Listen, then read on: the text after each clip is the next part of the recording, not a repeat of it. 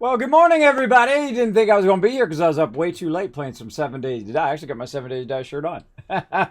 Having way too much fun. Holy mackerel, was that an epic night? No, you missed it. If you weren't watching, holy mackerel. We got like 6 augers. I think we actually got more augers at the end there. Chainsaws, everything. Everybody got an auger. Like he got an auger, she got an auger, everybody got an auger. It was incredible.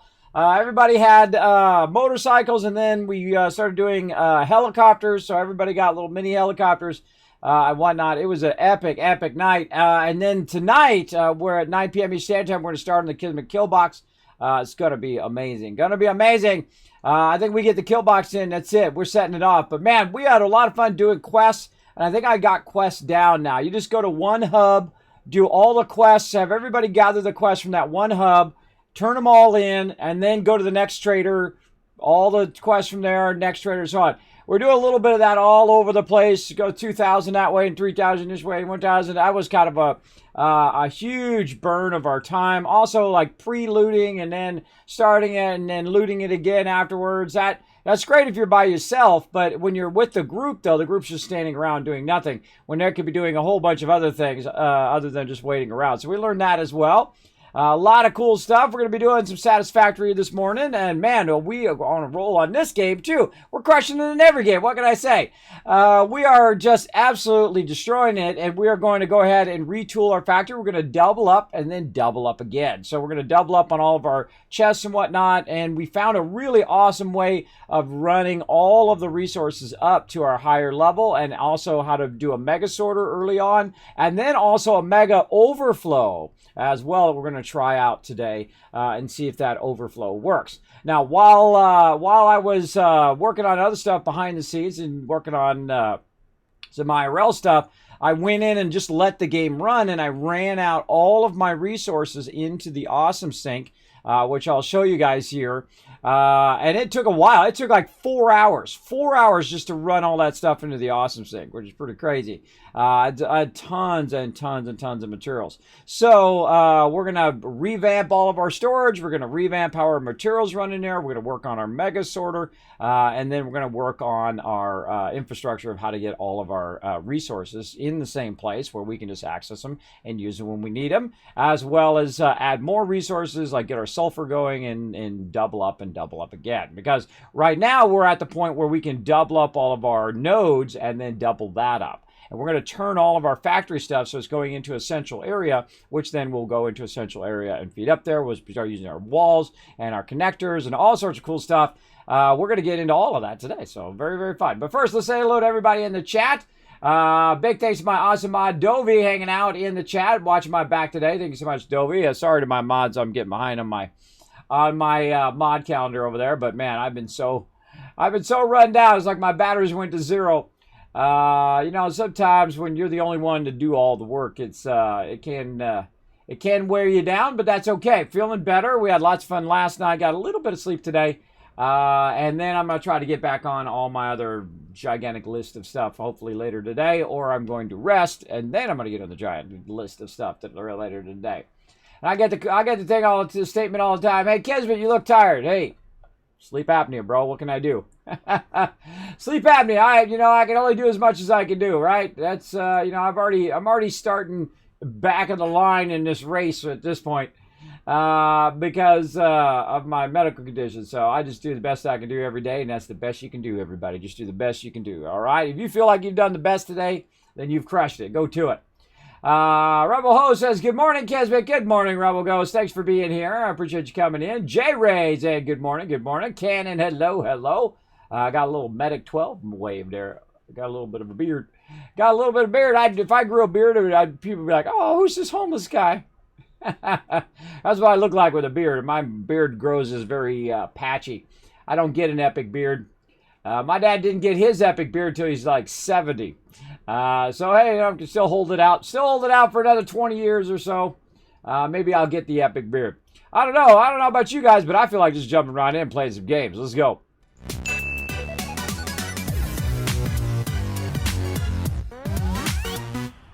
All right, here we are where we left off in Satisfactory. Now, again, my guy was just standing right here for about 4 hours, and all these containers on the side here, I just went ahead and let those run into the Awesome Sink to get rid of all that excess resource, because we're about to double up and double up again, which means we're going to need a lot of power and a lot of room to hold all this massive amount of materials that we're going to have. And it's great to have at least, 2 boxes full of stuff as you need.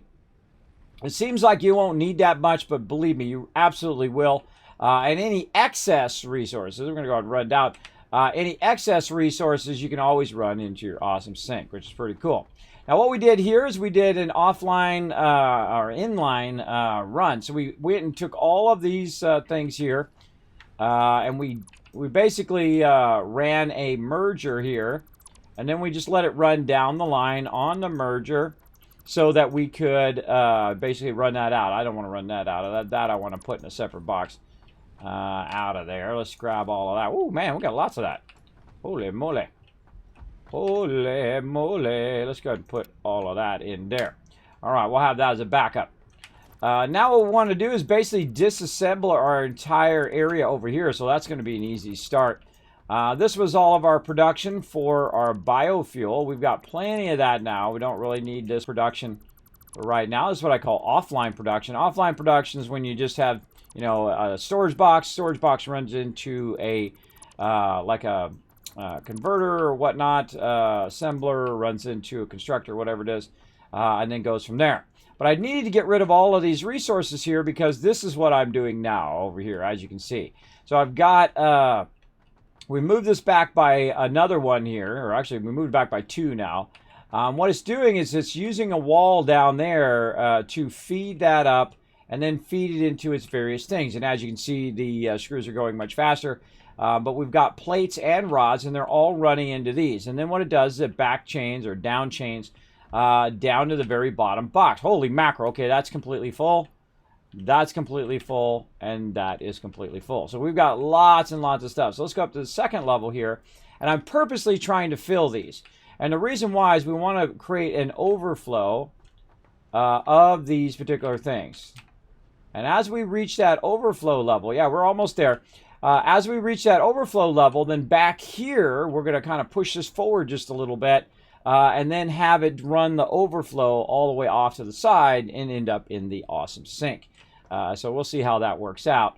The only problem is you always need to have a belt faster than your actual overflow, because what will happen is eventually it'll backchain or backlog to the point in which it's no longer feeding, and then that's when you run into trouble. So you always want to have a belt that goes faster than this.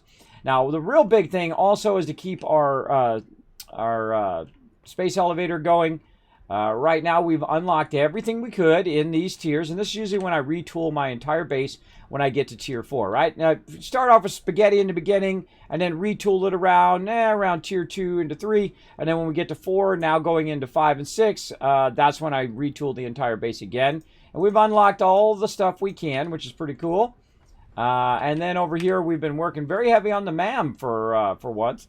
Normally, I wait till the very end. I'm really bad about getting our MAM going. But we've got to get to oil. We've got to get to all of that stuff. And we can also use our oil for power and all of that. Actually, let's see if we've actually unlocked oil. We haven't unlocked oil as an option yet. Let's just hit coal since we're already in there. But what we need to do again is dismantle what we had before and then really gear it up to get this going. So now, one of the cool things you can do is hold down Control key and just kind of swipe over this. Now, you got to watch out you don't hit something that you really want to keep, right? Like your space elevator or something like that. Boom, there we go. Got that done. And again, if you don't want to accidentally hit your space elevator, don't aim toward your space elevator. That's my suggestion. Now, here's another cool thing you can do is you can let go of the mouse button. And you can let go of your Control key. I'm on the PC, by the way. You can let go of all of that, and you go ahead and hit Control again. Control on that one. Control, let go. Control, let go. Control, let go. So on. You can pick the pieces individually, so less chance that you might accidentally hit something that you don't want to hit. And it really works great, too. You hold down Control, you zap some of this stuff. You're like, oh, wait, I don't want to accidentally hit the stuff at the bottom here. And then I'll hit Control, hold down Control. Go like that. Hold down control again. And boom, bye-bye. That makes that nice and easy. Again, there's nothing behind this, so this is actually fairly easy to go in and pull all of that out of there. There we go. Very nice. Now we've cleared all that out, and we're basically going to just kind of create what we've got going here, right? We've got our 3 different resources. We want to go ahead and pull those out of there. We've got our plates, we've got our rods, and we've got our screws. So very good start there. And then we're going to go ahead and we're going to leave some room here for our storage because we kind of moved it down just a little bit so we'd have enough room. And so let's give it a shot, see how it goes. Good morning, Purse. Thanks for coming in. Morning, Kismet. Thanks again for the encrypted in Fallout 76. Hey, you're welcome. You're welcome. I don't remember what you're talking about, but all right, awesome. I have memory problems. That's the way it is with sleep apnea. It sucks, I know. It sucks. It sounds like we did an event together, it sounds like, or something like that. That was super fun. We did that the other day. All right, let's see. I want to go this way. There we go. What we're going to do is we're going to see if this is going to work, because at some point this is going to get really awkward. Hold on. Let's go ahead and do our splitter first. So first thing we want to do is kind of center a splitter in a way that is not centered. That is not centered. In a way that's going to allow us to align all of our stuff. There we go. It doesn't matter what direction it's going. What that does is that, because you can't do it off of the wall, but you can do it off of that piece, you can go ahead and center your container. So we're going to center our container this way and move it way over here. And then it's also going to give us the other direction, but we want it to be facing that way. So basically what it's going to do is allow us to align it to what we already have. And that's going to be our center one there. I think we can get this going with just a little bit of a gap. Yay, okay. So I want to leave a little bit of a gap so I can run in between those like that, which I think is going to be that. I'm going to make it perfect. And then here again. Okay. And then we'll do the same thing. We're going to go every other one, as you can see, and then conveyor wall, rotate it around so the inner part is inside. Now this is going to be the inner part of the upstairs here. Now down below down there, we're going to be working on a whole bunch of walls and starting to enclose our stuff into factories. We're going to enclose those whole entire areas and stuff. 1 for fun and 2 for basically to reduce your redraw.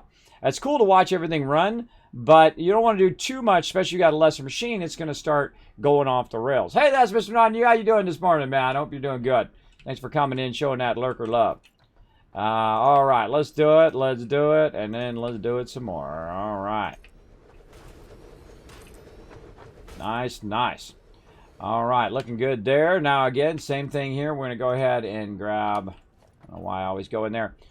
Center this out right there. Looks good. And then we're going to get our stuff here. We're going to run it way over here. Watch for the side green line. Right there. Spin it around. All right, that should do it. And out of materials. Well, there just happened to be a crazy ton of materials over here. Let's get a whole bunch of it sorted out. There we go. Man, I can't wait till I get this mega sorter going again. That was awesome last time, man. We sorted every single thing in the game. It was awesome. Well, almost everything in the game. It was very fun. And it really makes it easy, too. So when you have a huge stack of items that you don't want to deal with, you just want to put them back in the box, or if we got overflow of it, you can just say, oh, I got too much stuff, and then throw it in there, and it will automatically sort it along the way. That's why I add sorters automatically now. All right. Put that in there. Put that in there. Not going this way. All right. Looking good. Looking good. All right. And then I'm going to go ahead and put these in. Make sure we rotate them properly. And these are all going to be level 3s. Hopefully we have enough resources to make these happen. All right. Again, we're going to just stack those all the way across. Groups of 3s, groups of 3s. And then on this side, same thing. I always go by what I consider to be the top one. I don't know why it slides down like that. It seems like a very weird mechanic that you click the top one and then it slides down off the top one. I guess maybe because it's an output and it senses it's an output and then it puts it down. I don't know. I don't know. It seems odd to me. But it comes down from the top box to the middle box and then goes around the back of the middle box and then comes into the front. Now, also what we need to do, since we ought to have got them all lined up here, which is nice, we've got, basically we're doing them in groups. Now, the way I do my groups is I do them based on the actual constructor itself. So I'll go in and say, okay, iron plates, iron rods, and screws, right? Then we're going to say copper sheets, steel beams, and steel pipes, all right? So those are another group of 3. And then wire, cable, and quick wire. Now, we've got a bunch of quick wire and whatnot that we want to run. And we're going to run it all from underneath. Now, eventually, it would be nice to have all this stuff running from below where we don't have to really do this kind of vertical stuff we got going down below there, right? We could actually say, well, you know what? It's going to work its way up the containers and then end up above. And eventually I will do that when we get into the higher levels. This storage actually will be down below, and it will actually be between the bottom of that level and up to the next level, and then it will go up one more level, which is the reason why I usually do going up, right? But this I've been working on going down, which is very fun as well. But what it will do is it'll bring the resources up to one container that'll be on the top. So basically I don't have to work so vertically. It'll work vertically, but in the level below. If you get my general meaning. So all this part down here is actually where the containers are going to be right off of the actual object, and then it will bring it up to me. And the reason why you want to do that is so that those containers can then also output to another part of the factory without having to come up to me and then where I'm at and then run it back down and all of that stuff. It's better to have that down a whole level. So we'll get around to doing that in future upgrade. But right now we're going to go ahead and work on basically what we've got here. And we're going to go ahead and pick up these poles here, and then we're going to just line them up in both directions. So we want to just go, okay, we're right here and right there. And there we go. And we're going to center them off of this. One more over there. We go. That's going to allow us to basically center all of our stuff. And then we're going to try to go as high as this. So 1, that's going to be 2, 3, 4, 5, 6, 7, 8, 9, 10. Let's say 10 total. Let's go take a look. Wow, that's weird. That's an even number. Huh. All right. Even numbers it is. All right. Then we're going to run this here. Actually, no. We need to run it that way. There we go. I'm going to get everything running in its proper direction here. One more down, I'm saying. Yeah, right here. Right there, into there. Now, the reason why we're doing both inputs is the top part is the actual factory input, and then the bottom part here is the sorter input, right? So we're going to have 2 inputs. One, which is the raw materials or the materials that have been manufactured and sent up. And then the second one will be our sorter, which is going to be awesome. Now, the cool thing about being way up here is I can just go like this. And I could bring these up from way over here, which gives me like a bird's eye view. I could count them, but I could also just visually look and see them coming up here. And that's what's really awesome about Satisfactory here is this ability to be super precise in your building while you're pretty far away. I find like the hardest thing in a lot of games is the style that they build, meaning that, you know, you got to lean out, like in 7 Days to Die, you got to lean out to do some building. And here you could just, you know, very subtly say, okay, well, I want to go up on this. I want to go right on that. I want to go this way on that thing.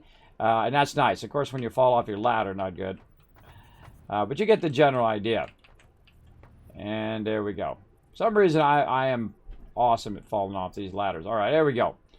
All right, we want to get up just a little bit more. There we go. Now that's going to allow us to go in and basically very easily run this over here. Run that. Over this one. Oh, we got to get up just a little bit more. Yeah, I think that one went wonky. Oh, better idea. Hold on. Let's get up here. Then we can jump up here. There we go. And then get that going on. Now, one of the hardest things to do is to do this kind of thing like this, right? So you're going to try to pull this out of here. One of the things that I've found, especially when you're using lifters, is to run from up above and try to do it. But it gets a little awkward when you're trying to run that from up above because you just, for some reason, because of the angle at which you're looking, makes it very, very difficult. So I kind of find it's easier to get up on the top of these. There we go. And then we can run that right to there. Of course, we're in the way. There we go. And then we can just run it from on top of the thing. This way you can see the back of the conveyor. We'll just jump for it. Ooh, that was close. Oh, that's awkward. For just as I clicked. And again, we'll just connect all of these in. And I think we got all of those. Very nice. And we'll connect these lower ones.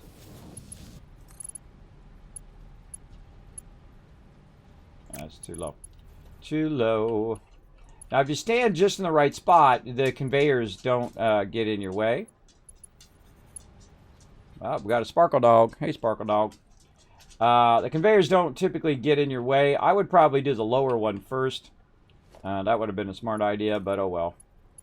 We're on it now. And see, on this side, when you're trying to connect it, it's trying to connect to the one above. So you want to kind of rotate this way. And that'll give us a better view of nice and straight there. Grab that next one. And nice and straight there. All right, that's good. That's good. We're getting somewhere. Little by little. I want this one. And straight. All right, and of course missed it. Now the cool thing, if you ever notice, the reason why I leave my health alone, and I very rarely put my health up, is the fact that I don't really go anywhere other than hanging out in the base. Very much do the same thing in 7 Days to Die. I don't really worry about my health. If I do take damage and I don't die, it'll just go ahead and auto heal me back up to 3 points. So there's no point in me wasting my health all the time, because if I die, I literally am right there in the base and I just respawn in my base. So very, very easy. Very, very easy to keep that going. All right, that's looking good. I think we got all of those going nicely. Okay, cool.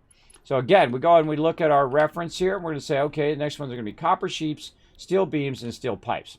That's what we're going to try to get going here. Now, also right here, we've got some lifters. And those lifters are actually going on the second part of the conveyor lift here. Now, it's kind of tricky to try to get that going. It's probably better for us to bring our stuff up here first. And so let's go ahead and get that going so we can go ahead and get those out of the way. And we're going to go ahead and, how are we going to do this? We'll put these, we'll start from the bottom. That's the most important part. Start from the bottom and say we're going to go this way. And then we can run this way up there, and we can look at these little notches. There's a bunch of notches on the side of this, like there's one there and there. We can look at those notches to give us just a bit of a reference of where we're trying to put our stuff. And let's say something like that. And I'll kind of move around and look and say, is it close to where I want it to be? It doesn't look too bad. Let's go with that. And then next one, same thing. Use it as a reference. Right there. Okay, nice. I'm going to grab this and run that to the top one.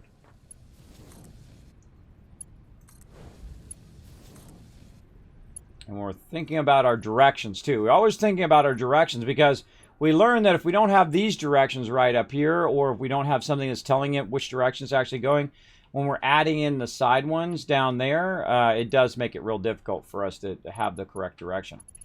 All right, so that's good. And then let's do the same thing over here. I'm going to go ahead and take this out. And we're going to go ahead and raise these up. Now, again, I could count them if I wanted to.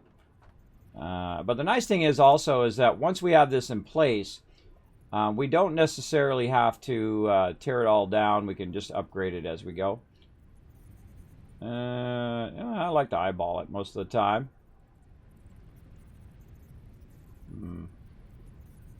Kind of feeling like right in that area there. Maybe a little low on that one. A little low. All right, a little higher. Now here's a little trick too. Leave the one that you thought was a little low, like that, and then go a little bit higher than that one.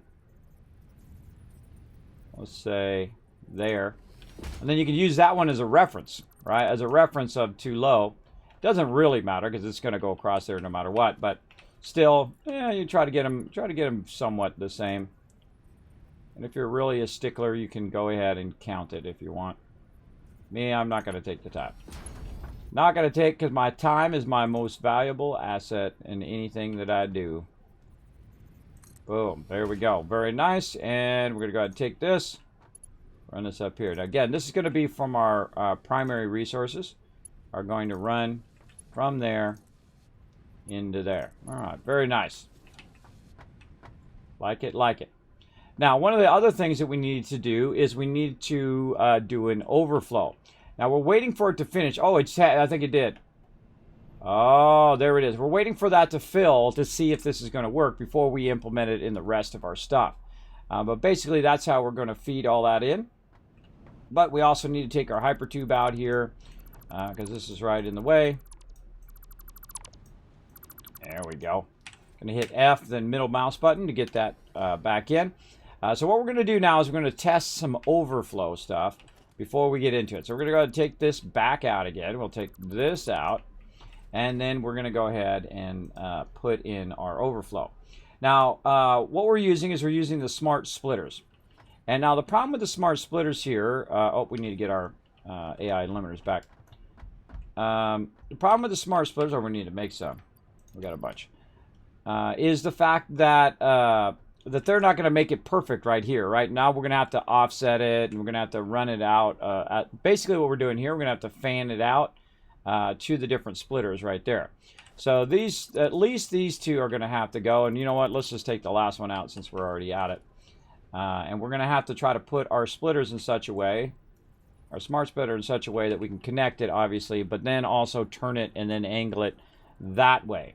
And when you're trying to do this kind of stuff, it's very tough because what happens is you're going to run into a bottleneck of how your stuff flows down the line. So when we're putting this down, we need to think about, okay, we don't want it to be too close, because if it's too close, then we can't angle our stuff. We can't angle our, always something, rotors. We can't angle our conveyors out enough to fill in there. So we're going to do that. Just jump across. By the way, if you're wondering how I can jump so high and so far, it's because I have the skates on. I love the skates. They work fantastically. To battle! Oh, it's time to battle, everybody. That's why I set that alarm, so it'll remind me that it's Stream Raiders time. We got all the way through the entire thing. We got through the entire map. It was awesome. Now we're going to fire up some more. So let's see if we can just fire through this way, get you guys tons of gold, go for that Bosch. Let's do it. All right, what do we feel like doing here? Ooh, mama, we got a lot of peeps. Let's go ahead and start down here into the bottom left corner right there. Feel free to come join me, streamcaptain.com. We're going to fire it up every 30 minutes. We're going to go ahead and do our cool side game called Stream Raiders. Very, very fun. I highly recommend it. Come and join us. It is free to play, so very cool. All right, how are we looking here? That's not very well centered. Let's go ahead and try to center that a little bit better. All right, that's way better.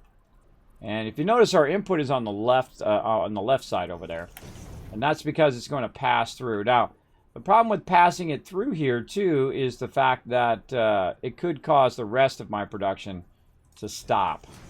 And that's going to be my biggest concern right here, is that if there is overflow and I'm flowing it through someone else's, through another splitter, it's going to slow down that particular merging of those particular materials. But we got to do what we got to do, right? We're going to figure it out. So we're going to go ahead and run that. Yeah, so we can't run that in. It's got to go into there, and then it's got to go out. So it's got to go out, which is up, or off, which is to the side. So we got to do an input there. Let's try this another way. We've got to put it this way. And we can tell it whatever. Now, we need a whole bunch of, if we were going to do them individually, we'd need a whole bunch of things. We just need a really fast conveyor. All right. See, now again, see, this is the problem with it being too close. See, it won't reach that for sure. We could also lift this up off the ground too, so it wasn't at ground level. But right now, we're just trying to mess around with it. So it's going to come out of here. It's going to run into there. And if it's good, it's going to lift up and then go into there. But if it's not good, where is it going to go? Well, that's a good question, right? It's going to go to the right. All right, and then that one is going to go where? But it can't input to the right. Or it's going to go left, but it can't input to the left. See, that's because these splitters are going to be splitting an input. So that makes it really tough. That makes it very tough. Double tough to do it right there. Because what you really want, you want this to lift and then go out on the top. Yeah, so you still want it to go out on the top, because then when it's going out on the top and it sees there's an overflow, but does it do the overflow before or does it do it after? Right? That's the question. Is it after it goes through the box and then comes out the other side and realizes there's overflow and then it will run it? Or is it when it goes in and stops and back chains and then knows it's an overflow and then does it? Which I would think it would be that. Don't tell me. Part of the fun is figuring it out. I'm going to assume that's what it is. That it's going to go in. And then let's take this one out. Let's just test with just the middle one. We're going to say that if there's an overflow, then we're going to go right. But if it's a plate, we're going to say go, or what? Well, this is rods, actually. Let's say the rod going forward. So we'll go ahead and just put our stuff back how we had it before. We'll just test our middle one here.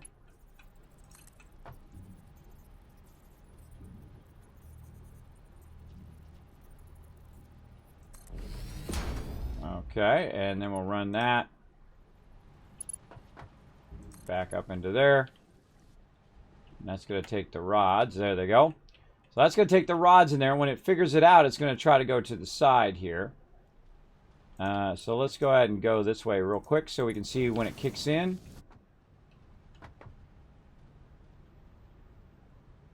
Huh.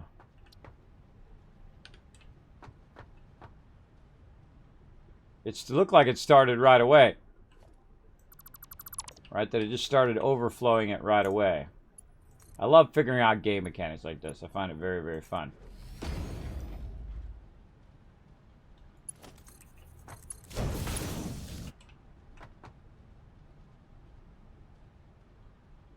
See how it moves even though that's moving? See, this shouldn't come out of here until it backlogs, is how I think overflow works. Apparently not.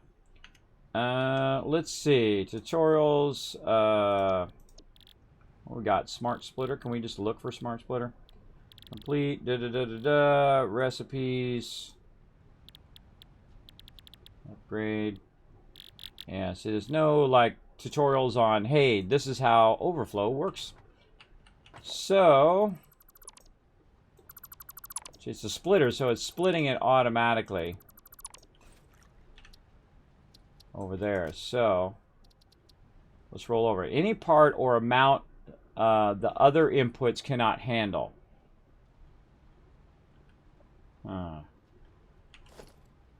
This is a Mark 1. This is a Mark 1.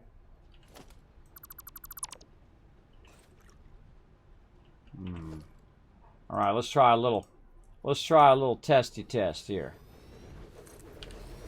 Okay, so number one, we're going to take this, we're going to run it into there. That's going to start running that way. Then we're going center input is the rods, right is the overflow.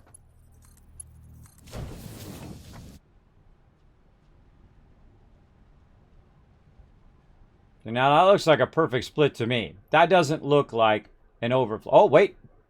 Hold on. Oh, it does work. It does work because it just automatically started. And that's because there was a bunch in the splitter itself. That's what it was. When the splitter got full, then it did that. Ah, look at that. We didn't give it enough time to fill. So, well, I guess it does work. So we won't see the effect because by the time we run that up and then it fills in there, it's going to back chain and then end up in here. So that did work. Overflowing does work. Okay, cool. When it backlogs into here, it'll backlog all the extra into there. But how do we merge all of this together?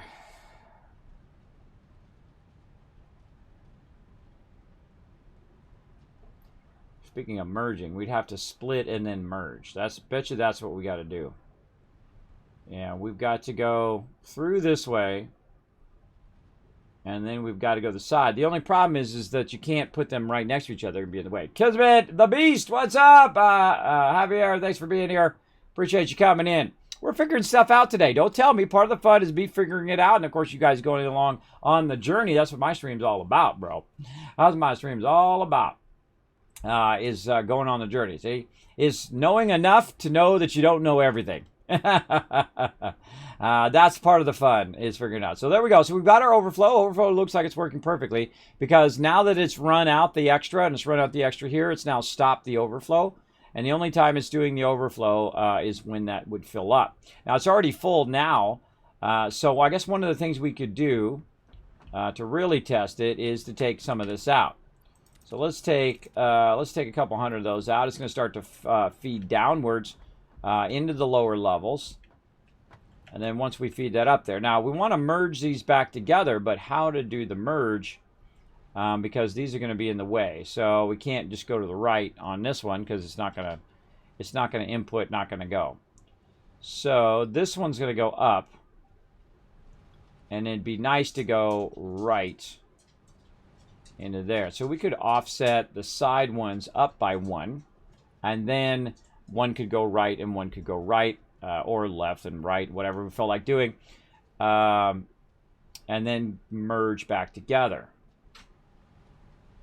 How do we get the bottom one? How do we get the bottom one into that merged line? That's a good question. So this one could go left. That one could go right. This one doesn't have any option. It'd have to go forward.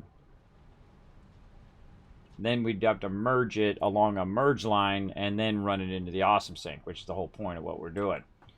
Well, let's give it a try. It's the best thing you could do, right? Just give it a go. See how it ends up.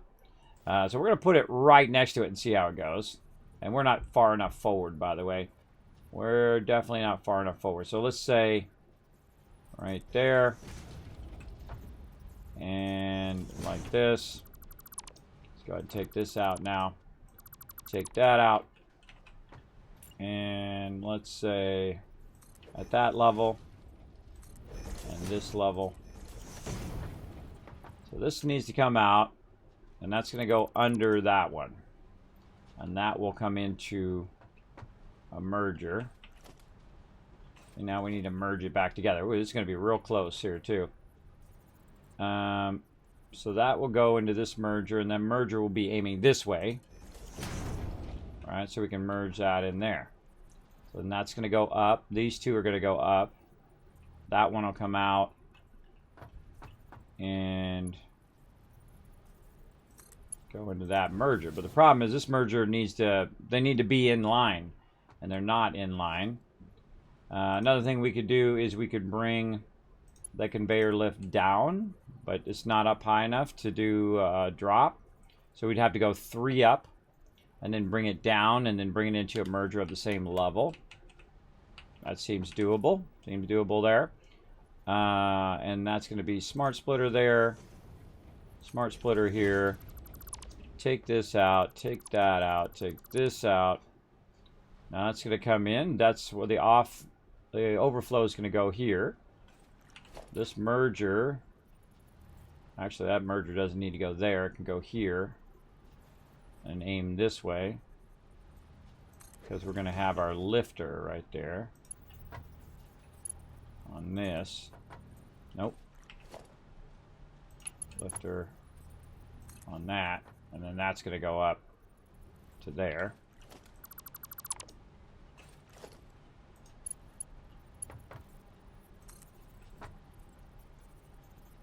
like that. There we go. And then we got a bit of a problem, right? So that's why you should always think it through before you build the entire thing. You should think it through. Uh-oh, we got a problem. The lifter is in the way of our line. So got a bit of a problem there. Huh. That is a tricky one. Still feel like after the fact is the way to do it. But we'll keep trying here. So that's going to be in the way of our things. So maybe we got to go forward and then backwards at the same time.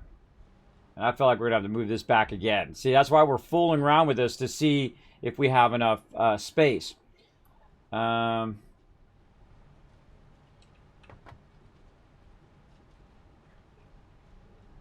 Almost like you want to turn it and lift it and then go from there. We're adding a lot of complexity to the back of this, everybody. We're adding a complexity of it doing an overflow and also it doing a mega sorter at the same time. So we're putting a mega. This is our mega sorter here, and this line here is our merger. And I know some of you are like, Kismet, just do it like this. Don't tell me. Don't tell me. Part of the fun is figuring it out. Always remember that. All right, coming in and going into there, and then we're merging. Or we need to merge in such a way that's not in the same line as this. So we could send it in another line there, or we could set this back by a whole thing. I think like the set back thing is a better idea. So let's go ahead and set this one back again. And that's why we're not working on the factory down below. We're working on this first, get the logistics of this down. And then once we have the logistics of that down, then we can go ahead and go from there. All right, and then we'll use our wall again. And let's say from there, that'll give us plenty of room. Fill this back in around there. Okay. And so that'll come up. And that'll give us our smart splitter. Goes in there. We'll use the ones we've already got to line up. And so that comes in to there. And then we've got our lifter. I'm just going to make a short one here. Lifter. And then we have our merge line.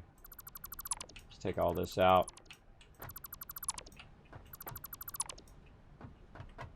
Yeah, that's what to do right there.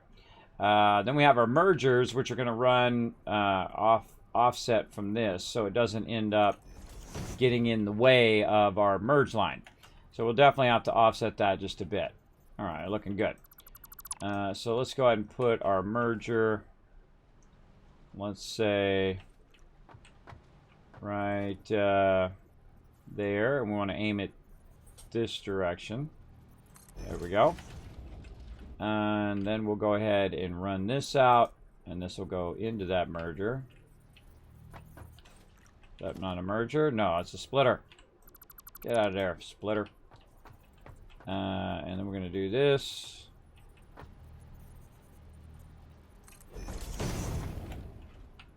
And, oh, that's a little too close. Too close.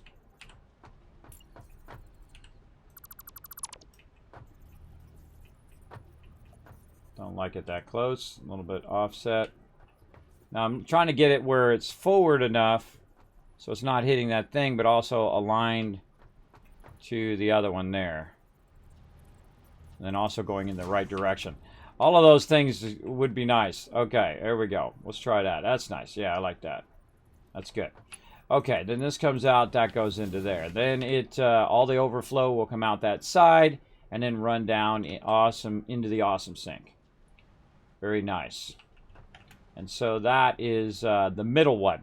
Now we got to do the side ones as well. So I'm going to take this out. And then, again, we got to make sure that we're at a distance in which we can reach that. So this is going to end up doing our smart splitters again.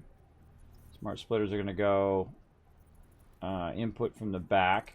This one's going to be third up. Like that. How are we going to get that into there? All right, that's the thing. Can we just grab it from here? Probably not. No, we'll have to lift it. And then we'll probably have to turn it like that to get that to go into there. And then to do that, we'd have to offset this again to make up for that. Oh boy, we doing some fun stuff today. But the second we get it done, obviously it's just copy paste it over and over again. It's just do the whole thing down the entire line. So we're definitely going to need to go forward. Let's say there. Come on, stop snapping that way. There we go. And then up again. That's looking pretty good. Let's go ahead and adjust our input. There we go. And then into there. Nope, too close. Too close. Got to go forward. See, we just keep moving forward, forward, forward, and it brings us right to the problem we had before. Or it's just running right into it. All right, well, we got to go forward just a little bit. Nothing we can do about it. And I think we got to go forward by 2. So we'll bring that, and then 1, 2, because that's going to give us a nice 90 degrees. Definitely this way a little bit. That splitter, well, it doesn't matter because this is going to be up above, so no matter where that splitter is, it doesn't matter. But we're going to have to bring this back down and end up in another splitter. Yeah, so this is really widening out now to do this. Widening out big time. Meaning that it's getting to where it's going to be taking up lots of room, and we don't have that much room in between each of our storage units. So that is going to be a problem. But let's just keep going for now. Explore this thought process. All right, that goes into there. That's too far forward again.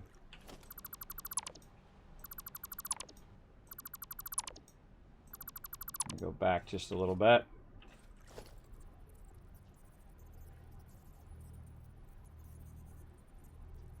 And offset. Yeah, that's perfect. Now we got our container in the way. Always something.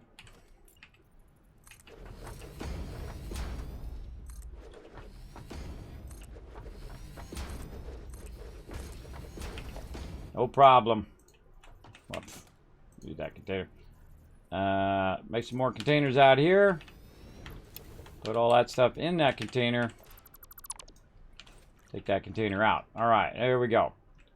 And this should go nice. Yeah, there we go. There's our nice 90-degree angle. And man, that's way out there, though.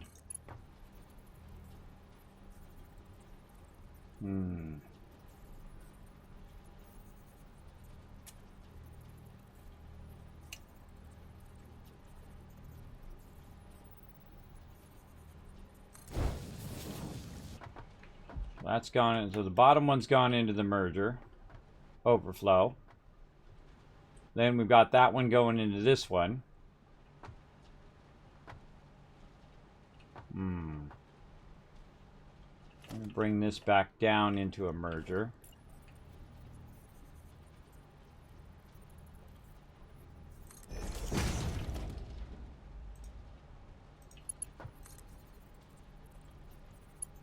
Wow, that is really close.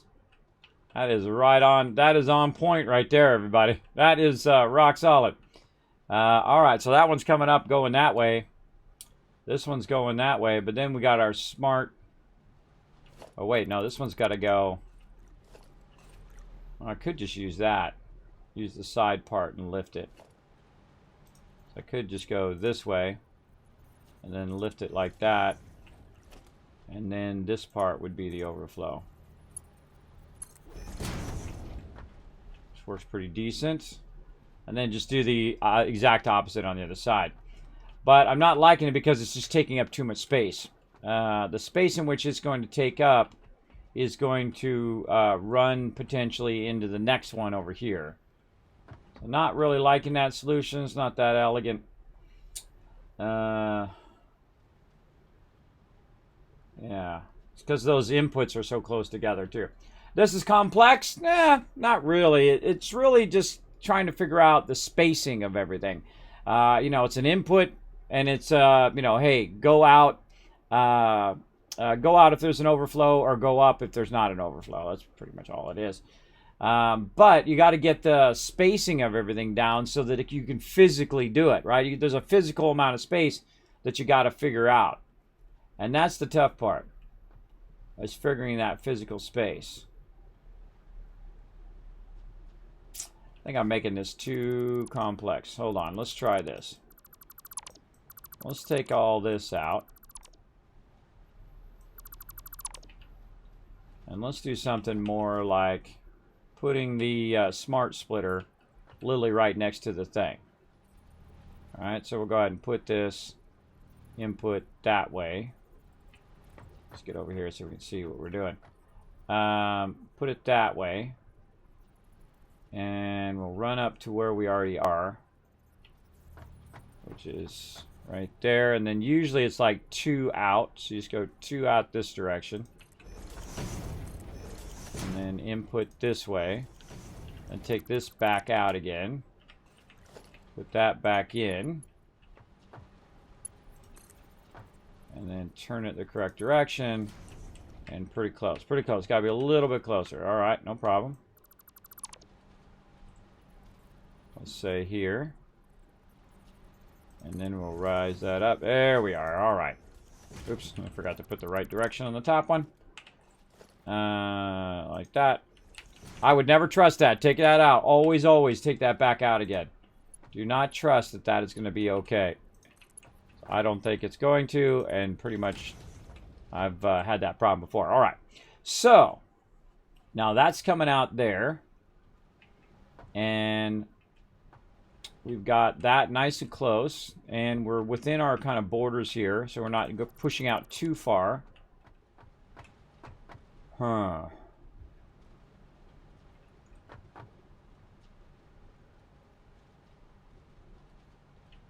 Kind of feel like we could compact that even more somehow. That could come out. This has got to be able to come out of there. That's got to be able to come out of there or come out on the other side. Doesn't matter what side we do it on. One of the sides is definitely going to need to be like that. So that's pretty good, though, because we have this one now. We can lift it forward. This one we can go lift it forward, and then we can come out on the side, right? So say we could do this. Put that there. And then we've got this going to here. Now, not only making it work, I can make it work. That's easy. But making it look beautiful and make it work at the same time is the hardest of all things, I find. And then we can go ahead and bring this down to this level. And so we've got an input. We've got an output, which is our primary thing. And then this is down, and this is into our mergers. Now, this is going forward, so our merger... take this back out again. Our merger's got to at least be right here. So we'll go ahead and do merger. And we're going to go that way. So merger's got to be right about there so it can go all the way down the line. Oh, too close again.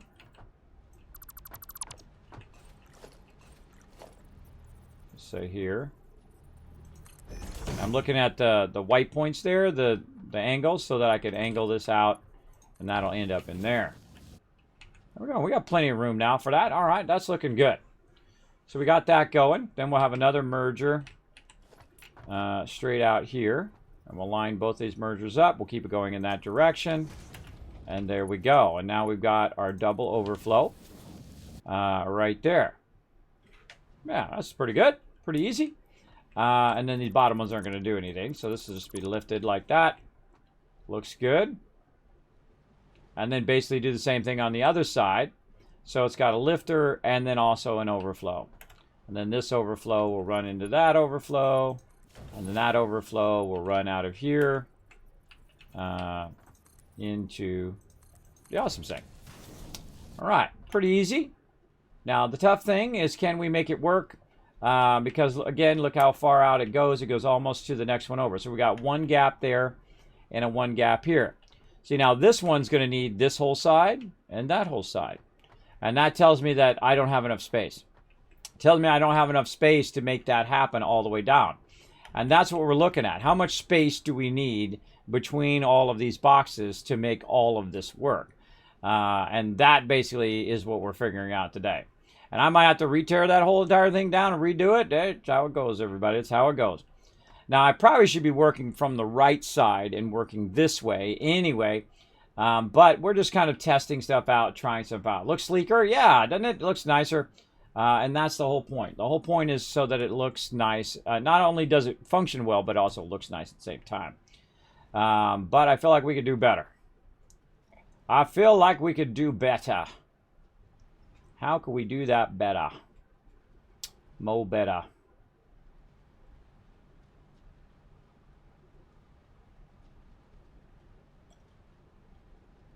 All right, let's think more complexly, but also more simply. Let's take that out.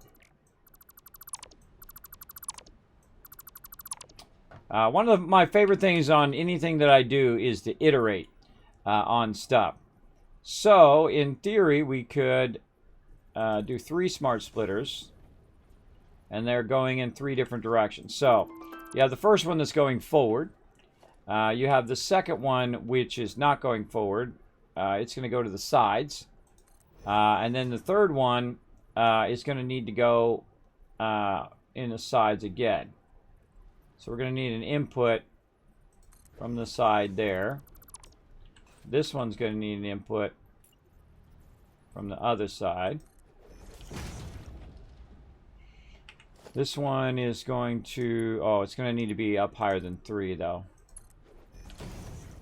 Yeah, so this one is the actual one that's going to be this. That middle one's not going to do anything. And this will come from there and end up in there. Yeah, it's going to be tough for it to do that, though. This is so close. It'll have to offset forward. At least a couple to do that. But you could, in theory, bring this up, run it into the top one. That top one, then there's your input. Then this one runs up, and then it outputs on the other side, and so on. So you're working very vertically in that same spot.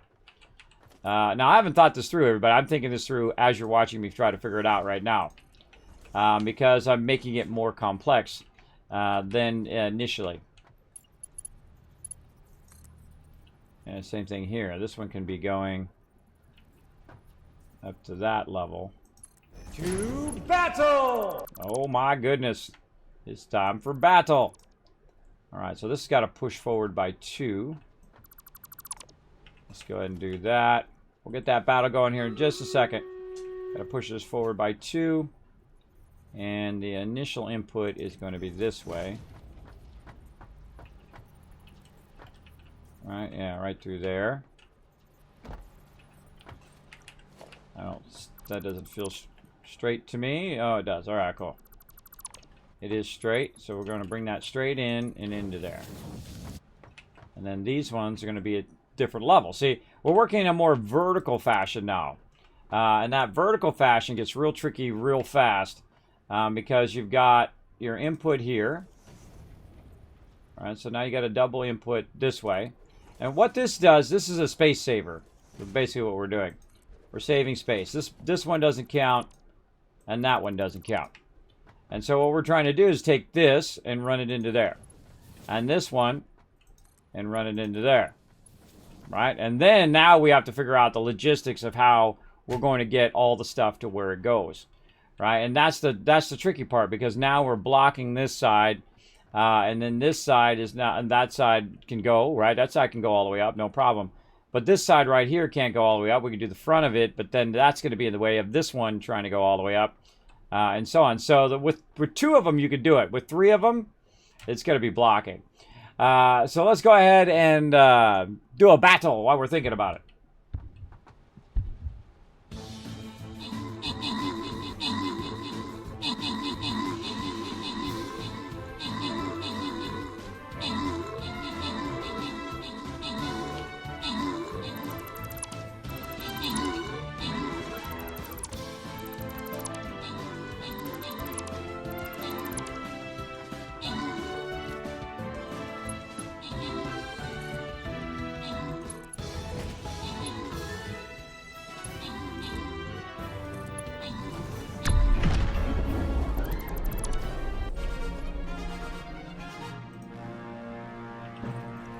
All right, we got our battle going on. Open capture chest, slide that over there. Grants rewards. Rotisserie G getting some love there.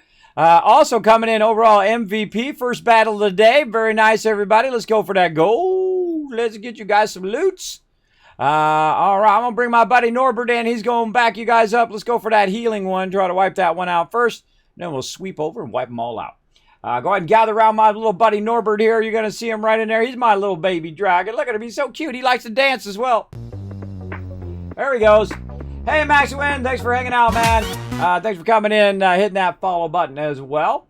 Welcome to stream. My name is Kismet. We're having some fun trying to figure out some smart splitters here, trying to create ourselves some tricky stuff today. Trying to do some overflow management and awesome sync running. And I just had an idea, and I think it might be pretty sweet. So let's go ahead and try it out right over here. We're going to go like that. There we go. And then we're going to put this the correct way. Now, do remember to read those chat rules when you do come in. I appreciate everybody hanging out in my stream, but do know that I do like to figure stuff out. It's one of my favorite things in any game.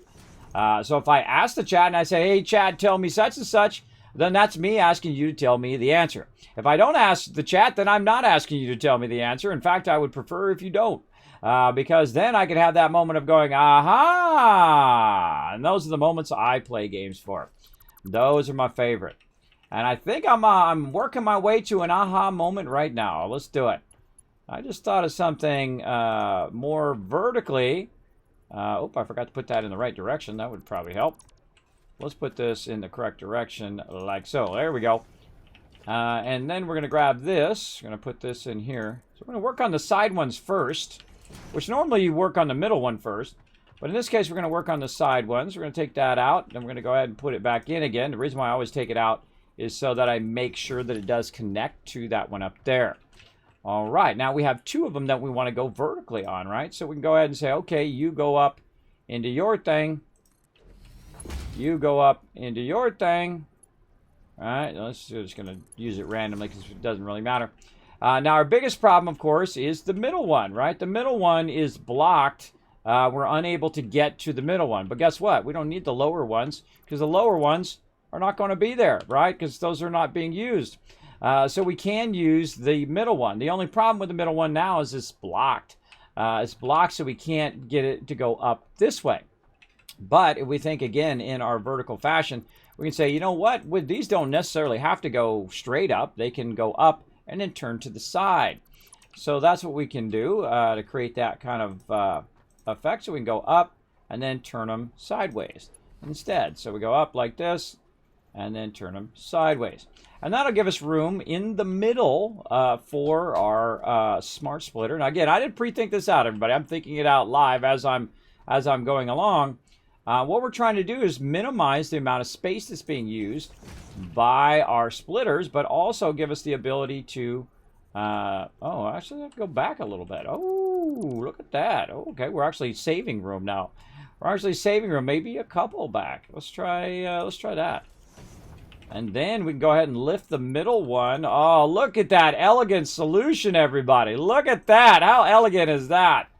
That is pretty three-dimensional right there. You got to have some serious three-dimensional thinking to make that one happen. Yeah, awesome. And then off the side here, again, is our outputs. And then we can go ahead and align our outputs like so, like we had already thought of before. And we're going to align our outputs this way, like that. And then we're going to go ahead and bring this out. So that's not going to be bothered by that. And so we'd have a merger and a merger again. So let's go ahead and bring this way out so it doesn't get in the way of this. We're going to turn our merger to the side. We're going to go ahead and just make a couple of them just to make sure that it's not clipping that. Oof, man, that is dead on point there. Very nice. And then we're going to move this way. And then we're going to make sure we've got our outputs going the correct direction. We do. This one actually is unnecessary. It was only there to help me space that. And then this one needs to line up with this. So this one's not perfectly lined up, but we are getting there. We are definitely getting there. We are reaching a good spot. Okay. And then there's our merger there.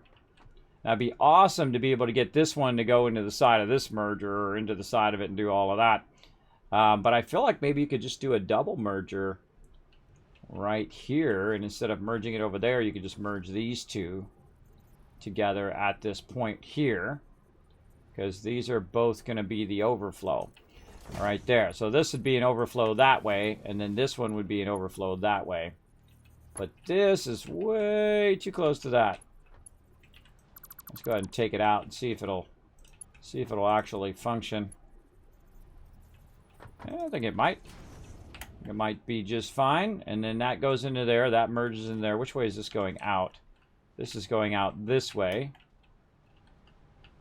And this will have to move over. And this merger would then merge again with the main line this way. And that reduces the complexity of that. So these two merge together on their overflow, and then those overflows go to the main flow of this one. And then this one main flows that way. All of these are going up. Yep, all three of them going up. This is going overflow. This is coming out the middle. Like so. Into there. And then going on up into the box. Or coming out on the overflow, merging with this, going into there. We definitely need to upgrade the speeds of all of these as fast as possible eventually.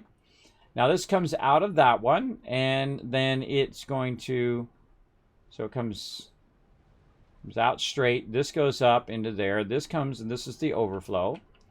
This should go into a merger, but this is not actually in the right spot. So let's go ahead and take this and align that with that, and then align it with this. And then this would be the overflow from this. And then that would go that way. And now we have all three overflows in a really beautiful configuration. Look at that, everybody. Isn't that sweet? That's pretty sweet right there. I just thought that up. Just now, you saw it live on stream. I just thought that up. And I'm sure there's another way to make it even more awesome. But based on the speeds of our conveyors, we got to watch out that we don't put too many of it together, because it'll slow down the whole process of the overflow. But even if the overflow stops, oh well, there's a puppy underneath my feet. Hello, puppy. We see you. You want to say hello to everybody on stream? All right, come here, you little fuzzy. Come on over here. Come here. All right. I do. Let's say hello. Let's say hello. Here we are. It's the Sparkle Dog. See, I'm sitting at my daddy's feet. I'm so pretty. I'm such a pretty girl. Hello, noobs. It's me, Sparkle. Bunch of noobs. What do you think about this? This is good? You like this? Yeah, this is what noobs build. She's super elite. Let's see those Sparkle Dog emotes in the chat. There you go, pretty girl. Oh, poor little pretty girl. Must be a storm coming. Whenever she gets under my feet, that means there's a storm coming, because she can hear it before the rest of us, and I can't hear nothing because I've got my headphones in.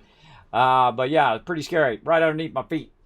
That's my puppy, Sparkle. She loves to hang out and pwn noobs. So if you ever got snipered, say you're playing like, PUBG, or you were playing Valorant or something, you got sniped out of nowhere, it was Sparkle.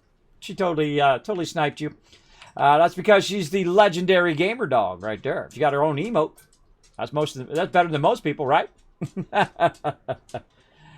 She goes, I'm super elite. Okay, you don't need to be directly under my feet, though. That's going to make it tough. All right, so we got that figured out, I think. But again, we still need that extra room, so we definitely don't want to do too much of this, because we're going to need lots and lots of room there. We're going to need at least an extra one here. But I feel like if we do it just right, we could probably sneak a second one in on that side here. So we might get away with this. Let's go ahead and take this one out and build the exact same thing again that we have over there. Right, we're going to build this over here and see how close it gets to this. Now, I feel like it's going to be pretty close, because this one literally has to be right here. Up to that. And you can see how it hits the edge. And this one is going to be this side here. Which, I don't know, might work out. We'll see. Let's try it out. I feel like it's definitely going to have an issue, but we'll give it a go. So first two are going to go, they're going to go up and forward. Okay, up and forward. Like so. Okay, and then we got our main one coming out the middle. We'll just put a little thing there just to make it easier for us to visualize that. And then we're going to put our stackers right in front of there, our smart mergers, or smart splitters. Oh, wait, we're going to probably need to take this out for right now. So we'll put our smart splitters in, and it should tell us exactly where our smart splitters should go based on this. Oh, this is forward. We got to take this out. Oh, that's definitely not gonna work because that is not aligned with the other one. So we got to back this up over to there. There we go. And then we'll do this, and then we'll go ahead and put it in our wall. Like that. Okay, there we go. That's gonna work a lot better now that they're aligned. Let's go ahead and put this back in. You're like, Kismet, your factory's not running. That's okay. That'll be fine. It'll be fine in the long run. We get this figured out, we're gonna be styling. We're going to do this. We're going to do that. There we go. Now it's aligned. And then we're going to go ahead and grab our smart splitters. We're going to use that as an alignment of that. And then we're going to try to align it to what we've already got. And which way we're going to go? We're going to go forward. We're going forward on these, right? The way we can tell, yeah. See, we got the 3 lines. The 3 lines mean right there. 3 lines mean an input, and then you can see these over here. These are outputs. So those tell us that originally we're coming from that way. And again, our input in the back. There we go. Oh, it actually doesn't really matter at the bottom part, but it is good to get an idea of it. Okay, so we put those in. We take these definitely back out. Always, always, always take those out. You will regret not taking those out, I'm telling you. A lot of times. Sometimes it does work. But most of the time I find make sure it connects and it connects well. All right, so we got those in place. And then we take our smart splitters back out again. And then we're going to go ahead and put our other smart splitter underneath. And so we're going to align it that way. And we're going to turn it this way. We got that aligned off of there. And we're going to put that just like that. Very nice. Okay. So far, so good. And then we're going to need our side items to bring it back down onto the merger level. This one down, merger level. Then, speaking of merger, we want to put a merger in and align it in both directions. And have that going forward. And then that merger. Oh my goodness, look at that! Holy mackerel! That actually worked, everybody. That actually worked. Look at that. Holy moly, but they're really close together there. I typically don't like stuff to be that close, but that is pretty rock solid. That would work out. That's all I needed to know, was right there. That is exactly perfect. That works out exactly perfect in the way that it did. Now, you know somebody figured that out. It wasn't me. Somebody who made this game went and figured out how to make that work out perfectly. Now, again, I just figured that out on the fly. Pretty wild. But that actually works. That is crazy. All right. So, well, basically what I'm doing here, everybody, is I'm making an overflow. Right? So any of the overflow that I have is going to go down this conveyor and it's going to end up in the awesome sink. Also, what I'm making is a mega sorter on the in part. So if I have a bunch of stuff, I just want it to sort it for me automatically. It's going to sort it on the inside as well and put that stuff away for me into the various boxes. Now, if there's any overflow in those boxes, it's going to go ahead and just run those overflow out. Now, the biggest problem here is that when I'm doing my sorter, is that my sorter might end up stopping because the top box is not being emptied like I did before. So that's a problem as well. I really feel like this kind of overflow stuff should be done on the front side of the thing, on the output, as opposed to the input. But there's no way to backlog it, I guess, in the front and whatnot. So I mean, it's going to come out of the front no matter what. I feel like that's a much easier way of doing it. The way I did it before was just have it, if anything is in the top box, it'll flow out the front and then run it. But right now we're trying to make it smarter. But that will work out perfect. I could definitely do that all the rest of the way down. and that would be fine. But then you need to evaluate, is this the best way to do it? The fact that you figured it out, awesome. But is this the best way to do overflow of your actual materials? And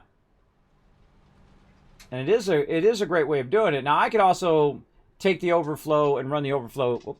Hold on, I got to wait for my thing to come back. Yoo-hoo.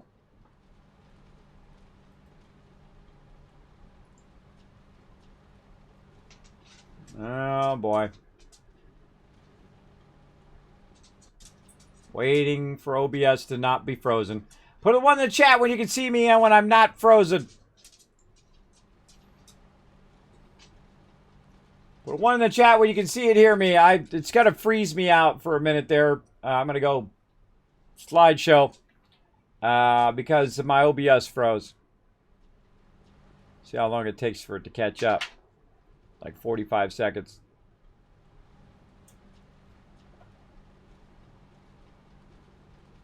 All right, there we go. Always some sort of technical problem. There we go. Oh, thank you, JC Hunter. Appreciate that. All right, so this does work, and we've got it figured out spatially wise. But is that what we want to do? That's the question.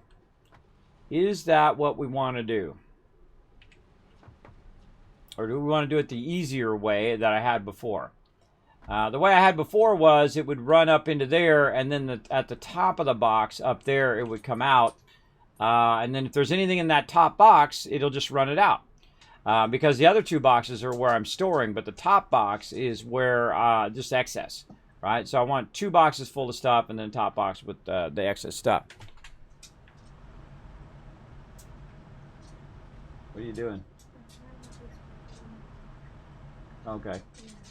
Okay. Hold on a second, everybody. I gotta go stealth boy for a second.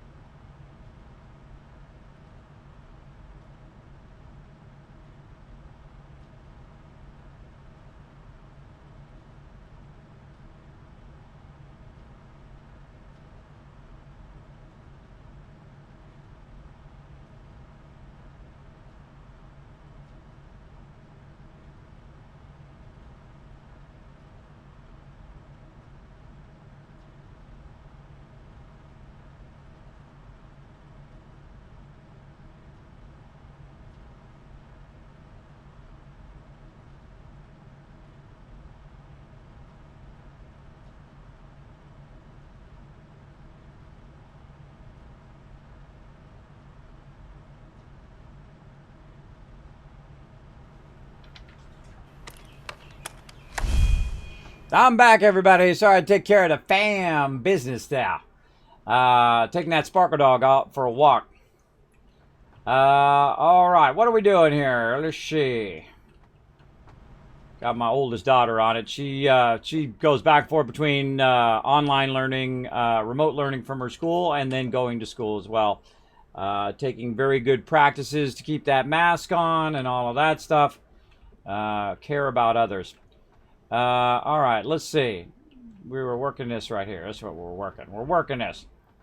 We're trying to decide whether this is worth the time to do. I don't know. I feel like we go for it. That's the best we can do. Let's go for it. All right, let's see. We can first line this up. Oh, wow.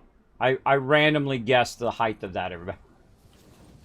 Feel like it might not be perfect. Let's go take a look. It might be going up or down in some direction. Let's see. It's up just a little bit.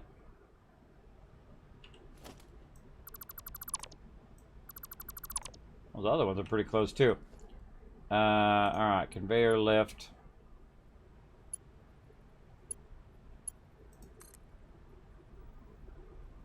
Say right here. Oh, I literally just put it in the same spot again. All right. Try that again. So we're up here, and we want to be down there. Wow, I had the other two correct. That's also pretty scary. Just randomly guessed that. All right. Yeah, they're right here. So this one's going to come up and end up in there. This one over here. At the top of that one. That's pretty amazing that worked out. You know, that's pretty incredible, I think. You just figure that stuff out. You just sit there and just figure it out right in your head. You're like, okay, well, if I do this and I turn it that way and I go make it go that way, and then it will do the thing with the stuff in the thing. But I'm still a little worried about this, though. How can I integrate this into that? See, that's the next thing I want to do. How do I integrate this directly into that? You'd have to do it before you did this, right? So this would then feed into the line of the main input, right? So if you had like all of this coming to a central spot, which eventually will come to a central spot if you think about it, because it's got to go to where this wall slot is, right? So it's got to go to a central spot from down there, end up here, and then feed up there. So if there was any overflow, you would then want that overflow to come out. But if you think it through, you want it to sort it first, because there may be some overflow in the sorting. So you'd want to take basically this part out and put that ahead of all the rest of this. And just say, hey, if this is this, then put it into the same line as the rest of this. So that removes this as a necessary thing. So that doesn't need to have a secondary input and a secondary thing. You'd want to put that up front ahead of all of that other stuff. So we could, in theory, go through and remove all of these. You know, improve upon an already decent design. And that removes that second input. And then we won't have to worry about the overall overflow, because if it does stop, it's going to backchain down to here and then say, oh, overflow, and then run it out that way. So we want to put the smart splitter way ahead of the rest of this process.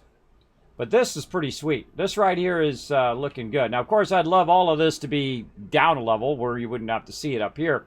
And then the final result, it coming up and going in, would be just the actual the top part of it, right? So it would run directly in into the bottom from below, right? So below or from the same level, it would run into the bottom, and then the bottom runs up, up, up, and then it comes up, and then ends up in that final box up above. But basically, this works out perfectly using the wall item, and then perfectly lines up and has just enough space when you leave it like that into the next one. That's pretty cool. And then this would be a merger this way, and then this would be going in that direction. This is going to come out, end up in there. These are all going to go up. All right, so I feel like we've got that somewhat thought through. Now, the best thing is, does it work? That's always the number one thing. And of course, we're going to have to adjust the speeds of all of this stuff and the way that it lifts and so on. Like the screws are going to be going way faster than everything else. So I'm definitely going to have to adjust the screw speeds and all of those. But we have a general idea of how we want these to lift, and we can see all three of them are lifting together. So we're going to go like this. And I guess we should probably count these. Let's count it. Let's see. 1, 2, 3, 4, 5, 6 on the 7th one. All right, let's get up here. Da. So there's 1, 2, 3, 4, 6, and then it's right on the 7th one. Oh, and I bumped my mouse. 1, 2, 3, 4, 5, 6, 7. It'd be kind of nice if it said, hey, this is one's exactly lined up with the one that's over there, right? That would be nice. And then we need to turn it that way. And so it's actually sitting on this top one. Like that, in theory. And then this one is just exactly the same as that one, but in the other direction. Sitting on that top one, in theory. And then this one all the way up, and it's not going to count the same. So let's say... Very hard to see it from where you're at. It's much easier when you get up higher that you can see if the level is correct. Where they're all the same level. Yeah, see? They're not all the same level. Those ones on the sides are not even close. That's pretty scary. Scary that I couldn't see that from down there. All right, there we go. And then this one forward. And that's going to go to here. Oops. Wrong button. That goes there. That one goes to that one. This one goes to this one.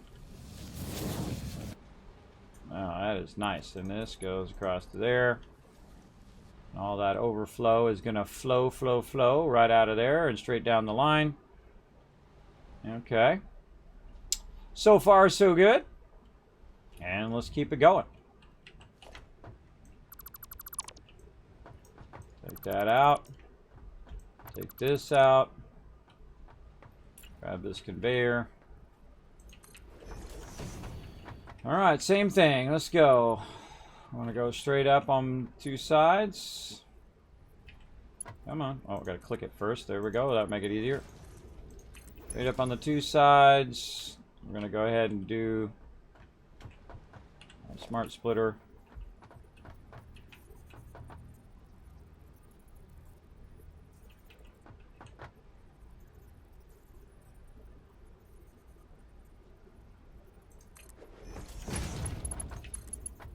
Ah, nope.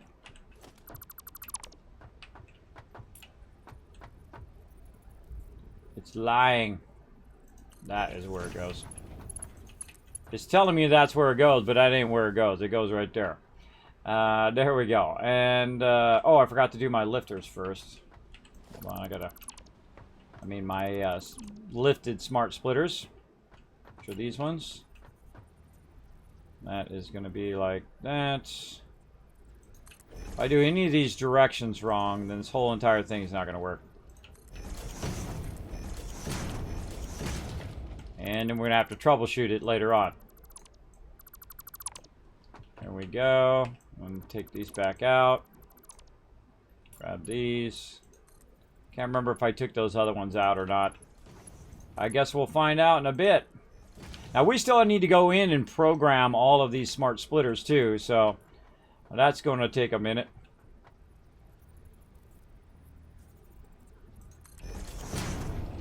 That doesn't seem right.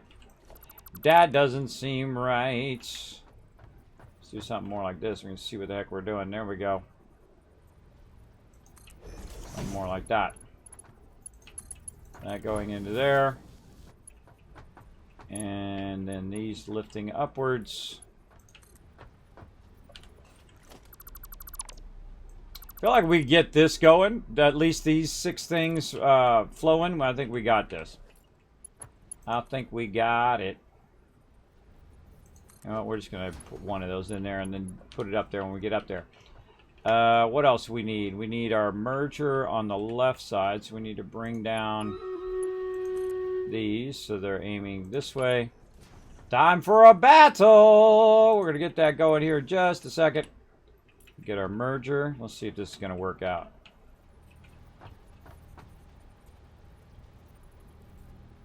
Man, that is amazing.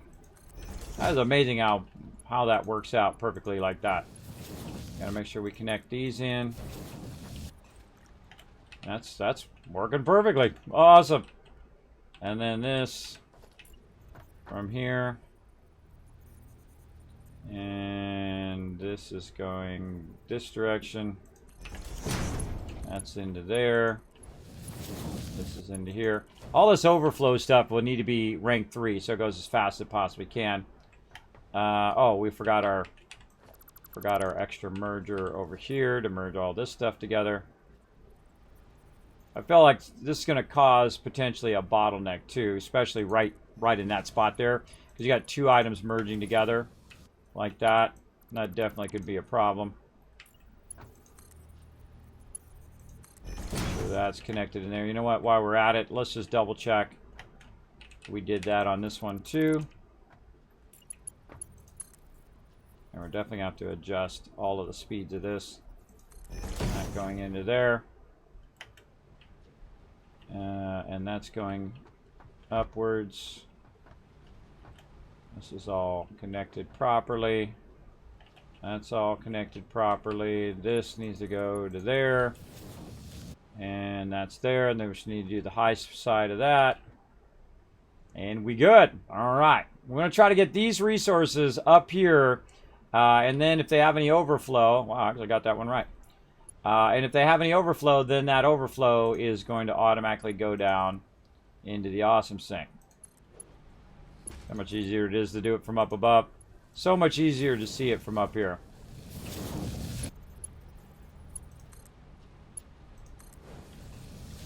And there it is, like a beautiful symphony. All right.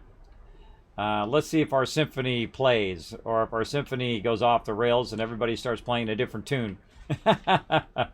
That, I guess, we will find out soon. All right, and then we need our awesome sink over here.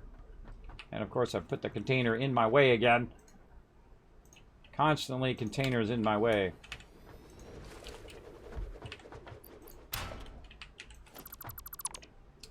All right.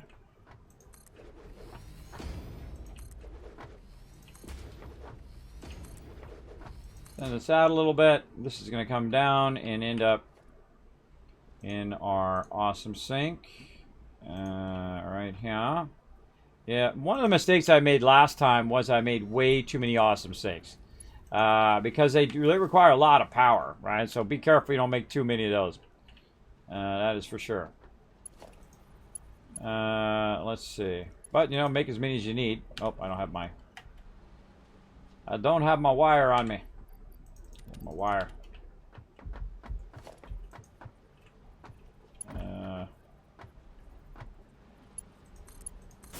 All right, awesome sink up and running. Okay. So in theory, we have this working now, which we need to back this up now because we got to go back another row.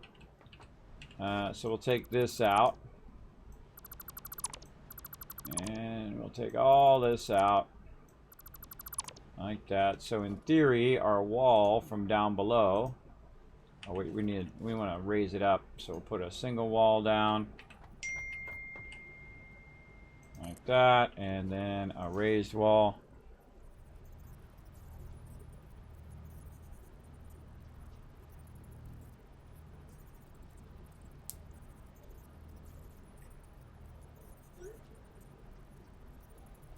All right. Raised wall and then our conveyor wall. I'm trying to see what direction it's going. It's going this way. And then that's going to go in there, and then that should come up to here. I guess it's easier to do it. It always seems to be easier to do these connections from the upper part, I find. That should connect into there. That one connects into there.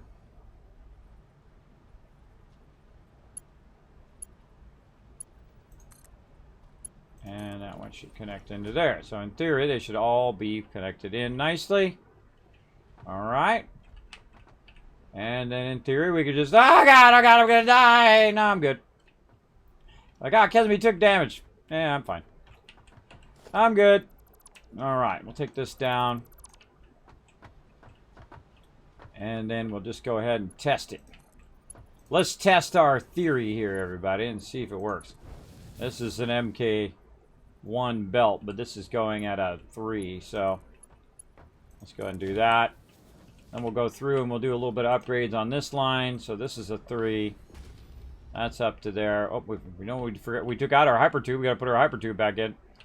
But right now we're just going to test it on these 3 here, and then we're gonna come back and retool all of this. This all going to be doubled up and doubled up again. There is so much production that we're not even using right now. But that's why I have it at multiple levels. Oh, I could have just went up there. That's why I have it at multiple levels, so that I can control the flow of all of that. So in theory, when this goes up and it hits that backflow, those are all going up, and it goes into there, then these should start coming out to the side. Oh, I haven't told it what I wanted to do yet. I haven't set up all the smart splitters yet. Yeah, it's going to be helpful if we tell it exactly what we wanted to do. All right, so let's see. This one is going straight. So the center output is going to be our plates. There we go. And then the right output is going to be our overflow. So in theory, that any overflow would start to go there and start to merge in there. Okay, good. We got that going. Same thing with this one. Okay, center line. Now, we don't really need to program it for that particular object, by the way. So anything will go through the center, but I would prefer that it knows exactly what should go in there in case, I don't know, it gets messed up at some point. But iron rod there, overflow to the right. And then any overflow should start to go to there when it starts to backlog those pipes. Now, those pipes, I took some of them out on purpose to see if that would actually kick in and go. So there'd be overflow there. Screws, same thing. So it's coming out. It's going straight, which should be screws. Actually, I could just search for it up here instead of scrolling down.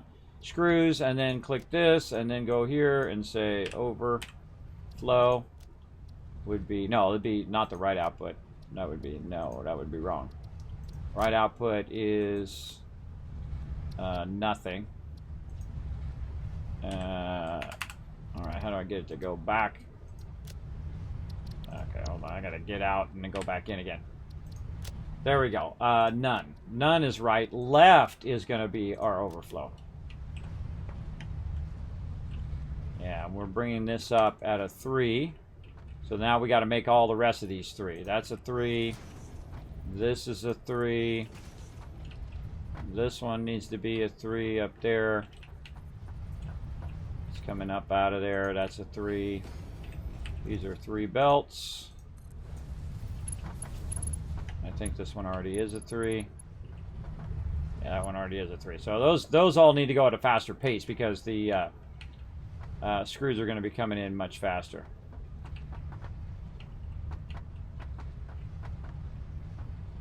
Huh. Oh, because I disconnected the screw line. I got to put the screw line back in. But those seem to be working. That's flowing into there. And what we want to see, so we already know that the plates have backlogged, but the second these backlog, they should drop in and then start going this way and merge in with these. And this definitely needs to go faster too. So let's go ahead and make this a 3. So that's coming out of there at 3. Let's make all of this a 3, because that's the fastest we can do right now. Make that a 3, make this a 3. Now the toughest thing is getting this little piece in between here. There we go. 3, 3. Eventually we'll make this as fast as we possibly can, because this is definitely going to bottleneck at some point. anything that's going into this merger should be definitely a level 3.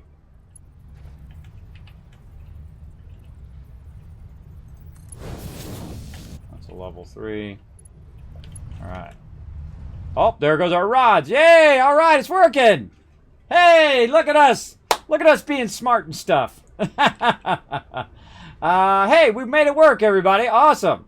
I definitely got a bottleneck at some point, though. I can see it bottlenecking. But here's the thing. It'll never stop feeding my stuff up to the top part. Even if this part, even if the sorter part gets bottlenecked, the overflow part, this will continuously go, and it will continuously run into my awesome sink the entire time. Now, see, I'm also tempted in making separate lines for each and every area. Because if you put this all in a single line, there's going to be some things that are going faster than others, and eventually it's going to backlog your overflow. But then again, it's your overflow. So the ones that are already full are going to backlog, and that's fine. That's fine overall, because you want it just to run into the awesome sink, all that excess anyway. So that's looking good. Okay, cool. Let's go ahead and run back down. Whee! Okay, so now we need to get our screws back into the production line here, and we just happen to be in a spot where we can do that, kind of. Let's see, this is this. And so let's go ahead and bring it around this way temporarily. I'm going to be re-angling all of this and turning it so it's going the right direction and all of that here in a bit, but for right now, let's just get our logistics down of our first 3.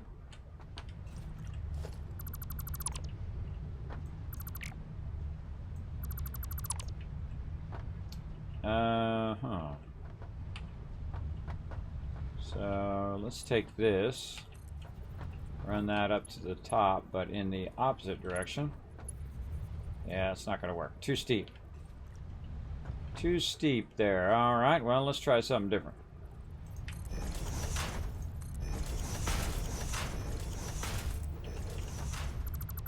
Take that out.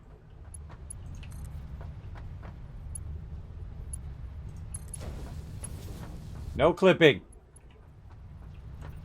Ah, clipping.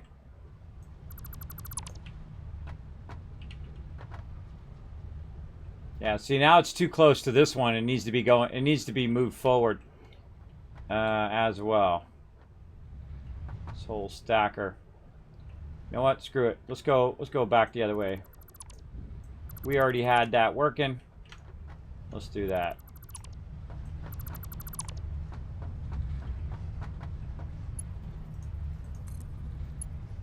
For right now. Huh? I could run it under. Totally just dawned on me I could run that under. Let's take this out.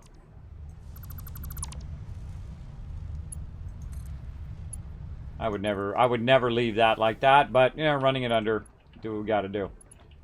And then this would go into there, and we run that under. End up right there. All right, perfect. And that now is going to go up into there. All right, so there we go.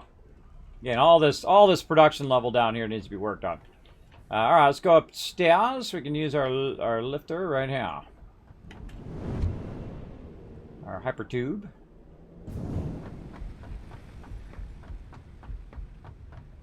And our screws are firing in. So eventually you'd want all of this to be going at maximum speed, right? Your boxes, all your stuff going maximum speed, because the only thing that it's doing is just running it up to yours, filling up your box, and then do it. Now another thing you can do, I just thought of, is actually put this down below as well. Put the actual, all of this sorting and all of this stuff down below. And the reason why you would do that is so that you could overflow stuff into actual production. So you have it fill up these boxes for you to use, and then it if it has any excess, then it uses that on the rest of the line, which means that it's running your factories and stuff like that. You can also do it that way. Now these are just definitely just running out. There's a lot of excess there. Let's go look at the screws here and see what level we are, how close we are to filling up those screws. Let's see, this one here. Okay, we're about halfway. So about when that's finished, then that should start feeding all the rest of that in there. So I think that should be good. That's awesome. I like that a lot. I like that a lot. And then put the sorter down below that's in the line right before it feeds it in. You put the sorter in there and it can sort extra in there. But again, that'll be a problem with the speeds of... always messes me up every time. With the speeds of when you're feeding extra things into a line, if the speed of that line is not fast enough to take that extra bit of stuff, it's going to backchain your stuff. And that's going to be a problem. But you want this always to be running because you want to get these tickets. You can unlock a bunch of stuff in the Awesome Shop. And then also it gets rid of all the excess. But what it also does, though, is it takes your power usage and it cranks it way up. One of the things you do want it to do is eventually stop utilizing or making those resources when you don't need those resources as well. But this is a pretty great solution for that overflow problem. All right. So we've got those all ready to rock. Now we need to go down and retool all of this right here to be utilized in other parts of the factory. So we need to use plates and rods and all of those things elsewhere, not just up here. So I'm thinking now that this whole thing should have been done down below before it actually goes into the thing, so it would know, okay, well, Kismet needs some more plates or he needs some more rods. Okay, send those rods up, send the plates up. Oh, he doesn't need it. He's got backlog of it. Okay, well, cool. Let me send it down the line to make something else out of it for sure. So very cool logic systems there. Very cool way of deciding how you want your stuff to be functional in the game. Very, very cool. Very, very cool. Let's do a battle while I'm thinking about what I want to do next. Man, so many awesome stuff in this game, man. It just keeps getting better and better the more I play it. Let's go.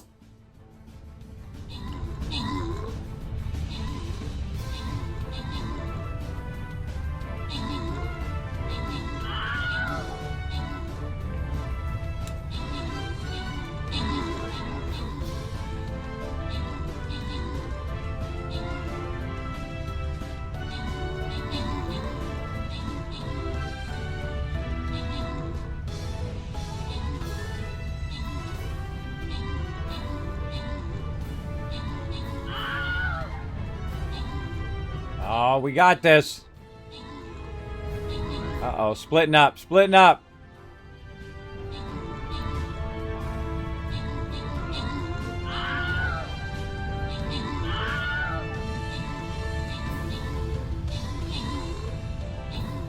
Throwing those epic heals. Get him, Norbert. Heal the heck out of him. Look at his wings glow. Look at his wings glow when he heals. So cool. All right. Open cap chest, slide you guys some love. Boom, grant some rewards. Oh, Parceris, there you go, getting 10 gold. Congrats. I'm probably getting your name horribly wrong. Rotisserie G coming in. Wow, 37 assists. So MVP of that round. Very nice. All right, let's go in for that gold. Going for that gold. Let's get another one in. Let's do it. Let's see, right here, huh? Boom. All right. Again, keep some more Stream Raiders going. Hey, Anion, what's up? All right, so we got that all figured out. I like that a lot. I can't wait for that to start to backlog so we can see that. Also bringing our screws in. Though that's going to have a lot of excess screws. But that's okay. We'll let it all just kind of run out and do its thing. So this definitely should be down the level below. We'll figure all that out. So instead of figuring and doing all the rest of this and figuring that all out, best now to retool our lower part of our factory to accommodate all of that cool stuff that we just learned and added to our factory. So let's go. Whee!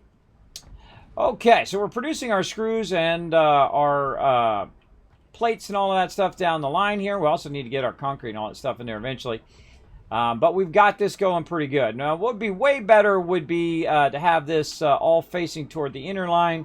and then that inner line coming in and on a single line, and then just going into this different stuff here. And that's what eventually we're going to do. We have a center line coming down, which is pretty sweet.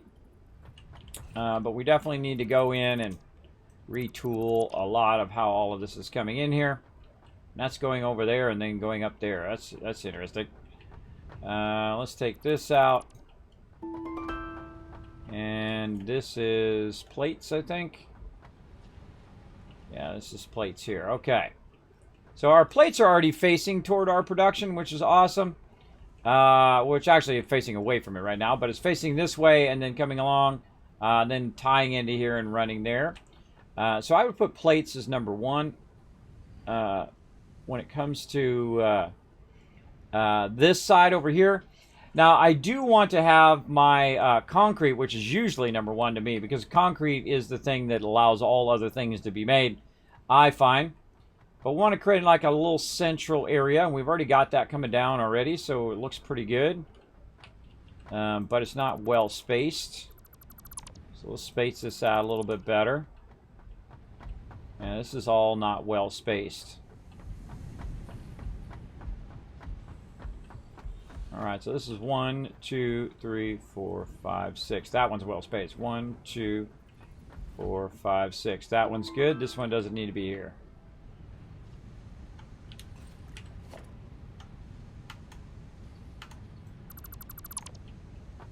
Okay. Oh, that one's there, so I can bring that in too. Alright, we got that one as 6, and then 1, 2, 6 right here. Now, is that going to give me enough space, though, to... oh, yeah, we got the whole entire front side there. We might move that road. I think we might move that road. Maybe to this side. That'd be a better side road, because this is going to block all of our stuff here. We want it to come down and be able to turn and go into those particular things. What's another way we could do this?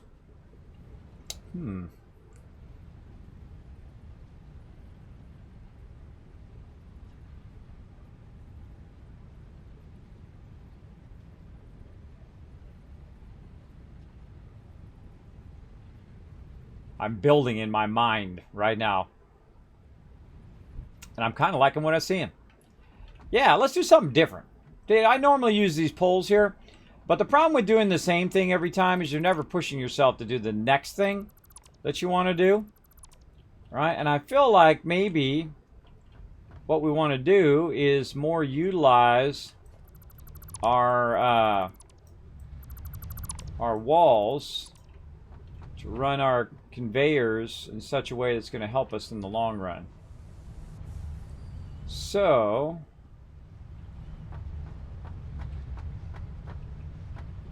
how do we want to do this? Let's take all this out. We'll let some of our stuff keep running while we're thinking it out. Instead of running it on the conveyor, we're running along a wall, so that we don't have to use our stackers. Our stackers will actually be on the wall itself. So let's go ahead and try to get some of that going on. Let's see how we like it. Let's put one here, and then if we put a wall stacker there. I thought we got our wall stackers. Did we not get our wall stackers?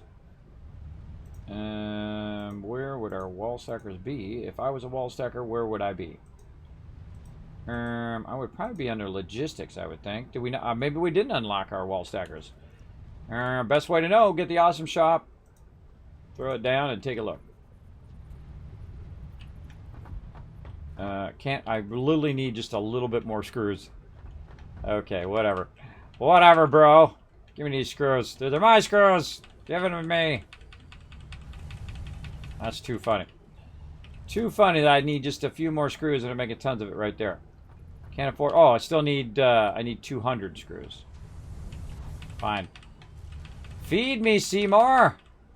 Feed me those screws. There we go. Okay. Do we not get our wall stackers? What the heck have we been doing? We did not get it.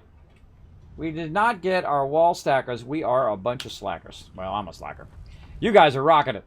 Let's go. Let's do it. We definitely need to add some transport down there, too. I'm liking where we're going. We're learning some good stuff. We're figuring out the logistics of a lot of stuff. We're doing some smart sorting. We're figuring out a way of doing overflow and running it into the awesome sink. And we're going to do all of this beforehand. I feel like I might just move all this today, too. Yeah, move that all down below. And then the only thing that's going to happen here in the top is just going to feed from underneath into the top one. So we'll only really have one of these all the way along here. And then all the rest of these, we won't need this gigantic monolith of boxes up here. It'll just be, oh, I need to run over, I need to get the thing, and it will feed it up to me. And then when it's full, it will then use that either to go in the awesome sink or it'll use it in its production, which is awesome. I like all of that. I like all that idea. Very, very, very optimized.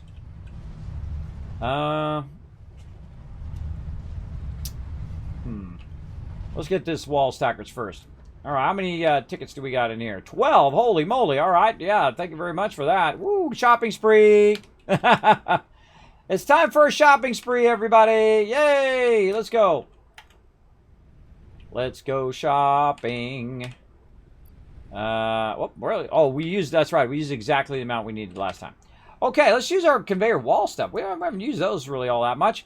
And let's get our wall power as well. Let's put that in a cart. We want the next level stuff. I don't know how much that's going to be. That's 2, 4, 5, 6. This would be 5. I love these wall power things. These wall power things.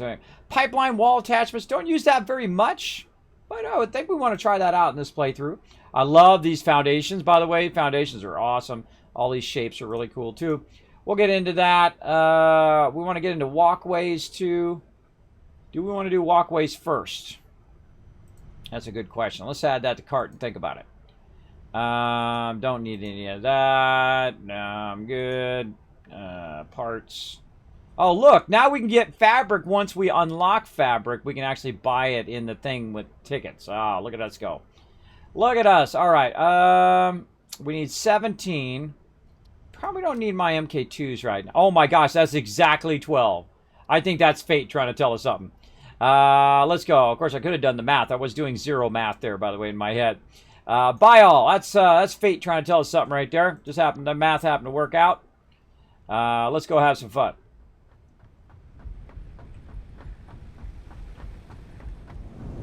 Let's try to utilize the stuff that we have here. Okay, so how to get this going down the road, and then all of it end up correctly at the end. Okay, so I'm going to go ahead and take this and put this up to the next level. And then we're going to go ahead and now use our wall things, which should be under logistics. Aha! See, I thought it was under there. And we're going to start at what level? We're going to start at this level. We'll double check by using our stackers that that is the correct level. Yes, that is perfect. Okay. So that'll be level number 1. Wow, look how close you can stack those. Whoa. Well, there's an advantage of a wall stacker, everybody. Look at that. Look how close you can stack those together. Crazy. Is that actually possible? This is what happens when you don't use stuff, and then you suddenly realize how amazing that it is. Look at that. Look how close you can stack those together on the wall. That is super sweet. All right, like that a lot. All right, take that out of there. All right, we can go ahead and remove all of this stuff now.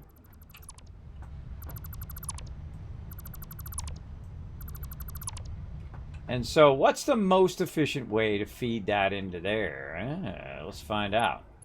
Let's do some experimentation.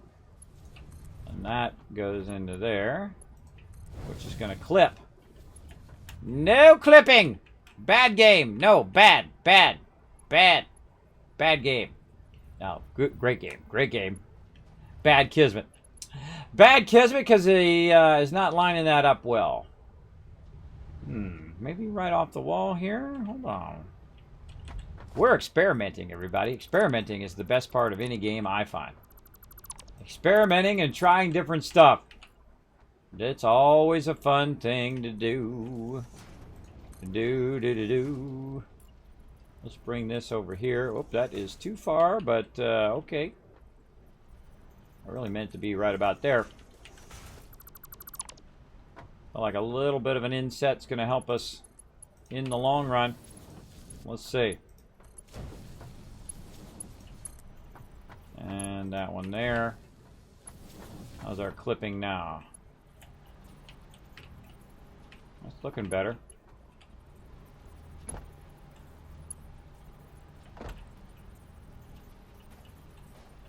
And that is nice, though. There's no way physically that the stuff would fit underneath there without clipping through there. Maybe plates would fit through there. How can we get those conveyors in there much nicer?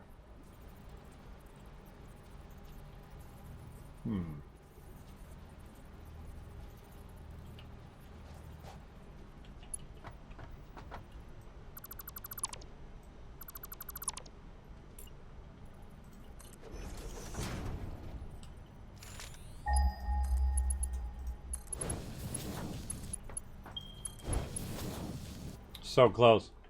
So close. Yeah, I'd have to be out further. I thought, well, I'll bring it closer and see what happens if you do that. Now, that would work, by the way. That would work, but I don't like it. There's two ways of playing this game. Just do it and make it work, and then there's do it and make it look beautiful. I prefer the second one. That is a tough one. That is a tough one to make that enter in there well. Using the wall stuff. Again, I could have it on another wall out a little bit further. Each of these could end up on a separate wall. Stop doing that thing down there. Fine, I'll just do it individually. Get that one. That one. There we go. So how to do this with walls. Fun with walls, starring Kismet. We brought this one to this one.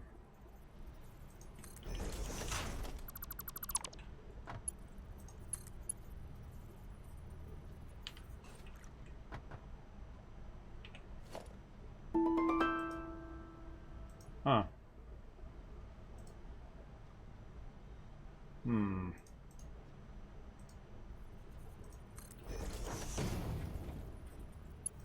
That one could, in theory...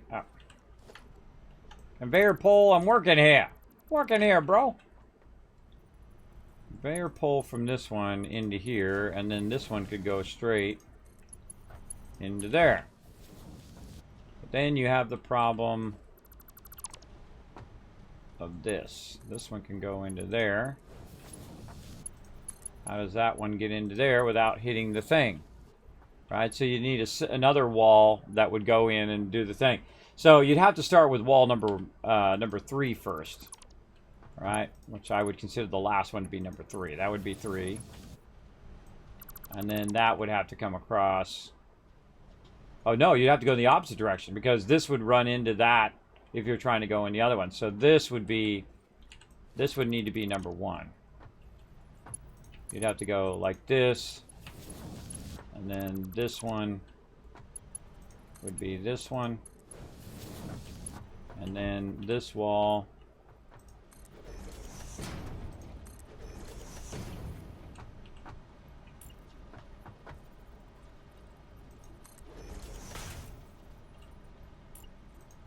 And we'd obviously move this all forward. We're just testing.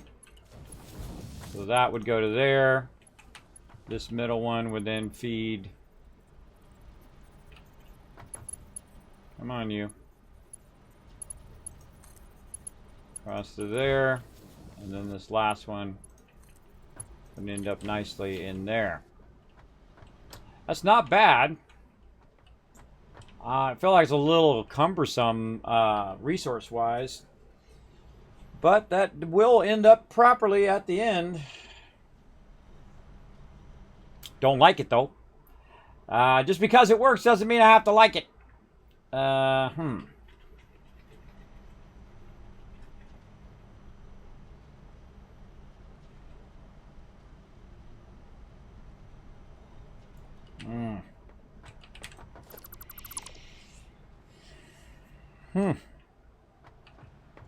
Making choices is hard.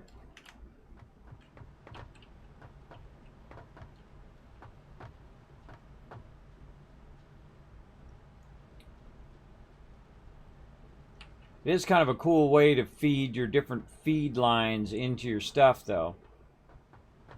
So that you got them all in rows like that. So you can, like, I can bring my plates in, and it's already lined up. So I can bring my plates in and run them right here. And I can bring my rods there, and then this would be screws.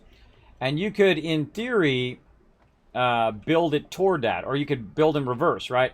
So you build it backwards toward the production, and the production is all based on what you've already set up over here, which is very, very useful in trying to figure out your logistics, is to know what your end product is. Your end product is always your best go-to for figuring stuff out, I find. Whether it's graphic design, whether it's this, it's like, what am I trying to do at the end? I'm trying to get it to go into the box, but I'm also trying to organize all of this so it goes into its appropriate box at the appropriate time. Yeah. I'm kind of liking that. It's okay for now. This whole screw production needs to turn. And it would work pretty good because I could, say, do something like this. And then bring that screw production from there. So I can run it from the other side this way into there, goes into there, across there, circles back around, out of there, back into here. And that goes across and up into the thing. I'm not going fast enough, though. Speed it up a little bit. All right. This would not be here. I wouldn't run it this way. I'd run it from the other side. Across. I'm okay with that. Let's see. This one would be our rods. And our rods are coming from where? I can't even remember where my stuff's coming from now. I think it's coming from down here. We've got plates. We've got our rods at the top. Our rods are coming from this side. Yeah, right there. The rods are being produced there and then run across here into there. So we could, in theory, take our rods, run them along the wall into there. Or no, it'd be this one. It'd be running along here and then take our plates and run it along there. But then again, it's not efficiently stacking there. But we could get it to the end and then work it that way.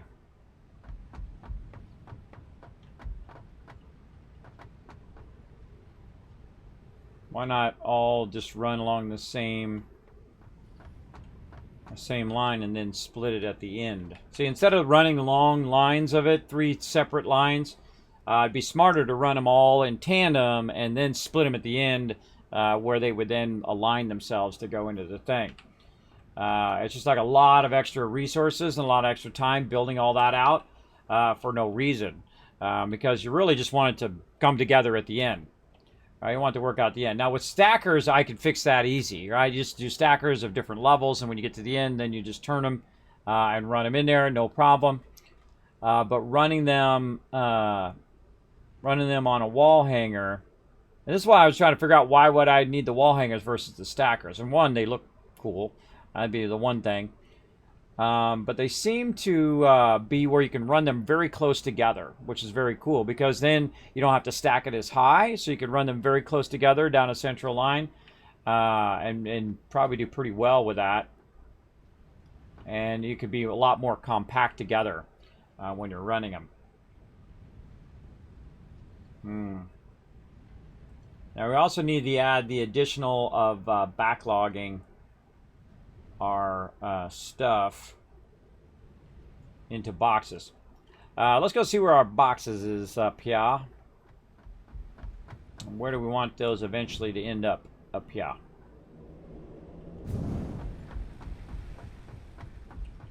We want those to end up right there. So maybe over a little bit. Let's say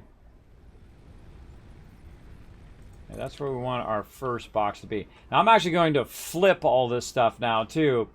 Now that I think about it, because I want to go from the thing I use the most to the things I use the least now, like that. I feel like I want to put some transport right next to my thing here too, like right here into the lower level. That'll allow me to access that down there. So let's go ahead and put a wall in. Let's say take the awesome shop out. I've already built this base about 1,000 times in my head just now. Just trying to figure out how to get the organization going here. We got our walkways too. Fool around with those. Again, I'm never in a hurry in the game. Like some people, they get in a hurry. They're like, oh god, I gotta get to the highest tier and unlock all the highest end stuff as quick as possible. I'm not like that. I kind of feel like we could just go ahead and put this at like 3 different levels. So we got, you know, you got your 1, 2, and 3 here. I think that actually needs to be closer. Those definitely need to be closer. Let's say something like this. Might be a little too close. Then you go in this one, take it to 2nd level, go this one, go to 1st level, 3rd level. Like an elevator. I don't like them to be at ground level because I'm going to run past her and it's going to suck me in there. But yeah, I'm just trying to think it through a bit. I would be very, very efficient with all 3 of them together like that. Alright, first things first. Bye-bye to all this hard work that we did.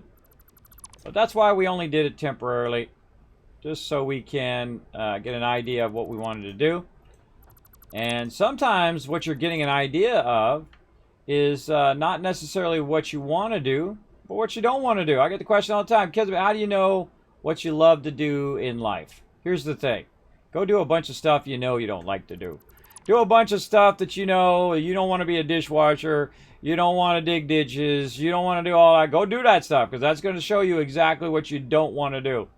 And keep doing a bunch of stuff that you don't want to do until you get to the stuff that you do want to do. You think, oh, wait a minute, I want to do that thing. That sounds fun. That's what I like to do.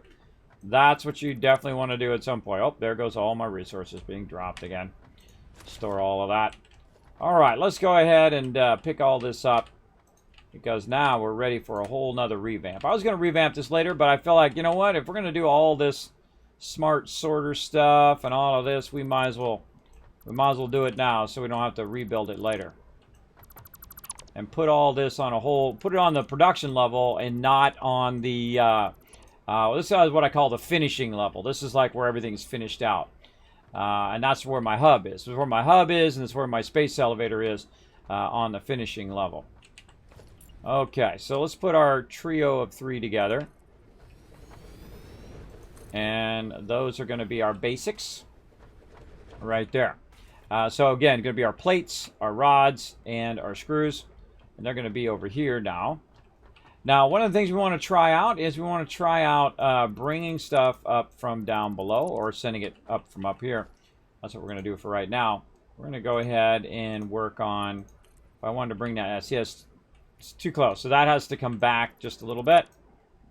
And, still dropping stuff? Oh, that's because that was the stuff where I put all my stuff.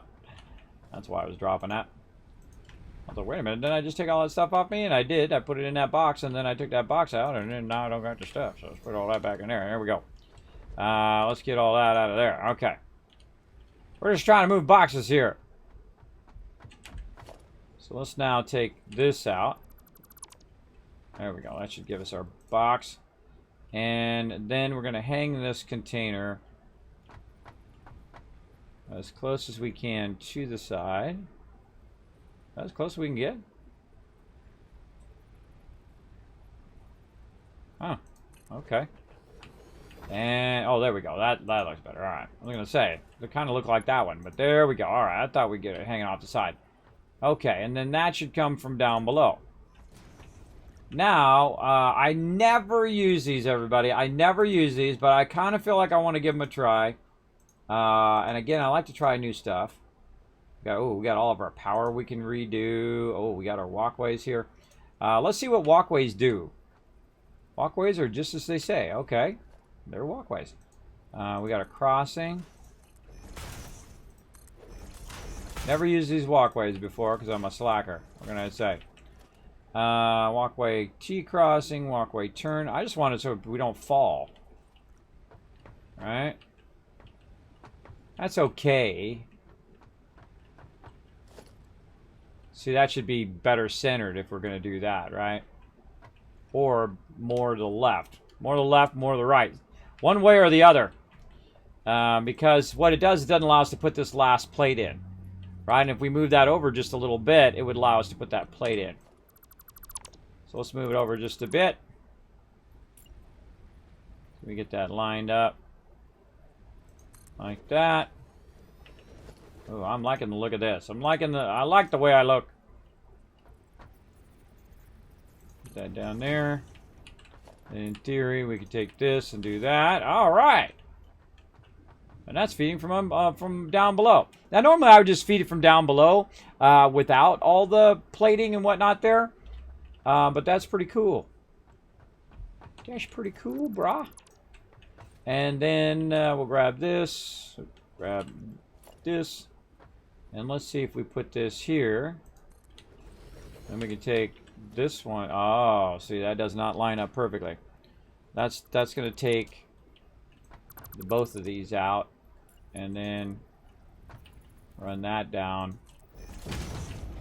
If we want to do that.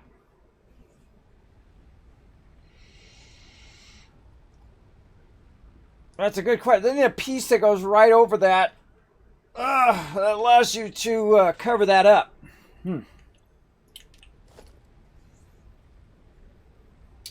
Huh. All right. I'm liking it. I'm liking it so far. And I'm not totally liking it, but I'm okay with it for right now. What am I doing? I can't even remember. Oh, we're doing walkways. Walkways. So the goal of using the walkways is just to cover that area. Cover that area so nobody falls down in there. Otherwise, they're just useless. I could just leave it undone and be just fine. Can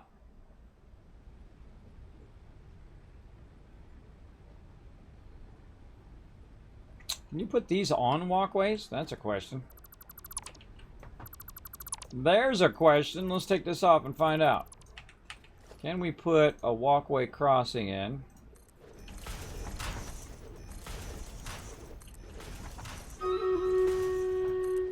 Questions that need to be answered. Can I put the container?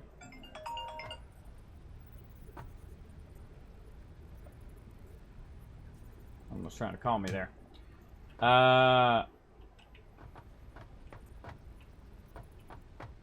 Doesn't look like you can. It looks like you can kind of get to the side of it. All right, you kind of overlap a little bit, but not directly on top of it. Yeah, good to know. So I can overlap into it, but I can't be right in the middle of it. It's not letting me do that. All right. That gives a little bit of insight there. Oh.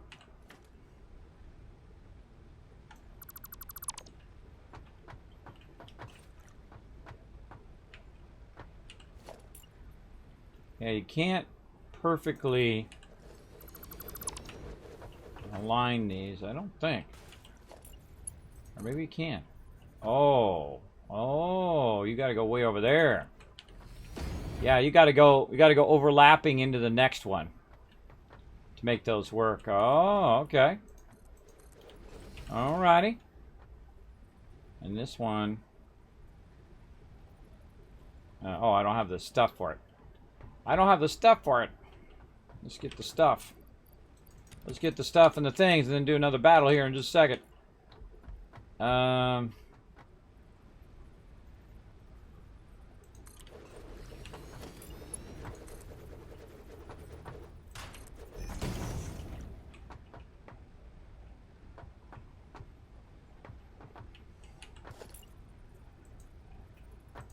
can't get that in. Can't get that in there. But at least you could, you know, half of the row you could fix, right? By putting these crossings here. And then even put some railing in, if you think about it. So you don't accidentally fall off. You could put a walkway straight in there. Like this. Which would keep you from falling off at least. Oh wait, that fits there. Huh. Oh, it doesn't fit that way, but it fits this way. Ah, look at that. Ah, look at this little tricky stuff we're learning here. Yeah, okay. So this should be kind of a corner one. That's just fun to do. That's just fun to have a cool little walkway. That's neato. Yeah, let's take this out. That's pretty neato. I'm liking that. Will keep you from falling off, though. Right there, maybe, you know. Yeah, definitely fall off here if you want to. You can fall if you want to. Dee dee dee dee dee dee dee. I kind of feel like I would want that on the other side though, because right now it's on my road. So I would take this one out and I would swap the sides of this. Like this, take this out, take that out. And then I would put the walkway on this side. Oh, nope, not where I wanted it. Wanted it right there. And take this out. Hold on, I'm on a brain roll right now, everybody. And then put that, yeah. And then walkway.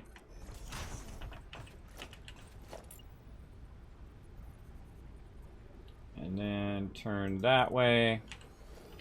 I don't know, that's pretty close. That one doesn't quite fit.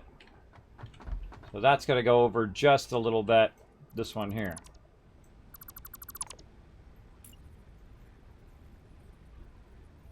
Like that. And this one can go here. Man, we're trying out all sorts of fun stuff today. Stuff we haven't even done before. Again, we'll get to that battle in a second. Be patient, everybody. We'll rock it. Don't worry. We'll crush it. We'll get crazy tons of loot. Kismet's in the zone right now. When I get in the zone, step back. Step back, because Kismet in the zone. Today, oh, man. That's sexy. That is sexy thing. If you're a builder, you should be like, damn, that's sexy. That is some sexy stuff. Feeding from down below into the up above. I like it. I like it a lot. I like it a lot. I'd probably put this one. Probably put that one as a one like this. But then you can enter it from here or from the other side. I like it. This one doesn't even need a rail on that side. Yeah, actually, just use this one. Just need a rail on the inside that way. Same thing with these. Take those out. Take this and put that like that.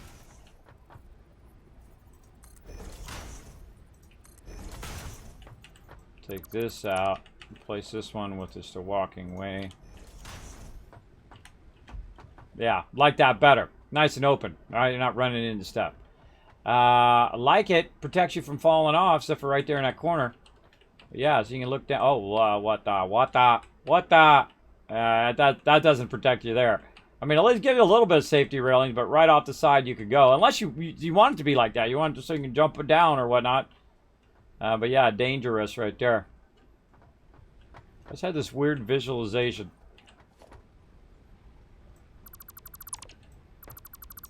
I had a strange idea. Do walls halfway? No. Oh, that would have been awesome. Do it in the middle. Because if you do it in the middle, you could run it there and then put your hypertubes in between the areas there. I don't know why, I just had that sudden thought. And let's put something down. And then we'll... These are hypertube holes. You can't see it though, that's the hard part. That's the hard part. It'd be right offset just a little bit left center. And then say right there. You take your hypertube, run it down. I'm just thinking of space concerns. We're trying to really get it to go in between there. You could, in theory, utilize that extra space that you have in between there to run your hypertubes. Right down in between there. Like that. To also use it as a transport system. So you could transport yourself down below by utilizing that. I can also go the other way and it would come up right up next to this. See, but you can't put a half. You can't put a half wall there, but though you can put a stackable there. Put a stackable and then put it right there. Oh, there we go. All right, let's go ahead and do this battle here. Again, don't bother me when I'm on a roll. Don't worry. Sometimes, you know, it takes a minute for me to get to those Stream Raiders thing. It's okay. You'll be fine. It'll all work out. I actually kind of like the walkways better because they're a better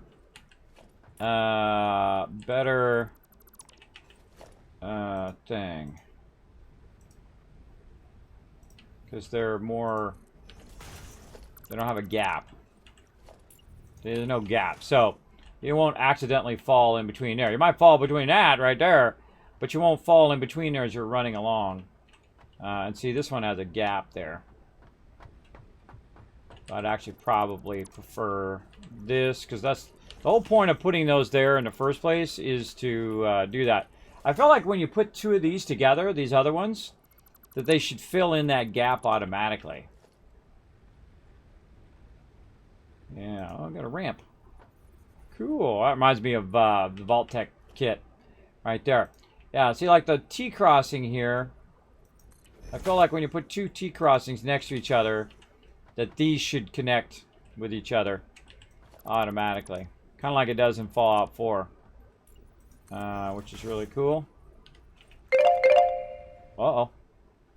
Uh-oh, what time is it? Oh, it's time for a break.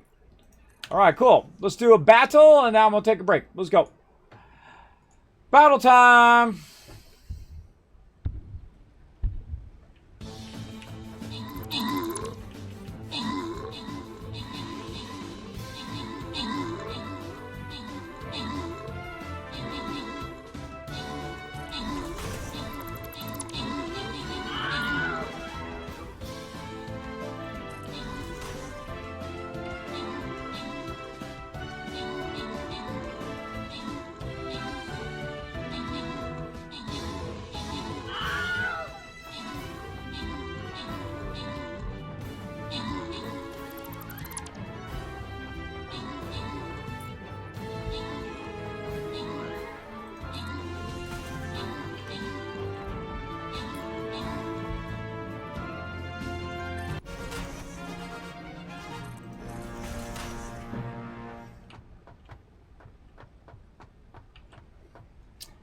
Visualizing. All right, open captain's chest. Slide, you guys.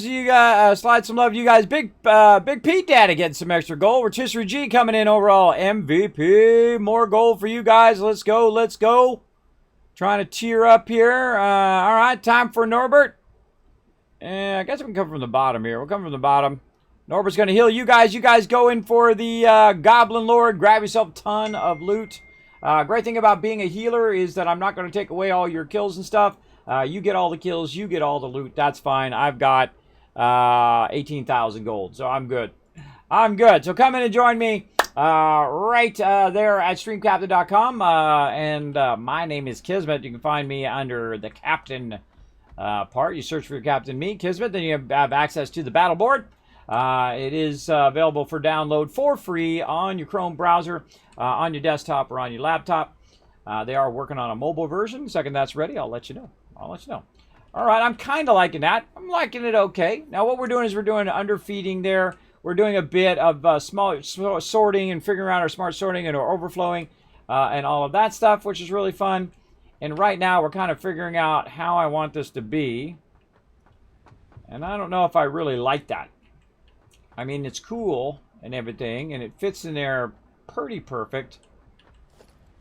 But it's not really perfect enough. It's not perfect enough, so we're going to have to go and stand up in our tower. Kind of be like Hawkeye, where we got to go and we got to look at everything from real far away because we see better from far away. So we'll see better from far away. I'll let you guys kind of just glance at my base for a bit. I'm just going to get up, walk around, stretch my legs, and I'll be right back, everybody. Feel free to talk amongst yourselves.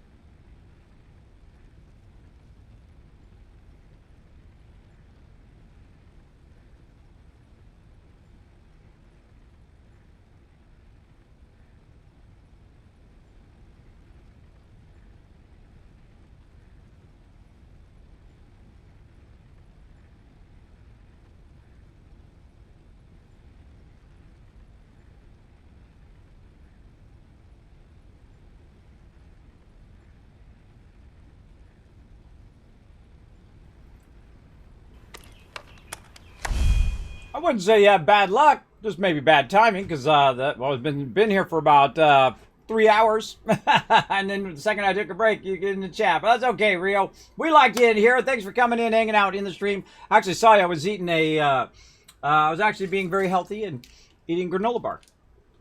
Eating a granola bar, which is awesome. Strangely enough, those store-bought one, the Kroger ones, these are actually really good. They're really tasty. Really tasty. Because my stomach gets a bit shaky, and I get a bit shaky if I don't eat every now and again.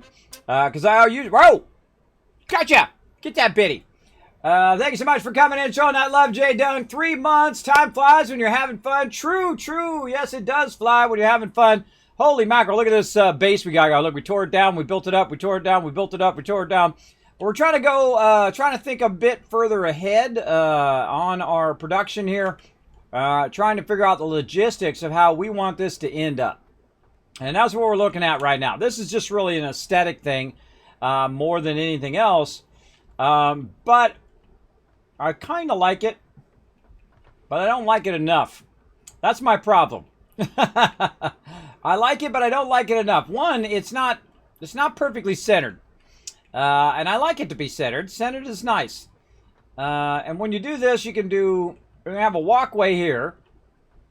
And then this, and then that. And then over here, though, see, it goes over into the next one. Right? So this is not really perfectly put in there. It'd be nice to have a piece that actually goes around the bottom of that. You know what I mean? That just actually fits in there, and then it comes up through that piece. That would be nice. But I do like the underfed thingy thing here. And I kind of leave, maybe we'll just leave one gap. And let's see how this works out if we do something like this. Alright, we do a little something. I think this would have to be over just a little bit. That would have to be there. If we wanted to then repeat that same pattern again. Over there. We got all this random stuff over here. Whoosh! Bye-bye. And whoosh again. Alright. And then we'll take this one out. We're not even trying to connect that to anything. It's just there as a placeholder. And then we'll take this out. And we'll just kind of rinse and repeat and see how it works out. Well, it actually, once you do 2 of them, then it actually works out. I see. Okay. Alrighty. Meh. I'm not easily impressed, everybody. I'm not easily impressed. There we go. So that worked out okay. Now, is the next one going to work out? Am I overburdened again? Yeah, this is just always so overburdened. All the time. Fine.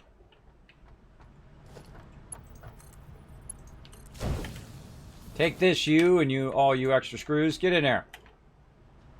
Now, we took our screw boxes out. That should leave a bunch of boxes laying around. Oh, wow. Look at that. That is a lot. All right, get rid of these screws. Oh, wait. This is going way too slow. This is going way too slow. Boom. There we go. Oh, boy. We're going to have to put all this stuff down. We're going to have to find a box to throw all of our random stuff in. This one over here.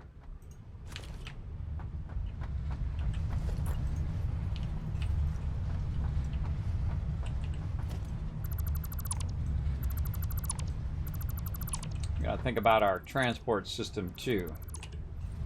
Think about that in a minute. Let's put that back in so we don't end up falling. All right. Whole lot of screws going on. Let's go up to the top here. Weep.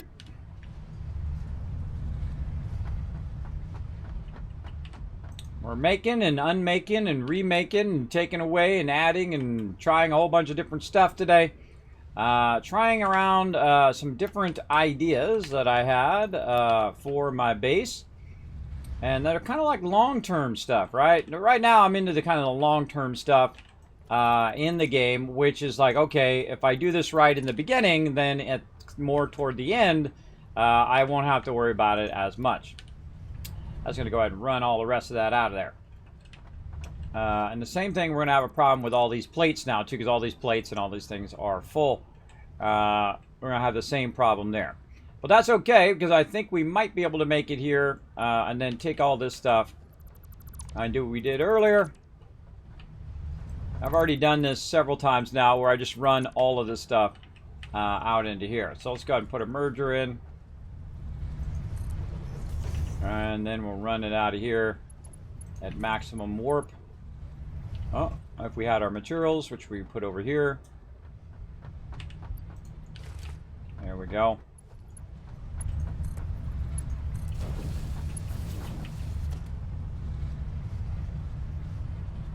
And I'm just going to be lazy.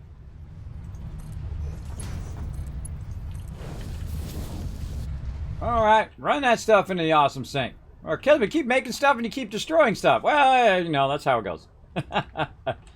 Alright, so can we sneak 3 more of these in here? Let's try it.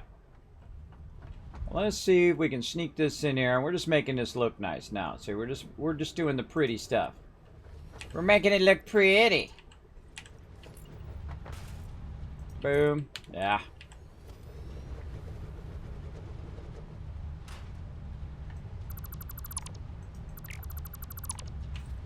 Yep. Didn't make it. Close, though. Close. Take that out. What can I do? Well, I'm going to have to bite the bullet on that one and take that out. Take all of this out. It'd be nice if you could go in and what do you call it? Deselect. Deselect would be awesome.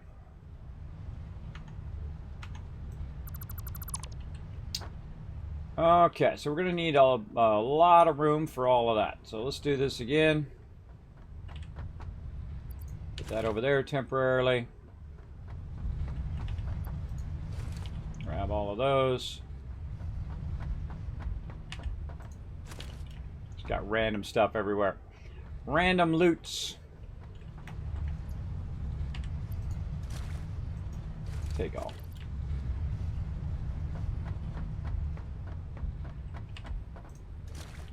Yeah, look at all this random stuff we got everywhere. You're gonna definitely need that sorter later on. Come on.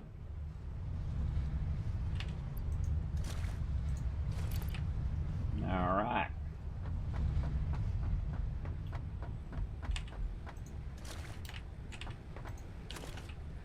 Worked out perfect. Alright, cool.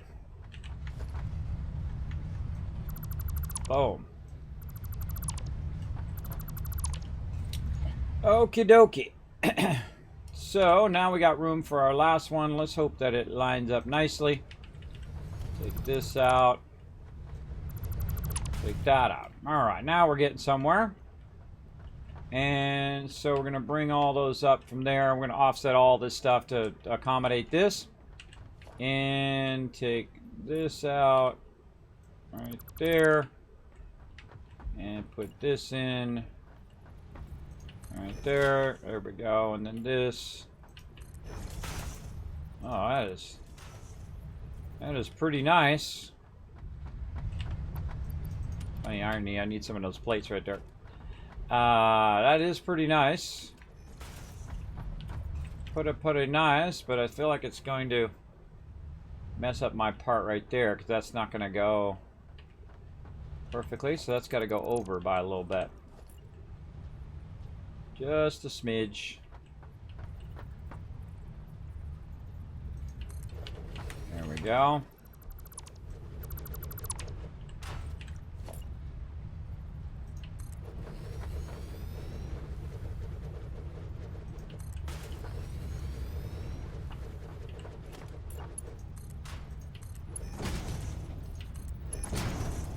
Perfect. Just got the problem with falling off right there. I like that. Pretty awesome. Got room to go in between like I want. Yeah. I like it. I like it a lot. I feel like we're going to end up probably adding more over here anyway, so you might as well just take this out and then put in this and this. Like that. And then this over here, we'll put that in there temporarily. Alright, I'm liking that. What we're working on, we're working on bottom fed, we're working on smart looting, we're working on mega sorting, working on a lot of that stuff. A lot of that all at the same time. We want it all to look beautiful too as we're doing it. And what we're doing is we're creating a central junction for all of our resources across here. So we can literally just walk up here and grab our resources.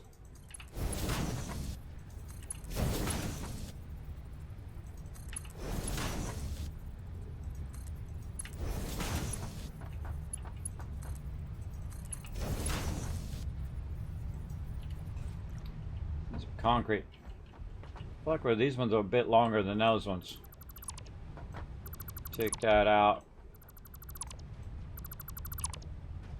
Like that.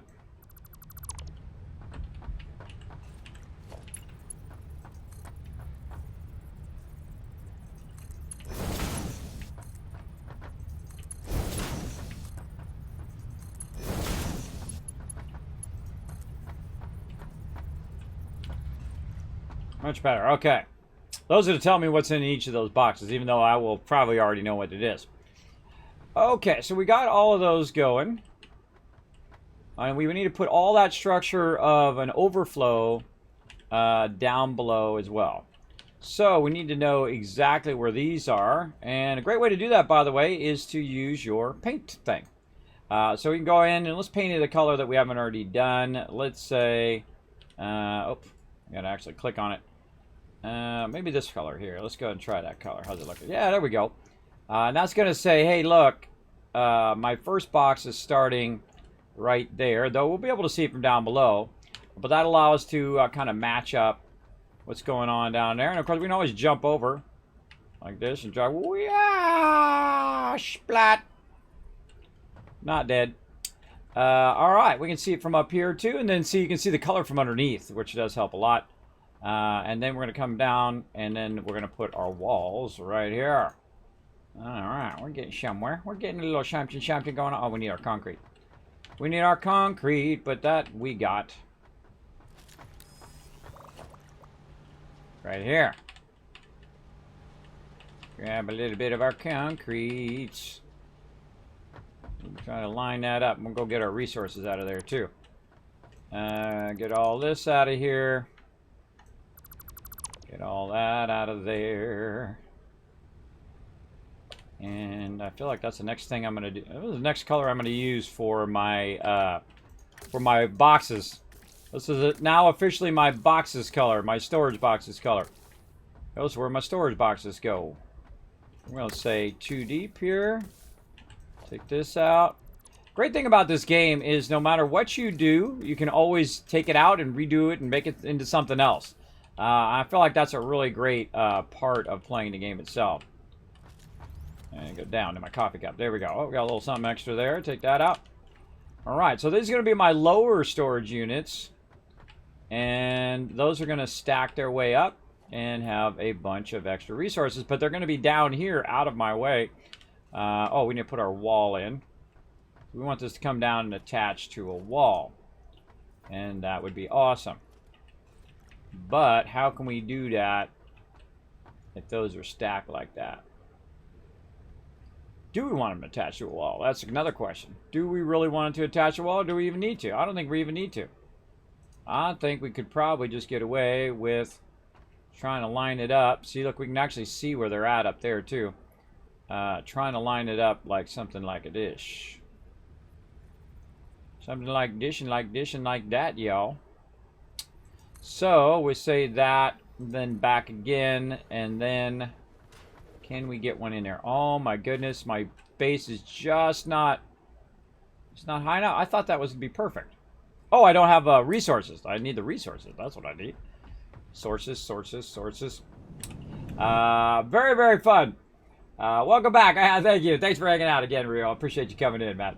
That's one of my favorite, no matter what you do. If you don't like it, you can rebuild it. Yeah, I rebuild my bases all the time. I feel like that is one of the major fun parts of the game, is to rebuild and rethink it through and say, you know what, I'm probably better like this, or maybe I want it to be more optimized like that. I really like the multiple levels of the base so that you can have like a nice clean area where you can just grab resources that you need along the way. But I also need to grab resources from down below. So this kind of acts as a dual level collection. So I don't have to always run up to the top all the time to get all the stuff, which is good. A little bit of all of that stuff. Sort that out. Oh, this stuff we can throw in the awesome sink. Throw that right in there. And this is my extra stuff. Dish and dish. All right, we need anything else, we'll come back for it. We've got this, we got that. We got this, and we got that, and we got this, y'all. And back down we go. Gotta love them hyper tubes. All right. I think it's gonna work out perfect. Oh, I did it right. All right, cool. Look, Kismet actually did something right, everybody. I did it right. I thought I did. What I did is I measured, when I was making this lift, I measured it 3 up. So I could put 3 of these underneath there. I thought I measured it right, and I did. So yeah, yay me. Yay me. Let's see. It should hit the top perfectly. It does. Awesome. Okay, so we got that going. That's lined up nicely. So we'll go ahead and take this, and we'll say out of this one and in. God, you can't even see it from over here. Into that top one. All right, there we go. So now, instead of feeding it down like we've been doing, we're going to be feeding it up. HJ, is that supposed to be high? Z full? I'm going to assume you mean high. Hello. Welcome to the stream. All right, so this one's going to feed upwards. So this is going to go up into there. And then this one is going to go out. Yeah, these are going the same direction. That's not going to work. That's not going to work. Hold on. Let's take all this back out. Take that back out again. I mean, the top one was right. The rest of them, not so much. Okay. So, if I start like this, then back this way, and then that would be an output. So it's actually got to start the opposite direction. It's got to start the other way. It's got to start where the green is coming toward me. Is it there? I think it's supposed to be over just a little bit to the left. Right? No, that's actually right. That's correct. Okay, so there we go. And then this is going to go the opposite way. And then that's going to come out and then go into the top one. All right. So again, we're going in the opposite direction. We're going up. So we have to turn the whole thing around the other way. And that's going to allow us to feed upwards as opposed to downwards. So I actually like the downwards feed. The downwards feed is pretty sweet because you can put it in the top box and feed it downwards. The only problem is that it really does clutter up your area that's around. All the purple area here is my hub, and I really want it to come to me, not me have to go to it, right? So what we're going to do is we're going to put our inputs in on this side, and that's going to shift our whole entire factory over to where the input sides are going to be right here. So probably I'll make this our main road, and then put all of our inputs here, and that'll just feed up into the upper area, plus I have a backlog of resources. Now, the cool thing about that is I can feed whatever it is, say in this case plates, into here, and I say, you know what, I want to take those plates and I want to run them somewhere else. Well, the cool thing is when it comes out of here, goes into here, goes up to there, and then feeds up into here, and it's going out at the top, I can run it up, but I can also run it out that way. Plus, down here, I could say, you know what, I'm going to input it here or input it there. It's going to go up, but also it can come forward and go to the rest of my factory as well, which is pretty cool. A lot of different options there that we can do. Yeah, we could feed it up from the bottom, too. I just thought of an interesting idea. You could take this, and then you could turn it. You have to go down by 1, and then you have to go turn it and then bring it up into the next one. Nah. Maybe maybe for a future build. Let's just make it easy on ourselves for right now. Okay, so we're gonna feed from here, and again, this is why why I haven't retooled all this. Until you get this logistics of this down, I wouldn't do any of that other stuff. Until you go, okay, this is the way I want my base to be. And this is like a personal thing too. This is not a necessary thing that I'm doing right now. This is not, oh my God, you got to build it this way every single time. In fact, there's no set way of doing this game. It's really whatever you like to do. And don't let nobody tell you you can't build however you want. You want to build Spaghetti City? You go build Spaghetti City. You go ahead. It's your game. You paid for it. Do it however you want. That's what I say. All right, we need some more of these, and I bet you we got a ton of them sitting right over here. Let's go see. I got so many it's backlogged in the box. Woo! I love to see that. That makes a grown man happy right there. All right, let's do this battle. Let's try to get you in another battle, everybody, while I am contemplating what I want to do next on this epic mega base.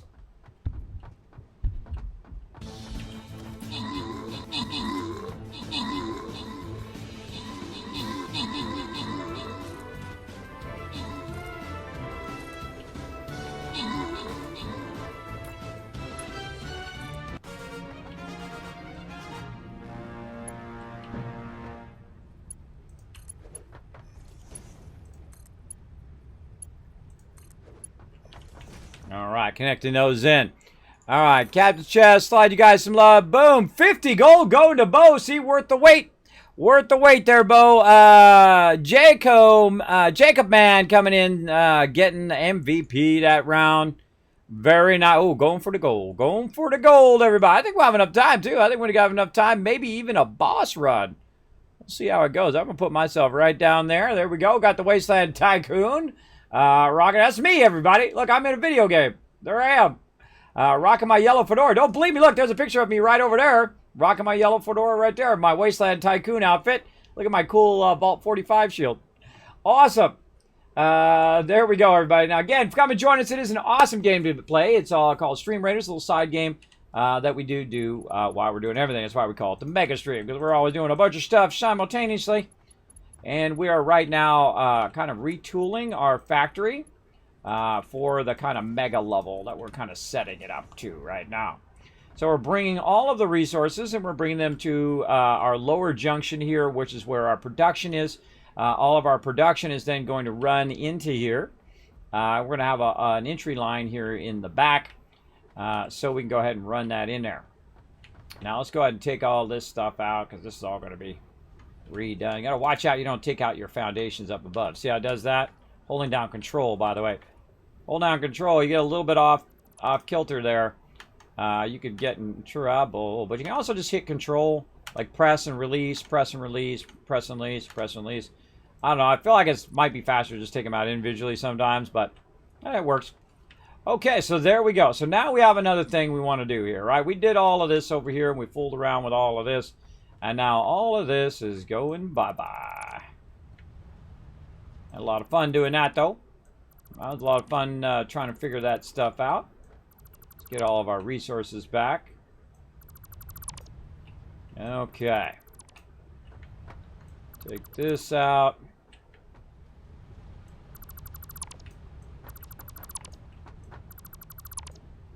Man, that's cool looking from down here, too.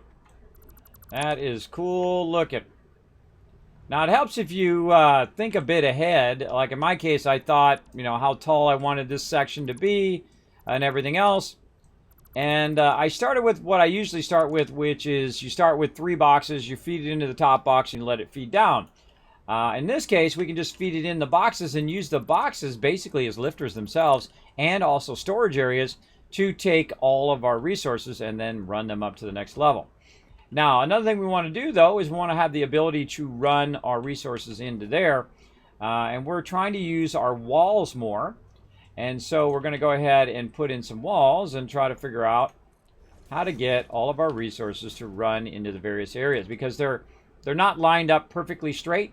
So that's going to be a little bit of a problem here. And this is being connected in a whole bunch of different ways. But we're not going to use that power anymore. We're going to use some new power. Going to use a different whole type of power here in a bit. So we brought it in. We go ahead and put it right here, say in the center of this wall anyway. And then we wanted to run it to our different areas. Would it work? Let's find out. Will it blend? I guess we're going to find out. Oh yeah, that works. How about right here? And see, I find in this game I do things in groups of 2s or 3s or individually. But in this case, that's looking good. Now, why do I have it in this exact space? Because that's the way it works out with your platforms up above.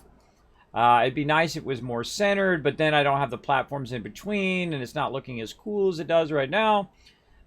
So, yeah, we'll leave it as is. Again, if we moved it that way a little bit, it would then be perfectly centered off of this. And then we could have started with that and then readjusted everything up above, but then it wouldn't quite match up. I don't think perfectly up there. Though I am tempted to try it. I'm not going to lie. Very tempted to offset that over by... How much do I have to offset that over? By half a block. Then I have a full block at the end there. So if you go half a block, then it doesn't fit in there. And then you have like a weird half a block that you don't have anything in. I like it like that. I like it like that, and that's the most important thing. If you like your base how you got it, that's the most important thing of all. All right, so how to feed this into here. I kind of feel like we want to do it at different levels. So you have your first level. You have maybe your lifter on your second level. Your lines don't run together. What about a lower level? A lower level lifter, but then of course it defeats the point because you can just run it in there. But then again on the other side it's lifted up. So that's good. So you can run through here and grab some resources from down there if you need to. Alright, so which way is this coming out again? So this is going in here, coming out of there. So when we're feeding that in, that's when we're going to need our overflow. So what I'm thinking of right now is the smart sorting of our base.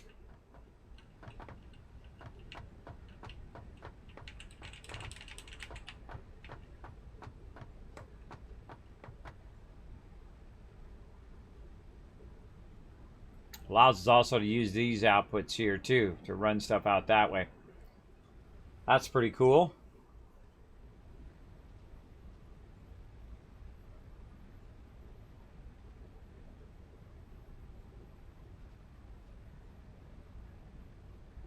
Yeah, we could set those outputs so they could come out this way.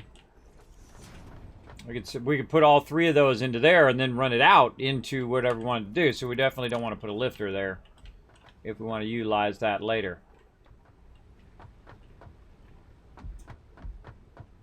Same thing over here. We could put a wall there, put it all the way up there, and then these would be outputs here too. And we'd use the lower wall here to actually bring it up into a higher level. I wonder if it's far enough away where we could lift it into a second size wall. Let's try it. That's how we'll know. You'll know by doing, I find anyway. Oh yeah, that's perfect. Right up into it. I like everything to be up off the ground. I don't like anything to be at that level. You're going to see me start building very vertically now, where the items will start at the bottom and work their way up as you add more and more items. Meaning that you'll do your smelters and then maybe your first tier and then your second tier of items. Like when you're going from rods to screws, then that would be up on the higher level. And I'm going to start building out factories within the factory itself. And those factories will become the foundations of the upper levels in the lower levels. And it'll be like a whole bunch of different little mini factories down below doing all the work and just feeding it up to the top. And then I just sit back in my lounge chair, sipping on my coffee like this, slurpy slurp, enjoying it doing all the work for me. And I enjoyed it. I enjoyed doing lots and lots of work. I like actually where that's positioned, against the walls. See, the walls are out far enough where I can go ahead and run those. And these are out far enough where I can run up that there. So that wall position is actually really good for bringing that stuff in and out of there. Very nice. I like it. I like it a lot. Oh, look out! Psychedelic Primates is kids. Let me go ahead and show you some love right now. Went to work on my day off. Thankfully, the time travel to and from work turning it up. There you go, Psychedelic. I have done that actually many times. I've done that many times. I've gotten up on a Saturday, got up, got ready, got in my car. Now, I've gone to work on Saturday many a times, by the way. Got in my car, drove to work, nobody there. I'm like, oh, this is weird. Why is nobody here?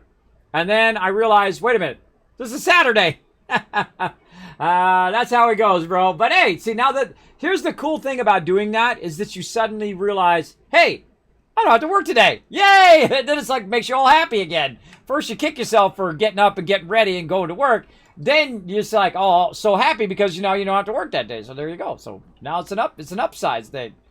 An upside of it there. All right, so there we go. So we can feed that back out again and feed it back into the process of the rest of our base. So very cool. I'm liking that. So now we need to get the resources that we want into the right places, into these different things. So we need our plates. We need all of that. So what we want to do here is basically, see how we're kind of underfeeding this? We want to do the same thing now with all of our production here. We want to start underfeeding all of this stuff into the production itself, and then letting that production run it down the rest of the line and so on. And then we're going to basically be lifting it into different levels of the factory. And the interesting thing is that I could build it in such a way where it'd actually end up at the top. And we can input it right at the very top. Like that as well. By the way, look at how the color fills in as you move. It doesn't color it from far away, just like when you're close to it. We'll show you the color of that particular thing. Always find that interesting. See up there? It's almost like a little light show. There we go. Reminds me of Fallout 4 and Fallout 76. You know those little light boxes where you can change the colors? That's what that reminds me of. I don't know. That's just my crazy thoughts. Now, I got to figure a way of getting this to go in here in a way that I like. And so far, not liking it. Not liking the way that we've chosen to put this in here. So, we've got to get... Now, see, the easiest thing to do is just to literally just do poles. Those poles are so easy. Right? You can line up these poles like that.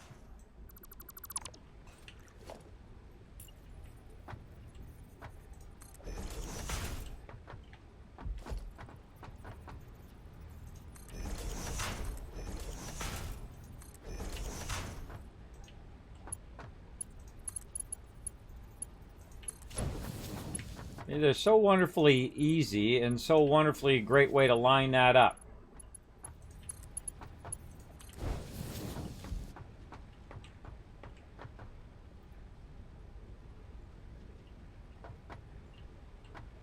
But I know that's not going to work. Because when I'm bringing it from wherever I'm bringing it from, the conveyors are going to start running into each other. So we know that's not going to work. So let's try something else. Let's try by lifting by one.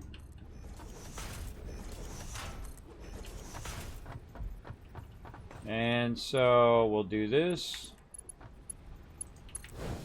And do that.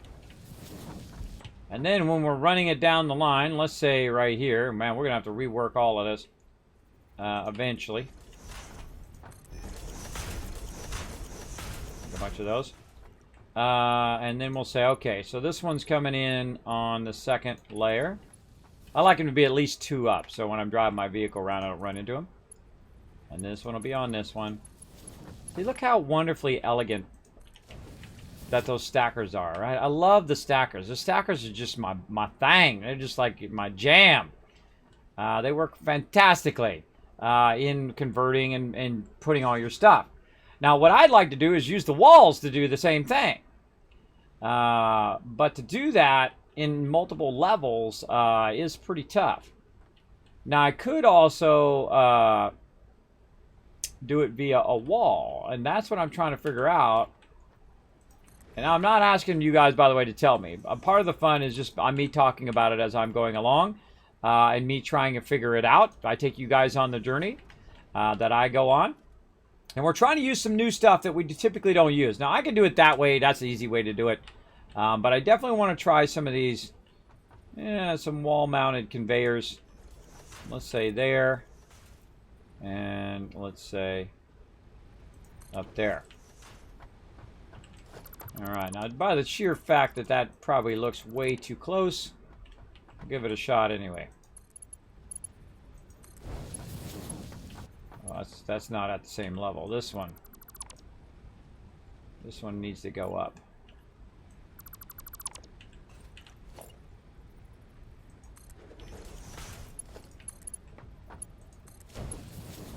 I like the fact that these can be really close to each other, though. I guess you just kind of know after a while what the various levels are when you're doing this stuff. I mean, that's just like an experience thing.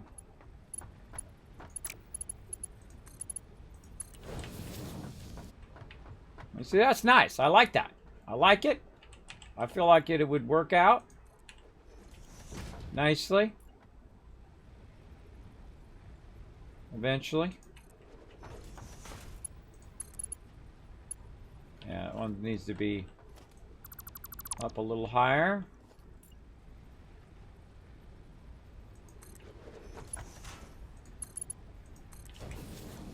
Yeah, see, that's clean right there. That's pretty clean. And see, so you need to be at different levels like that to feed in there. And that's so that when you're doing the turn, that it doesn't turn into the stuff you do. Now the rest of it is easy. The whole rest of that part, that's easy to do and make it work and all of that. Kind of feel like I need to feed it in there at different levels. Like maybe do something. I mean, running along the wall is great. But maybe we need to do something more like this. Take these out. And just feed it directly using our wall conveyors here. Let's use one of these first. And let's see what this looks like when we do this. Yeah, that is going to be way too high up. Yeah, see, if you utilize the built-in wall one, you're good on the first one. The second one is way up there, and then the third one is way, way up there. Alright, so that's not a really great, viable way of doing that.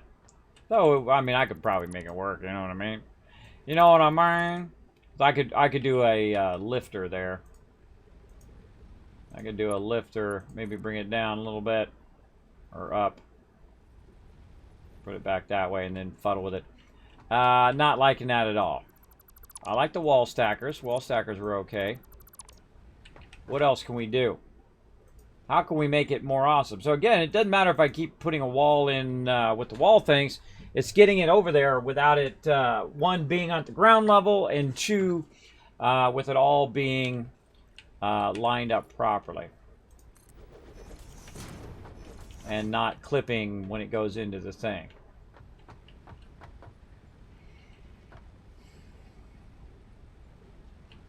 I think if you had the wall mounts perfect, you wouldn't even need this other stuff. So say I had a wall mount that was like this, and then I just took this completely out. I love experimenting with this kind of stuff. Very, very fun. Very fun to the umpth degree. And the great thing about Satisfactory, Astroneer, and games like it is you're in no hurry. You're in no rush. There's no like impending alien invasion or something, at least like right now. So look, I can just do that right off the side of there. Which is nice, but it'd be nice if it was offset even more, so you get that perfect corner turn. But you could do something like that, then you could literally just stack those a little higher. Get that to go in there, but too close, it's going to clip. See, that's clipping. I don't like it. I don't like it at all.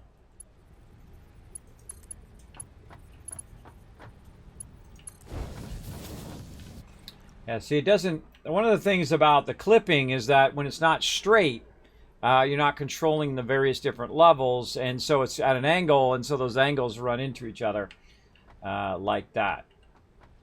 And that's what's nice about those stackers. The stackers will keep it nice and straight, so it doesn't have that clipping problem. Now that'll work, but the fact that it works doesn't mean nothing to me. I want it to look awesome as well. I'll just finish it off. Recycle. All right. I just got an idea. I got an idea, and I think it's going to work out awesome. Let's try this. Okay, so what we're going to do is we're going to do this again. Like dish. Then we're going to take dish, and we're going to run that into there. Then we're going to take dish. We're going to run that into there. And then we're going to take dish out. And see how we like it. Now it's perfect. That's one way of doing it. Just do it and then take it out. Because you really don't need that underground structure. But, you know, then it kind of looks like it's floating. But, I don't know. Kind of like it.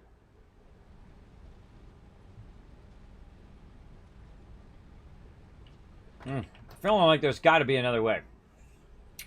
Gotta be another way to make that work. Let's see. I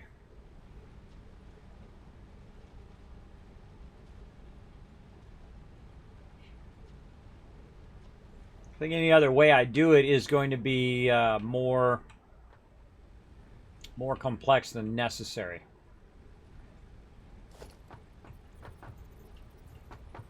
I don't know. I kind of like that. All right. If I like it, I'm going with it. Screw it. I do what I like. And I likey that. All right. This one up 1. I love these stackers. They're so awesome. I'm trying to use the other stuff. I'm trying, everybody. But I love these stackers. They're so awesome.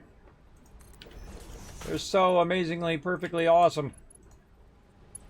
Boom. And boom. Alright, bringing in those 3 levels. And let's go ahead and bring this one into there. This might be the thing to do, is just keep stacking them, right? Stack a whole bunch of them vertically, just like you do with your other stackers. Until you find the right level, and then go from there.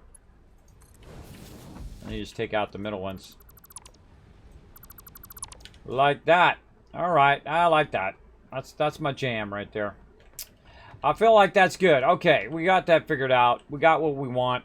Again, it's not always what it has to be. It's really what you want it to be. What you want it to look like in its final form. And we're doing a lot of really in-level stuff. We're doing a whole lot of like in-level, you know, you've unlocked everything and doing all the cosmetic part of it as well. Which I call mega building, very early on. This is very early on to be doing this kind of mega building. But we're just going to try to preemptively get that stuff going. So we want to go through and figure out where our stuff is coming from over here. And, that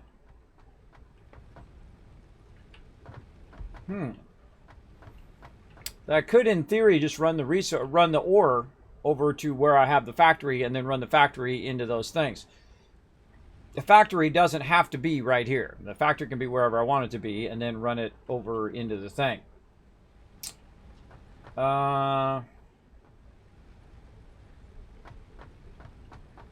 have a whole nother layer underneath this layer as well, down below there, which is my extraction layer. So I could bring that up and then run the extraction to wherever I want it to go, like say over here where I want it to run up into these boxes.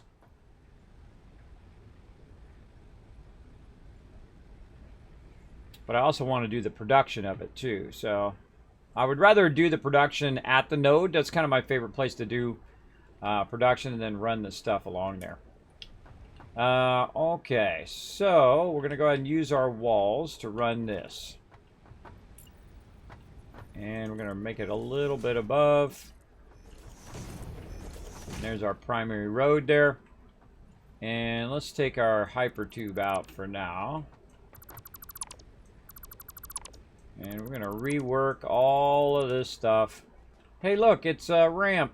Hey, look, it's no longer a ramp. Bye-bye, ramp. You have served me well. Now you must go.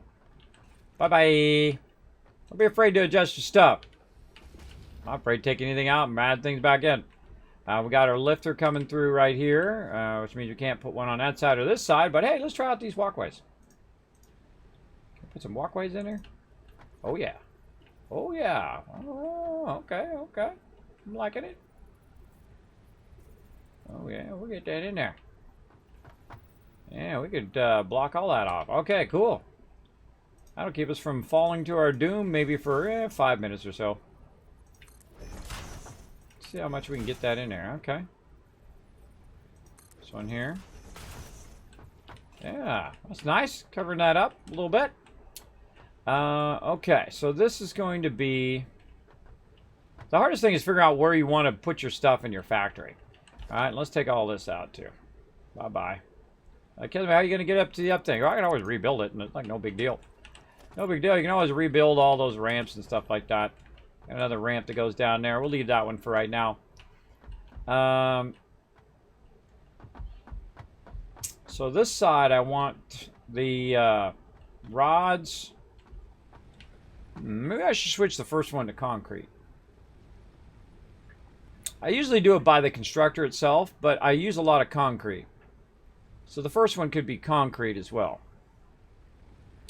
All right, and we need also some smart splitters in here for letting us know when we have overflow. So...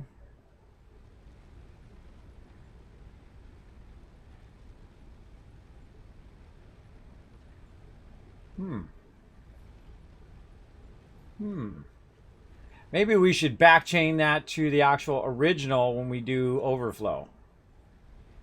And we could have a separate line that runs into overflow.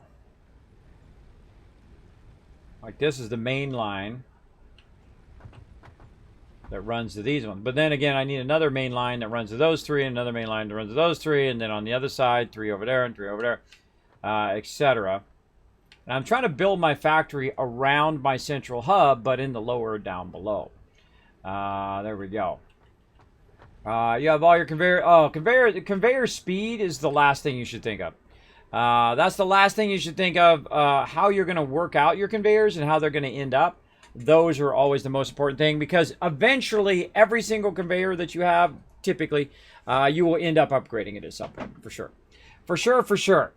And so deciding what you want to go in what thing and what speeds and all of that stuff, that's what I'm trying to do now. Trying to figure out in what order. I think I feel like I want my concrete first. So concrete's going to be the top one. Maybe I should put this in the opposite direction too. Maybe this one should be the bottom one.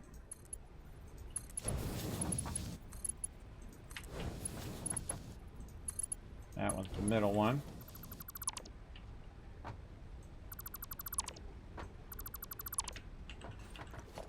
By the way, using the middle mouse button from time to time to get my conveyors and other pieces.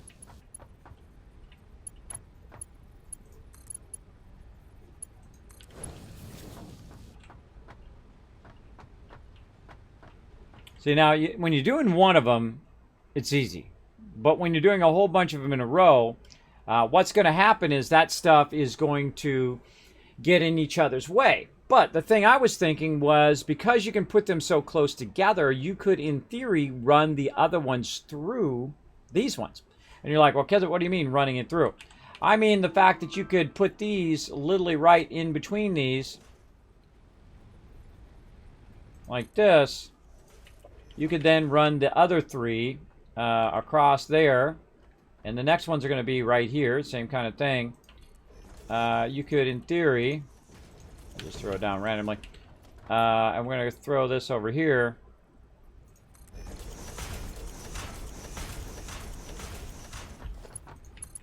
See, these ones that are coming along here would go forward.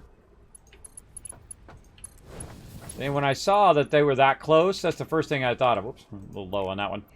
That's the first thing I thought of, is that you could, in theory, run those 3 there and then run the next 3 through there. And that'll get you to 6. But then what about the last one, right? And then maybe I'm going to add 3 more. So, like this one, you can feed... You feed these 6 from this side, right? From that side. And then you feed the other 6 from the other side. And that's a logistics thing there, too. So you're trying to figure out the logistics of how am I going to get all of these to line up with all of those. And that is always the funnest part. Figuring that out. Okay, so this is going to end up doing the same thing there. All right, let's get that figured out. Let's get these all lined up and in place. And remember, I left a little bit of a gap. That's going to go this way. That one's going to go that way. And this one is this way. Take that out.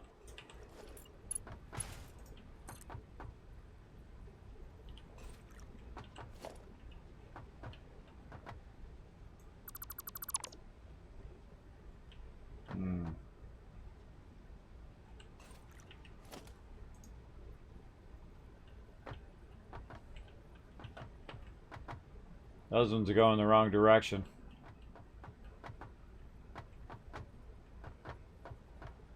I did the first 3 right, but I didn't do the rest of them right. All the rest of them are wrong. They're all going wrong directions. I can see their arrows are going the wrong direction. Yeah, see they're all green. These arrows right here. These arrows are green. They're coming out on that side when they should be going in, because I'm trying to bring them in from down below. But we've at least got this part lined up, so let's go ahead and put this in here.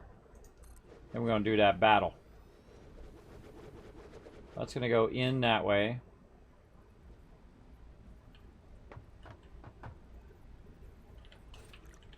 No, this is out.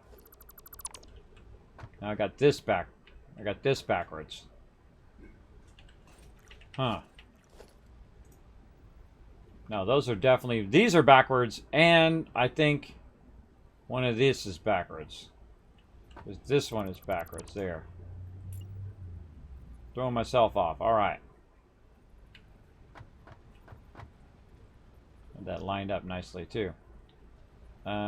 This one should go that way. Ah, back just a little bit too much. Oh, wait, that one. These ones are too far forward. All right, something, always something. So this one, does that line up with that one? Yes, okay.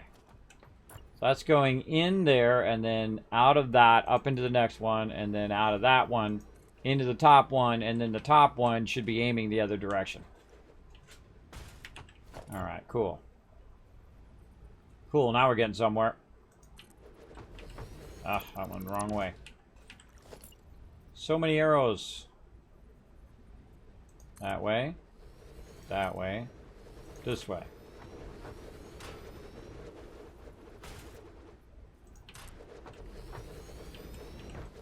Why does it always put that the wrong way? You'd think it would remember the direction in which I've done it before.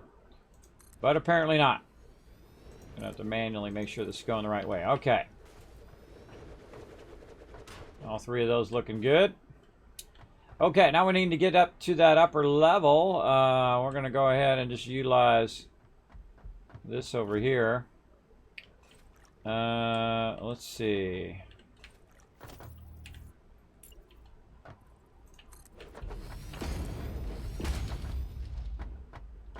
Come on, put it down. There we go.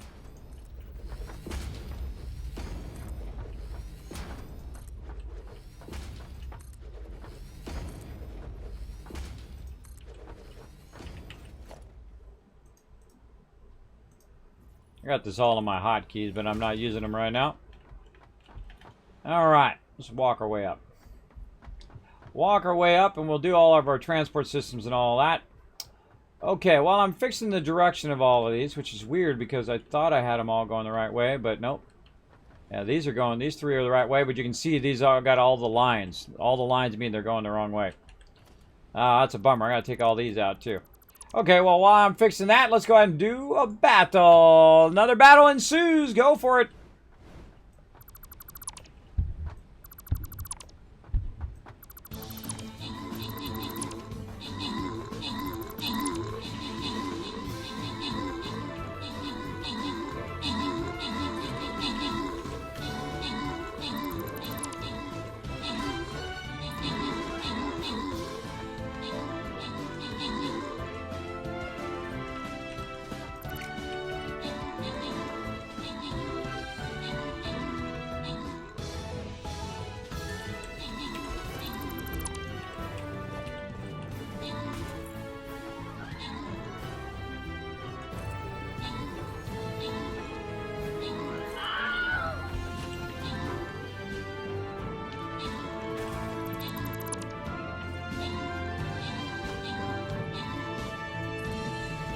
Oh, it's an epic battle!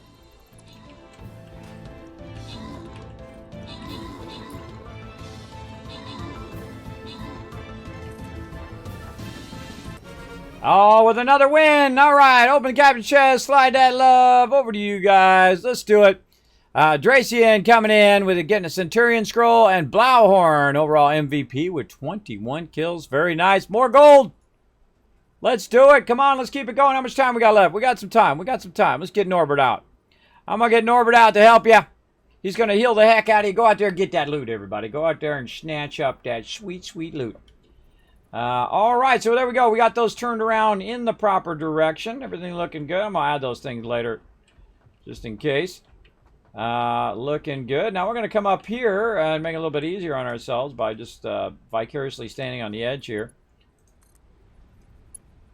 And we can line this up a little bit easier. Very nice.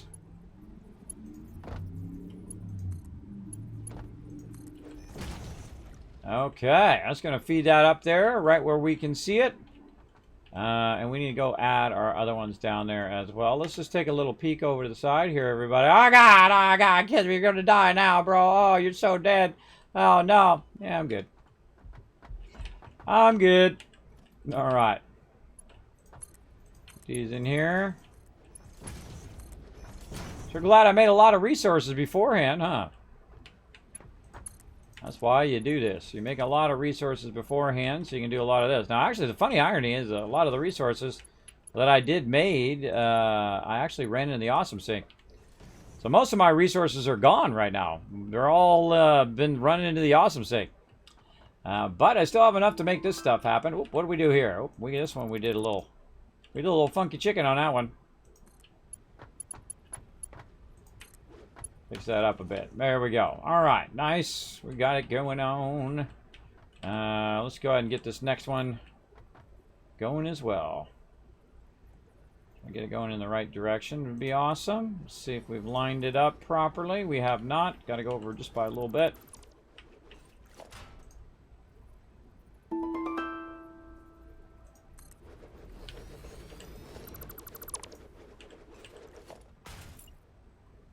And this one is going that way. That one is that way. That one is that way. And there we go. Once we get one of them, then the rest of them should be good. Let's make sure we're going this way.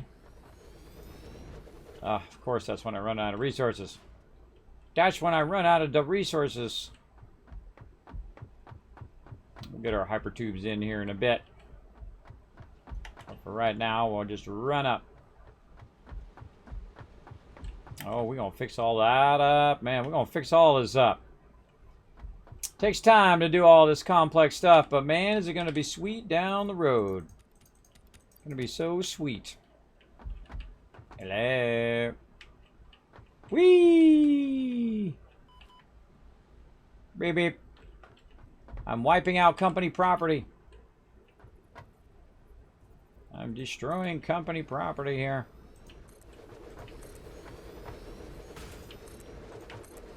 And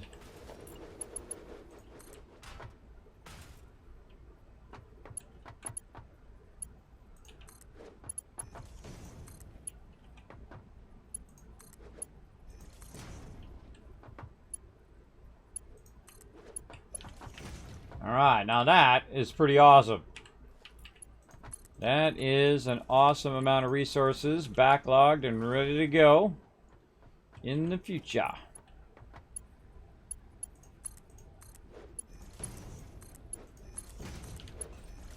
Okay, we'll come back. We'll upgrade all that stuff later on. Right now, we need to see if this is going to work out in the long run. So, I guess we go 3 and 3 on the same side and feed that up, or you want to just go left side on each of these. I kind of feel like left side. Keep them a little bit away from each other.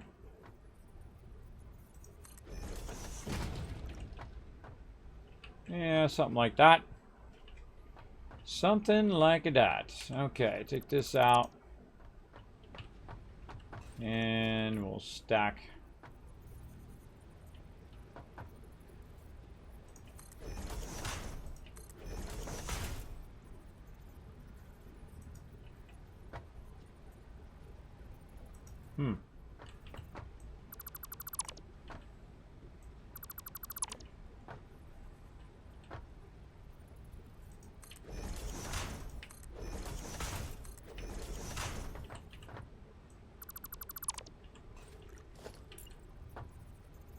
There we go. Okay, how do we have these stacked? We have it where the first one's at the lowest.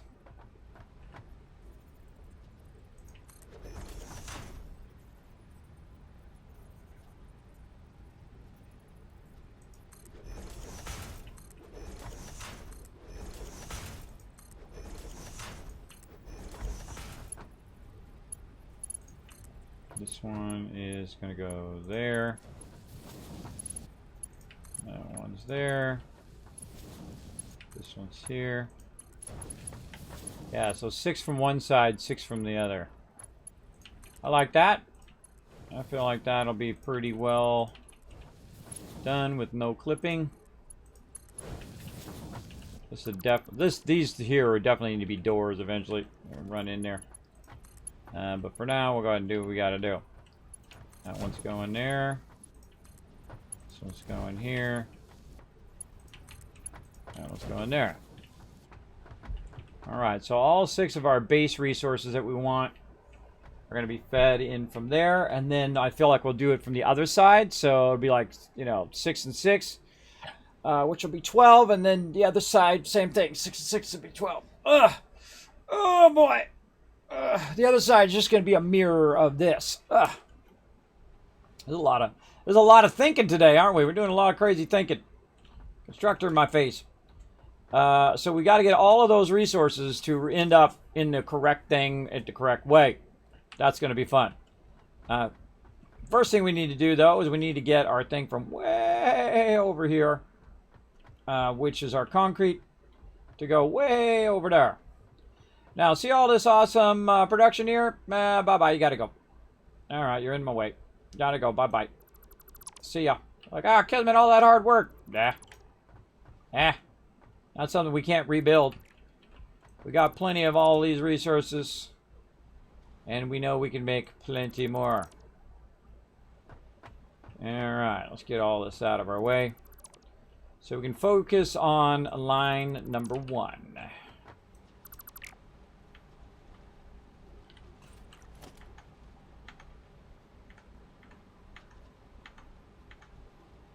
Actually, let's not take that out. Let's leave that there.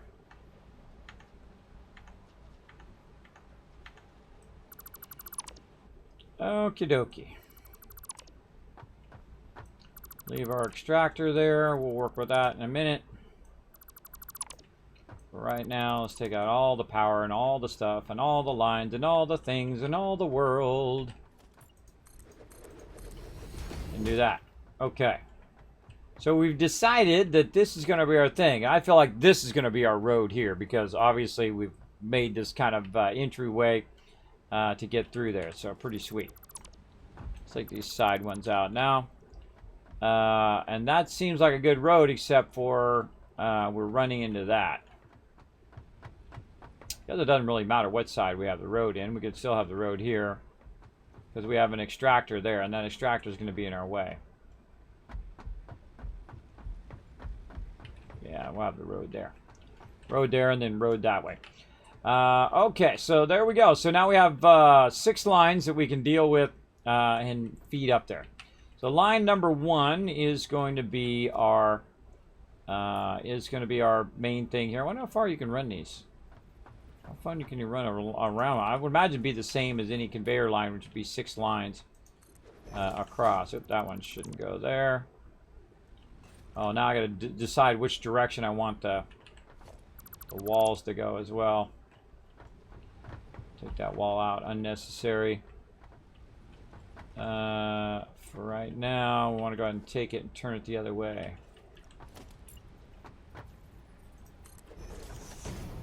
There we go. Let's say something like that. And this one's going to be along here. This adds a lot of infrastructure. But that's what we want to do. We want to build a factory within a factory here. We want it to run all the way out to here as well.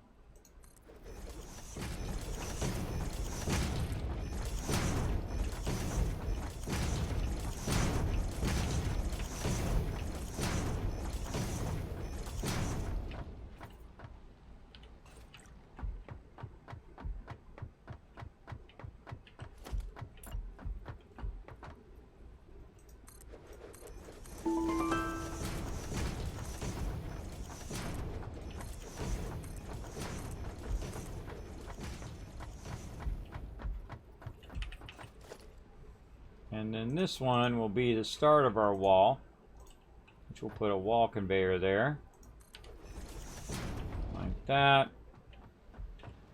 And we're going to reverse. Probably reverse the direction of this to go the other way.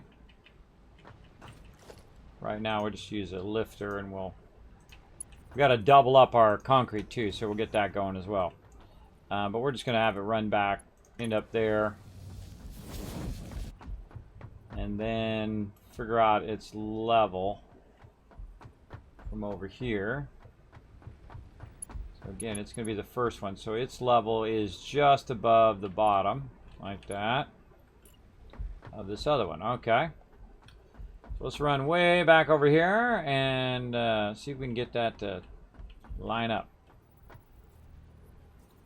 Let's say right there. Coming out of there, going in there. Perfect. All right, awesome. And then we're going to say 1, 2, 3, 4, 5, 6. So in theory, right there. That's a GG. That is a GG. Let's try a 7. 1, 2, 3, 6. Oh, it's already there. All right, 7. How do we do on 7? Because normally you can go a maximum of 6. Yeah.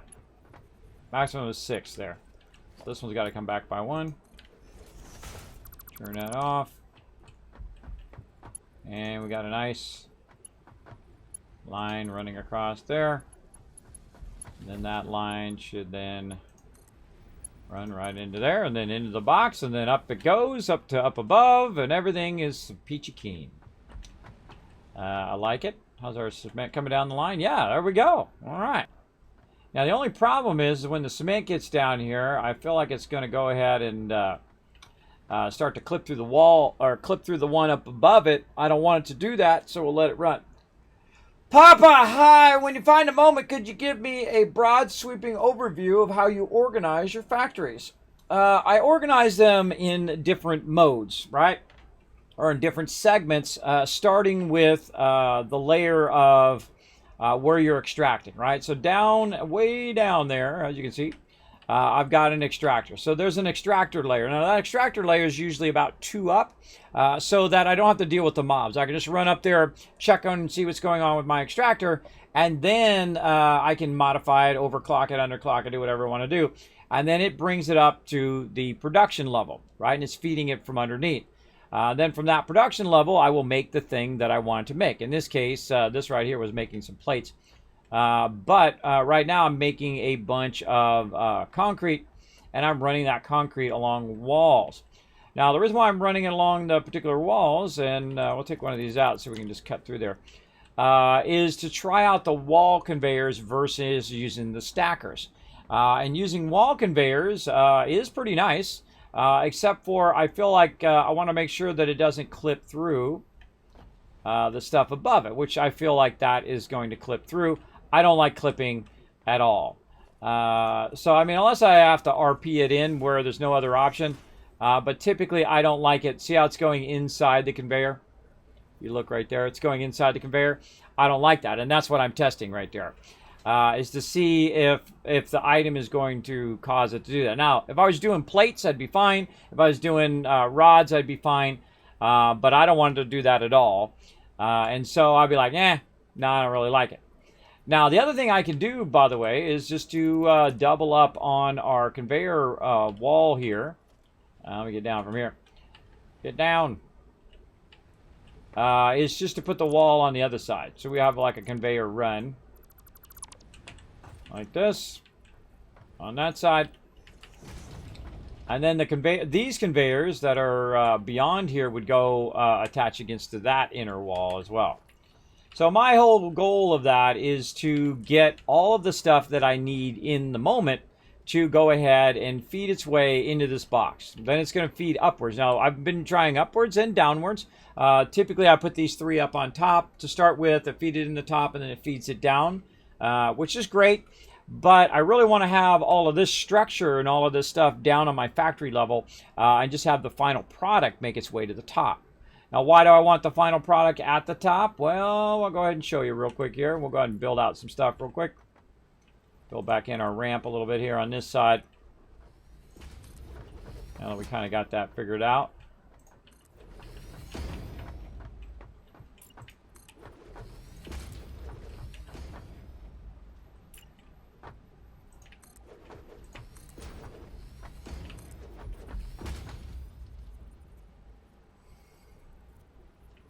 Come on. There we go. So what I want to do is I want that to do all of the work down there and then feed it all up to my hub. Now, why am I feeding it to my hub? Well, it's working already. I can tell you because I can see that it's already coming in there. So I don't have the overhead of having these stacked really high. And you can see this is typically how I do it. I'll stack it very high like that. Bring the lifters up and do all of that. But if I do it down from down below, I don't have to run the lifters as long. It doesn't take as much resources. It definitely kind of reduces that overall maximum lifting that I'm doing, as well as it's also storing extra amounts of it down below. And that amount I want it to feed up to the top part. Now, if there's overflow, and this is already filled up and I have enough to fill up all of those boxes, well, then I want that overflow then to run into the awesome sink. And the reason why you want to run into the awesome sink is so that you can buy stuff from the awesome shop. Right here. Cool. And in the awesome shop, they've got a bunch of different things, attachments and stuff like that, which I've already unlocked. Some of that, as you can see, that's grayed out. Vehicles, organization, like walkways. What we got? Oh, we should get into factory railings too. We get into those. I don't really like these stairs. I think there's something really cool you can do with the stairs, though. We found out you can put the foundations in the middle of the stairs so you don't fall off the stairs all the time, because that sucks. But that really messes my vertigo. I'd rather use hypertubes myself, personally. Hypertubes are my jam. So basically what it's doing is it's feeding all the resources to me. Now, why am I feeding the resources to me? Well, because I'm the one building the stuff. Why do I have to go run across this side of the factory and then get the thing that I need? Instead, bring the stuff that I need to me ahead of time. Like right now, we're working on concrete. So we want to go ahead and bring our concrete to us, and we want it to just keep running and running and running. Now, my other idea for my factory is to not have it... oh, it had a bunch in there. I actually cut off the power. Is to not have it messy, to have it what's called spaghetti. Basically, when you're running the thing everywhere and not really organizing it and making it look good, this is more of a, hey, it looks awesome because it's running along the wall and it's not running on the ground or it's not running in stackers. That's really what that's for. It's just the cosmetic part of it. right? There's like multiple layers to this game. First, there is the mechanics of the game. How does the game work? How do you do the math? How do you make it efficient, right? Then there's the building to make it work, right? You do all the math, and then, okay, how do I get it to where I want it to go, right? Then that's the second part. Then there's the third part of it, which is an unspoken part of the game, which is how to make it functional and beautiful at the same time. How can I make this run beautifully over here without running into the one up above it, which I don't like at all. I don't like it to run into the one above it. I'm not going to have it run into the one above it. Too bad. I'm going to go ahead and take that out. And so I just tried that, and I didn't like it, so there we go. Now, the other thing I want to do is I want to go ahead and bring some rods, and I want to bring some plates in there as well. Now, my plate production was right here, and you can see it running a bunch of these into here. And you can see that it was doing my plates. And that's okay. But we want to go ahead and clean this up a little bit now. And because my production of my plates could be way higher now. And the production of my concrete can be way higher now. Right? So that's really what we're working on. We're working on the ability to streamline it, make it look nicer. But also upping the production and then having the ability to expand later on or increase the speed of what we're doing. Oh, I ran out of resources, or ran out of space in my resources. And this is going to be just a temporary one that I dropped down just for me to throw stuff in there. There we go. Sort that out. Put that in there. Put that in there. Put that in there. All right. Nice. Oh, we should probably take a little bit of that out, though. We're going to need that. There we go. So basically, that's what I'm doing. I'm creating it in 3 different layers. The first layer, your extraction layer. Second layer, your production layer. And then your upper layer is your kind of feeding layer where you're feeding it into the main part of your factory, which is what I'm working on right now. Now, how can we do that but yet use walls and conveyors in a much more elegant way, which is what I'm doing right now. Now, I've got the rods already set up over here and working. But again, eventually what you want to do is you want to work horizontally first, right? Where you're doing this. This is what I call working horizontally. So it comes in the back. It's on the ground. Okay, cool. You split it. You put it into your smelters or forges, as I like to call them. And now you got your smelters going on. Then from your smelter, it's then splitting and then going into your constructors. And then after your constructors, of course, remerging together and to make it more efficient, and then running that off to your boxes or running it into another part of the factory, maybe to make screws or whatever it is you want to do, right? That's a very efficient way of doing that. Now, there's another way of doing that, and that is to convert the raw resources and then deal with all of the resources based on what you need for that particular thing. Now, when you get to the dual boxes, that's a really great way of doing it. Like right now, I've got a ore node right here, right? An ore node that's coming up from way down there and coming up into here, and it's coming up here as raw ore. Now, there is nothing else that I'm going to smelt this down into. I'm going to smelt it all down into iron ingots. All the iron is going to become iron ingots. All the copper ingots. There you go. You see a pattern forming here. And then the cadmium, I know that the cadmium is going to become cadmium ingots. That's like a given.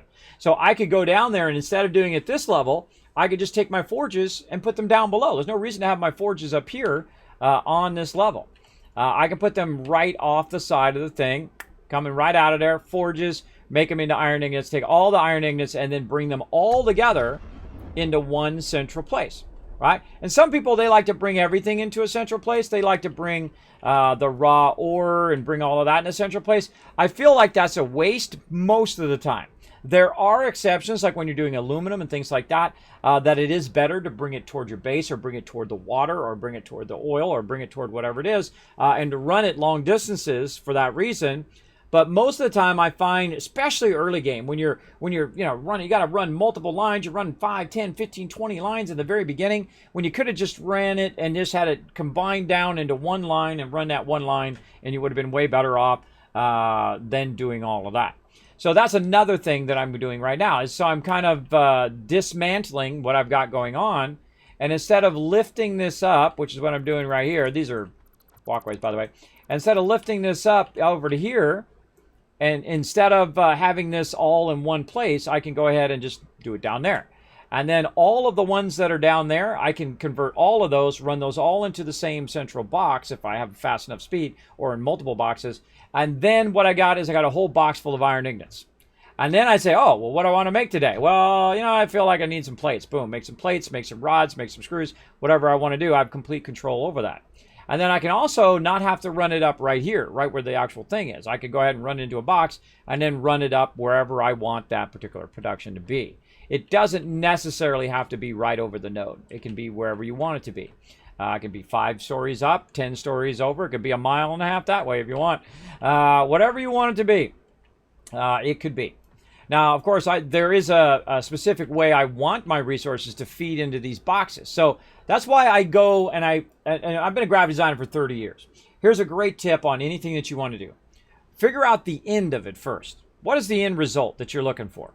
The end result that I want right now out of my factory is I want it to take the concrete, and I want it to run it along, and I want it to run into this first box. That's the hardest thing to figure out, is what do you want it to end up doing? So I want the concrete in this box, and I want it to run the concrete up by my hub so that I can use it for when I'm making stuff. And then the same thing here. I want it to go ahead and do plates, run that up, and then rods. Okay, so that's my end result. So how do I get to that end result? Well, first I put my boxes in, I do all the stuff, so it goes up there, building some nice walkways and all sorts of pretty stuff up there. Okay, cool. The end result is done. Now I'm working my way backwards. And then, okay, how do I get the concrete in there? Okay, we'll run it over here. We'll try some wall attachments. We're running the wall all the way back. And now I'm way over there where my concrete is. Now it's making the concrete over there. It's extracting the limestone and then making it into concrete and running in this box. Now, wait a minute. What if I want to use my assemblers now, right? So that's a single resource. If I want to use my assemblers and then take it and run it into something else, I can then use the outputs of the dual boxes to run it to wherever I need it to go to do those more advanced things, right? So I can say, hey, wait a minute. I want my factory to have all the basic stuff on this side. And then when I get to assemblers, I want all my assemblers on this side, right? Really, whatever you want it to do, right? It's up to you. The game does not have a set rules, well, other than some of the numbers and whatnot, but it doesn't have a set way. You don't have to do it anyway. It's your game. You can play it however you want. If I want my stuff to end up like this, right by my hub, well, that's my way. It's my game. I can do it however I want. There is no wrong way to play it. Some people are going to tell you it's wrong. You're going to be doing this. Some people are going to be in there and they're going to be doing this kind of stuff. Well, I'll do this. I'm going to put this over there. And I'm going to grab, hold on, let me grab that again. I'm going to take this, I'm going to run that over there, and then I'm going to take this, and I'm going to run it up on top of this thing, and you know what, I'm going to run it up there like that. You know what, that looks good. I like it right here. This is where I want my thing to run, just like that. I'm going to run it out of there, I'm going to run it across there, and I'm going to turn it around, I'm going to run it up and run it around, and, you know, we call that spaghetti city. Hey, you want to do that? You go ahead and do it. You know why? Because it's your game, you do whatever you want. Now, there's a lot of ways of optimizing the game that I really enjoy. And that is what I'm doing right now, optimizing this.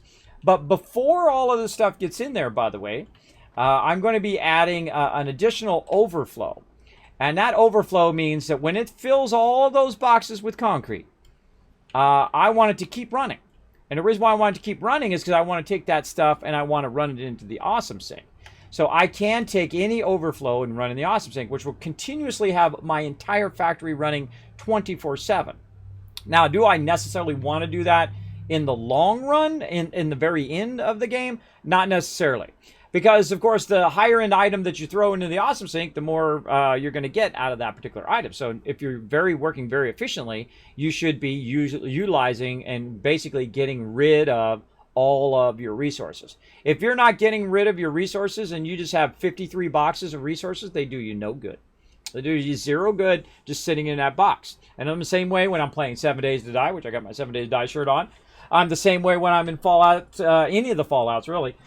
Just if you have a million caps doesn't do you any good. And you're like, well, wait a minute, Kismet, I'm rich. I got a million caps. Yeah, but if you don't spend it on anything, it's useless. It's just a bottle cap. That's all it is, right? It's just a unit. It's just a space buck. It's just whatever it is. It doesn't do you any good sitting in that box being unused. But the reason why I put it in a box is so I backlog it so that when I do need it, it'll be there for me. And that's an important part of that. Now, another thing that we need to work on is our power structure. How do we want to run our power? Now, I've got these new little connectors that are awesome, by the way. Absolutely love them. These are these wall outlet. We got a single wall outlet and we've got a double wall outlet. Now, the first thing we need to think about before we get into any of the power is where the heck is our power coming from? That's always the thing, right? Start at the end, right? And you're like, well, Kismet, the power is not the end. That's the beginning. That's where it generates the power. In this case, it's the reverse. That is the beginning of where your power is, but ultimately all lines lead to it, right? So it's really the end if you think about it, right? It's the end of where all your lines go to. So you got to think that out ahead of time. Where's it coming from? Well, in our case, I have a bunch of coal going. Now, of course, eventually I'll get into the higher end power. We'll do nuclear power and we'll do oil power and whatnot. Doubt we're going to be doing that today. But we got to think, okay, where is our power coming from? And guess what? It's coming from way down there. Oh, can't see it from here. We got to go over here. It's coming from way down there. And how is that power getting to our factory? There it is right there. We got 12 of those babies running down there and they're running, beautiful, perfectly. If I make spaghetti, how do I get some meatballs? Oh, spicy meatball. I don't know. Call up Olive Garden. That's out. Let's see. Look, I just gave him a shout out. All right, there we go. Stream Raiders, battle time. All right, let's do a battle while we're talking to chat. Interesting. So you aren't leaving the simple part infrastructure intact. You are building it on the fly as you need it. Sometimes I, what I call retooling. And I'll talk about that here in a second. Let's do this battle first. And I'll talk about retooling your factory.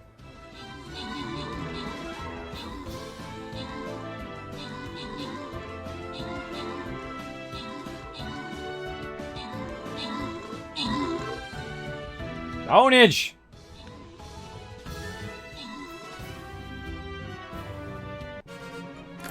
All right, nice stuff, nice stuff. Oh, 50 gold going to Bo again. Look at you, Bo. You're rolling in the cash today. Big P Daddy coming in. Overall MVP. Look at him go. Oh, guess what? More gold for you guys. More gold for you all. All right. Dropping a Wasteland Tycoon right there. We're going to go for another win. Get you guys more loot. This is a little fun little side game we play called Stream Raiders. It takes a minute or so. And everybody in the chat's playing it right now. So if you want to play, it is free to play. It's very fun. You can play in your Chrome web browser. You can find the link right there in the chat. You can find me, your captain. There's a little point where you sign up, and then you go search for your captain. You look for Kismet, Kismet. Then you'll see the battle board, which is this thing right here. And then you can place your units down. Look at all the peeps placing the units on the side there. All right, so you place our units down. Man, we let it run for about 30 minutes, and then we battle. Pretty fun. Pretty fun. Speaking of, let me start my timer there. There we go. All right, so again, so our power's down there. So that's actually the end result of where we want to backchain all of that power. And right now, that power is running along the edge, and it's going along there, and it's coming up across there, and running and so on. But I want to think of in that power in terms of the long term of that power. Right now, we're making a bunch of different things we need for our next level of stuff. We're bringing up our quartz over here, but this quartz up here doesn't need to be converted up here because the quartz only turns into basically one thing, and that's quartz crystal. So I could be doing quartz crystal at the lower level. In fact, I shouldn't even be doing quartz crystal over here at all. In my opinion, I should be doing quartz crystal where the quartz crystal is, because there's no reason to run a whole bunch of quartz crystal, raw quartz crystal, all the way from over there. You know what I should be doing? I should be making the or running the raw quartz. I should be making the quartz crystal down there, right where the extractors are. And then I run the quartz crystal where I need to go in the rest of my factory. So I've already basically done one step of the total process. Instead of running all this raw ore across the entire thing where I got to do multiple levels and all that stuff, you should do all of that stuff at the node, in my opinion. And because it just reduces your time, your effort, the amount of time and effort that you have to put in to that particular thing to make it work overall in your factory. Now, if you think of it in terms of upfront time, you can do a lot of upfront time, meaning you can put in all that structure of all that stuff, and then later on it'll pay off in the long run. I prefer not to have to do a lot of upfront stuff. I feel like in the long run, you're going to retool your factory anyway. Now, what is retooling the factory? Retooling the factory is kind of like rebuilding the factory, but without having to rebuild it. And you're like, well, wait a minute, that makes no sense. Sure it does. So when I'm running my copper, for example, over here into these machines here, right?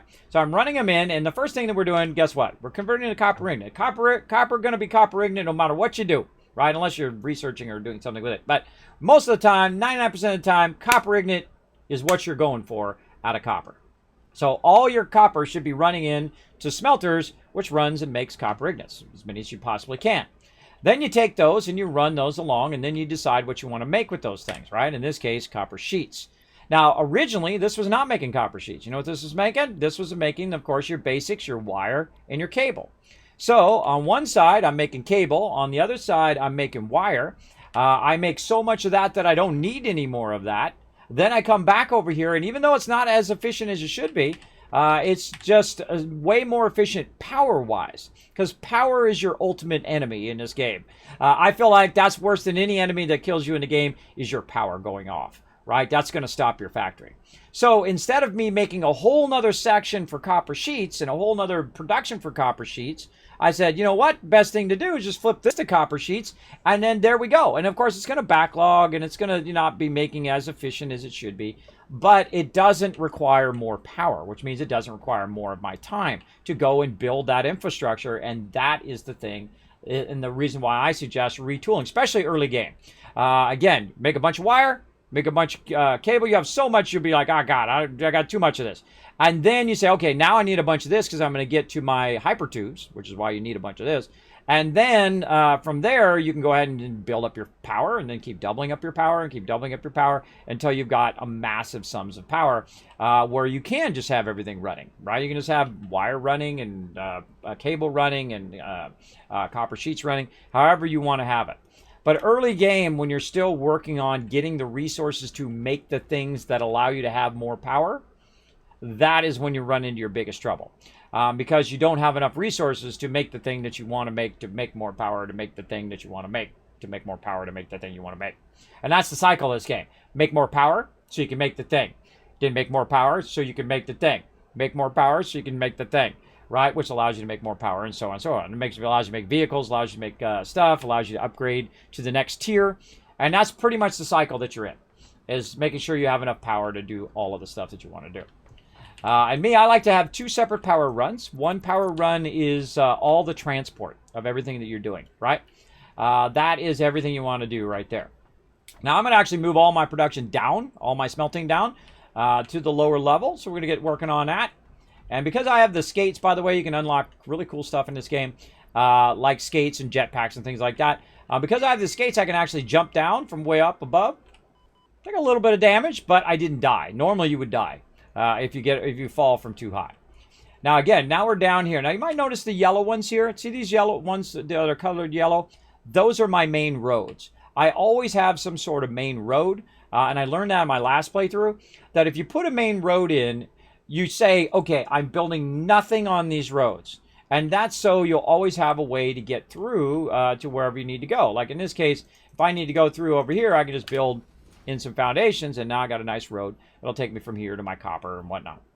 All right, so over here we've got the most wonderful thing in the world, to me anyway, as a builder. These are all pure nodes. That's 3 iron pure nodes. Guess what? That's number 4 iron pure node. Over there, copper pure node. Over here, limestone pure node. Yeah, awesome. Because I'm in the more advanced starting. I'm like the 3rd one over. So if you're picking the 4, because there's the first original 3, and then there's the new one, which is the desert one. We did the desert one last time. It was a lot of fun too. But we basically did the 3rd one over, which is the more advanced start. Now, why is it a more advanced start? Because you can't build horizontally. You can't just build straight out. It's not flat. You got to start building vertically. So that definitely takes a little bit more. But of course, you've got a limestone pure node over there that you can just go ahead and start firing that sucker up. Makes tons and tons of concrete. And bada bing, bada boom, you're good to go, right? You're good to go.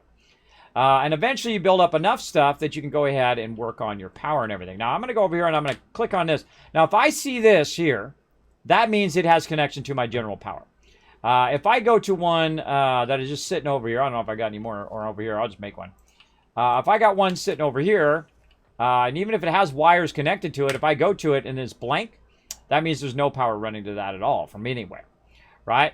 And you might have it connected. You're like, well, Kismet, no, I have it connected to all my stuff. Oh, really? Okay, so you got it connected. Oh, I got to take it off. I got to take this line off. There we go.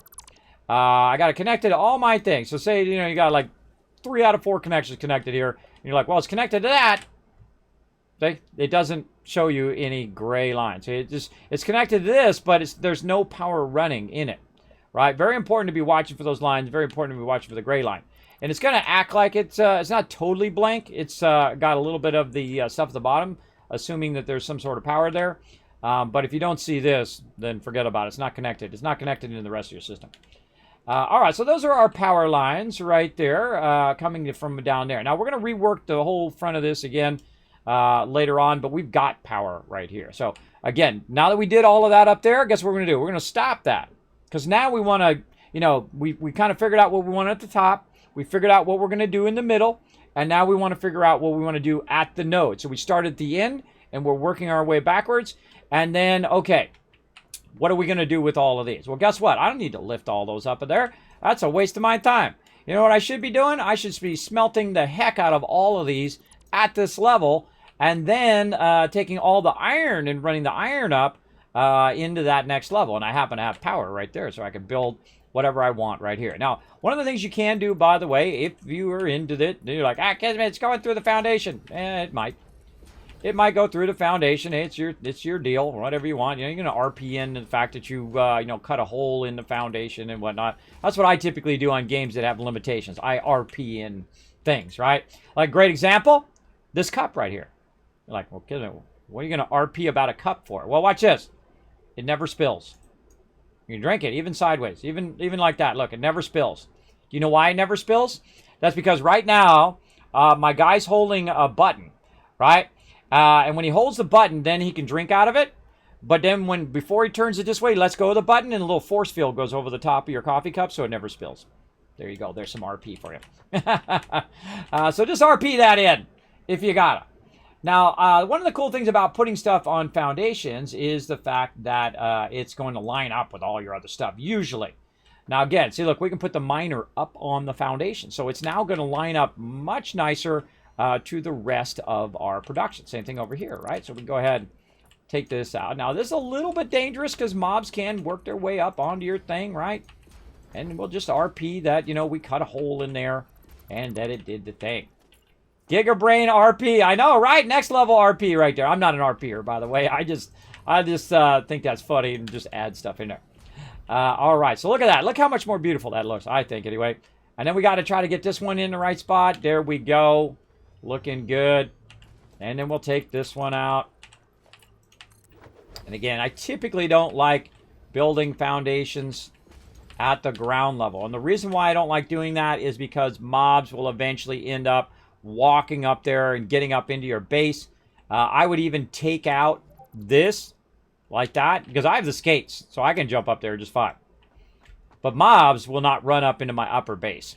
I don't want to be sitting there doing something and I turn around, boom, get blasted in the face by one of those big giant mobs that thought, hey, I'm going to come up and I'm going to own you. I'm very much into security of my base as well. All right, so there we go. We got that going. Let's go ahead and get our next one going over here. Oh, we're blocked by our upper foundations here. Let's go ahead and move a little bit of these out of the way. Let's get this out of the way. We can rework all of this later on. Now, my original foundation, this whole entire base, the way that it is right now and the way it's oriented, the angle of it, the distances of how far it's up or whatnot, started from that piece right there. I just randomly said, this is where we're starting. And that's it. Boom. And then I ran that all the way up, and then I made all the frames and all that stuff, and then I ran it all the way down. And then not only did it from there, but I also ran it all the way to all my other stuff so that it all aligns itself. Now, the one thing that doesn't align itself to the rest of my base is my power over there. My power is actually aligned to the side of the water. But eventually, I will actually go in and align all of that stuff so it aligns off the whole entire grid that I established with this piece right here, with this very first piece. And I like to have it all straight and all aligned and all that stuff so that when you're running stuff and everything runs straight and runs aligned and all that. But that's what this is right here. That's what that originally was. All right, and let's go ahead and put this in here. We'll grab this, and we'll do this. Now, I'm going to go ahead and take this, and I'm going to turn it that way. Now, it's not perfectly aligned in the center of my thing. Now, one of the things you can do at the very beginning of the game is go in and pick which one of these you want to be your center line, right? And then you put your foundations in based on your actual extractors. So you can work forward from the very beginning, and then all the rest of your stuff will be aligned to that very first one. Now, that doesn't mean it's going to be aligned to this one. It doesn't mean it's going to be aligned to that one over there. So it doesn't really matter in the end. What really matters is how you want it to be. That's all that matters. All right, so we're going to go ahead and just take these here, and we're going to align these and try to run these all together. So the first thing we need to do is not make a box or not do all of that. Is just bring it right out of the thing and smelt the heck out of it. Right, so straight out of here. Boom. Straight out of there, smelt that into iron. Right? We want that to be an iron ingot. Right here. But how much is this coming out? It's coming out at 120. So we need to do some math. Right? 120, whoa, that's way faster than what it needs as an input. This input needs 30. That's 120. So this is when we start doing some math. Now, if you got one of these, because, you're never going to have a calculator in your pocket every moment, because, you should learn how to do that math, because you're not just going to have a calculator in your pocket constantly. Remember that when you were kids? Well, you're not going to have a calculator around all the time. You'll have to learn how to do it in your head. Oh, really? How about I even got a digital assistant who could do it for me? Hey, Siri, what's 120 divided by 30? 120 divided by 30 is 4. It's 4. Well, thank you, Siri. You are awesome. So there we go. So you don't even have to type it on the calculator. You just ask her and she does it for you. That's what I make her do, because that's basically that's like $1,000 timer is all that really thing is. And a little math for me too, $1,000 calculator. All right, so we can do 4 of these from this one node. Now here's the thing. This is not even updated yet. This is not upgraded. I just got the upgrade for this. This is going to be 240. This is going to be 8 of these that you can run out of there. 8 smelters I can run from this one. And then there's 8 more, and 8 more, and 8 more. So you can get a kind of a simple gist of how much production we can do just from these nodes here. And so that is going to take up a lot of our space up above. So there's no reason to do that up above, because this all is going to end up as iron. I can tell you, it's easily going to end up as iron. So what we want to do is we want to go ahead and just kind of expand our area over here so that we can do lots and lots of smelters. Now we can do them in a vertical fashion too. We don't have to just do them horizontally down here at the bottom level. But we're going to go in and we're going to take over everything. That's it. We don't want no beautiful trees up in here. We want factories. We want it to be a beautiful factory. Like that. Okay. Looking good. Now look, this used to be a road. Sorry, road out. I just take it out and put it back in again. Takes the coloring out, just like that. Easy. Easy. All right. Too bad. You're out. You gone. You're out. No ramps. All right. Nice. Okay, so each of these is going to be 8 of these. Now, how can we do that? Now, we could go in and we can run splitters and we can do all of that stuff and run it all at the bottom level. How often are we going to be down here? Not too often. Especially once you get all of your stuff feeding up. You're not going to come down here. This is going to be directly fed, by the way. This is going to be directly fed by your primary power. So this is actually the first area that's going to get power versus the upper area up there. Because this is going to be one of your most important areas too. Now, if you notice, I'm kind of backing this away from here. And that's because I've rotated the direction of where these are. And one of the things that I like to do is I like to be able to get up onto these up here. Whee, if I can get up there, there we go. And I like to run up and be able to click on these from up above. Right? So I don't have to go down below. I can just be up on that upper level. Right? And some of these I've rotated them in such a way I can't get to them. Right? So I like to rotate them. It doesn't matter which way you rotate them. I like to rotate them in such a way that I can reach them from up above. Look at that MK2. We're going to put that down here in a minute. So I can reach it from up above. So we're going to go ahead and try to get that to go back in there again. All right, come on. Where are you at? This way. A little bit here. Now look at how weird it acts when you're up above. All right, not allowing me to put it in there. Other clearance. You need a resource node. But if I get down here, then we're getting a little bit of snap, right? A little bit of snap, snap. It's kind of hard to know where the node is because obviously we covered it up. All right, let's try a little bit of that. Let's turn it this way. Doesn't matter which way it's turned, other than the fact that it might run into another one. Jump our way up here. Can we access it now? Yeah, we can access it from up above. So we can upgrade it, we can look at it, we can do a whole bunch of stuff to it. But this ground level is just going to be where I'm going to be doing my smelting. So I don't have to use lifters, I don't have to use all the resources for all of that, and I can access it from up here. It'd be nice if we could really get it close. But again, because of the way that I started my original base, the way that it is, so that it doesn't perfectly align to it. But it doesn't matter. If I align this one, that one's going to be not aligned. And then that one over there is not going to be aligned. Eventually, it's all going to be misaligned anyway. So there's real no reason to make it perfect. Though you can go in and use your things that we've been using today, which is pretty fun. You could use your walkways and try to fill this emptiness with your walkways. And I feel like maybe we could just go ahead and use our walkways now. Or we can jump down. I mean, hey, whatever my guy feels like he wants to do. Lies. We can just jump down. Or we can just use our walkways now to get out there as well. So then we can just turn it however we want. And just use our walkways to get access to it. All right. And in this case, I want it to turn the other way. So let's go ahead and turn it this way. Yeah, weird. It's weird that it doesn't work from up above. There's like a weird snappy point there that it should snap into, even though from up above. Yeah, see, I feel like I get close to the edge of the thing like that, and then it snaps in there. Pretty weird. Pretty strange, but that's just me. All right, now again, I rarely or never use these walkways, but hey, you know, they're kind of winning me over. They're kind of winning me over, right? You can do a little bit of that. Walk out there. Bada bing, bada boom. Yeah, that's nice. That's nice. I'm liking it. I'm liking it a lot. All right. Anything else we can get in there? This one we can get in. That one's going to be blocked. Yeah, we have access to it like that. Very nice. Okay. We got that going. Let's do the same thing with this one over here. We're going to send these all the same direction.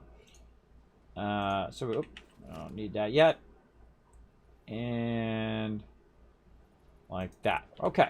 Send them all the directions so we can basically bring them all forward, and then we're just going to do a row of smelters. That's all we're going to do. Rows and rows of smelters. Now also what we could do is we could lift it up to the higher level and do rows of smelters instead of doing it at the ground level. Kind of feel like I want to do the ground level just because... Yeah, why am I doing that at the ground level? I can bring it up one level and then it'd be off the ground. I'm not typically a big fan of doing stuff at the ground level.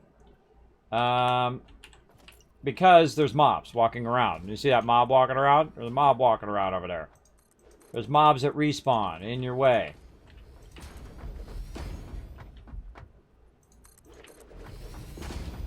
But you know what? Let's just go for it. Let's just go for it.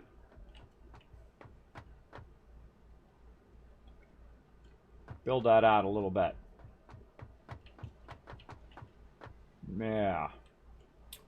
Build that out a little bit. Just put our smelters at the bottom level.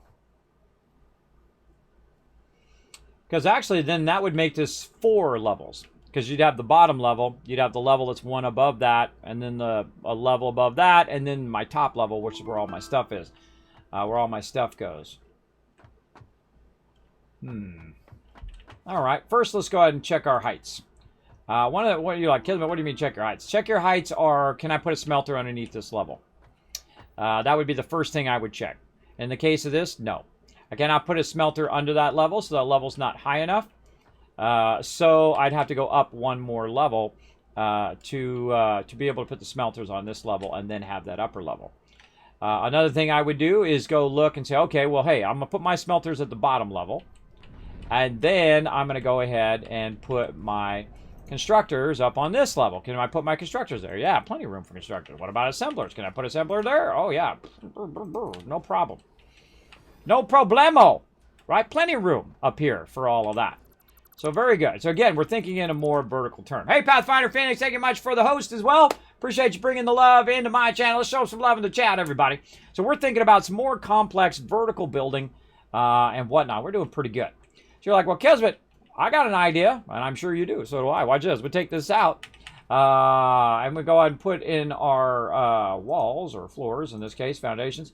We're going to use 8x2s here. Right here. We'll take this out. Now, I typically like using 8x2s. I like using the larger ones on the ground level. But typically, I will use the 8x2s because I feel like they're strong enough to hold up your factory, but not so large that they're blocking your ability to do stuff. So now if we go ahead and take our smelter, we try to put it right under there. Guess what we just learned? Oh my gosh, Kismet, next level, bro. Next level up in here. Oh, look at this. Oh, we just adjusted our things just a little bit. Now we can put our smelters right under there perfectly. Kismet, did you plan that out? Nope. I just happened to know that if I cut that in half, because it was just barely touching the bottom, I could get that extra little bit of space, and now we good. See, that those kind of game mechanics are my favorite stuff to learn. Is how do I solve that problem? How do I solve that problem without have to lift up the whole next level up? How can I solve it super easy? Well, the way you solve it is you use these smaller foundations. And I actually like them better. I feel like the other ones are awesome when you need them, but they are very bulky and huge, and they suck up a lot of the space in your factory, which is completely unnecessary, I think anyway. That's just me and my crazy ideas. But I love these 8x2s. They are beautiful. There we go. Nice. And let's go ahead and run this like that. Okay, that's good. I'm liking that. I feel like we've got enough room now for a lot of our stuff down here. So we could be doing 8, 16, 32. By the way, when I upgrade this again, this is starting at 120. This is a pure node. So I'm starting at 120. It goes to 240. And then when I upgrade it again, it's going to be basically double that again. So it's going to double 120. It goes to 240. I think it does. It doubles that again. Or it does another 120, 360. Or does it go to 480? I forget. I think it's 480. I think it goes to 480 if I'm remembering correctly. So it goes basically 120, 240, and then 240 to 480 if I'm remembering correctly. Don't tell me. Don't tell me. We're going to double check it when we get to that later on. Part of the fun is trying to remember. In my case, because I have sleep apnea, so it's really hard for me to remember certain stuff. But I can look it up, by the way. I can look it up because I got it on my spreadsheet. I'm the type of person that doesn't look stuff up on the internet. I'm the type of person that writes stuff down as I go along, as kind of like a little log of my journey through the adventure of playing that particular game. And then I'll write down, okay, well, what did I learn about this? Okay, this goes at this speed and that speed at different boost levels and whatnot. I love to write that stuff down. I call that the overseer, by the way, the settlement overseer for when you're making settlements or factories or whatever. I do have a link for it somewhere. Let me find it over here somewhere.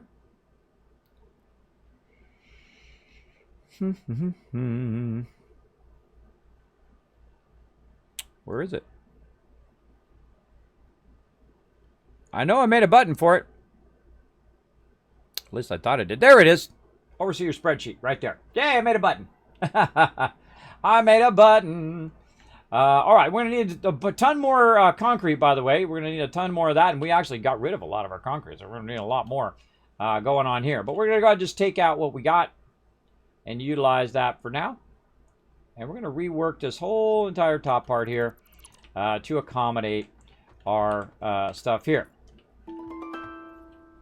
Okay, and we'll go ahead and see where the edge of this is. I think right here. Yeah. What I like to do, too, is go around the nodes, like that. Up above, so that I can go ahead and rework that node or whatever I need to do.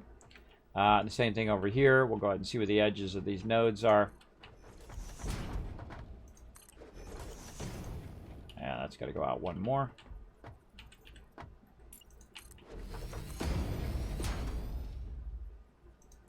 All right, looking sexy now. Okay. Okay. Not need to do that, but cool. And then over here, Got that going around there. Again, that allows me to walk up above and work with this without having to come down the ground level where there may be mobs and whatnot. But there's not going to be too much mobs here now because I literally just blocked them from spawning and whatnot over here.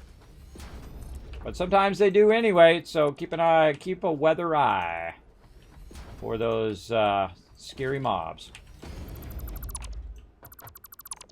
All right. Why am I dropping stuff? No dropping stuff. Okay, and again.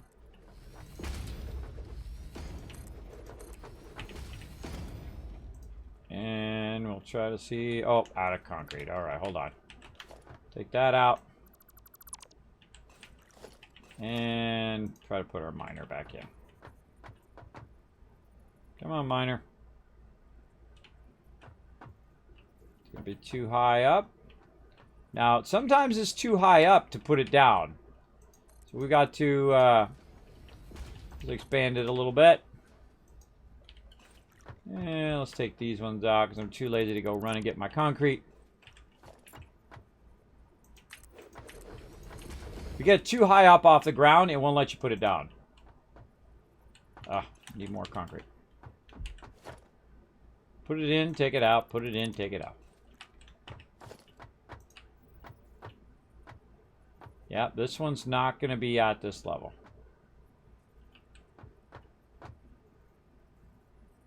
Doesn't let us bring it up. That's a bummer. That's a bummer.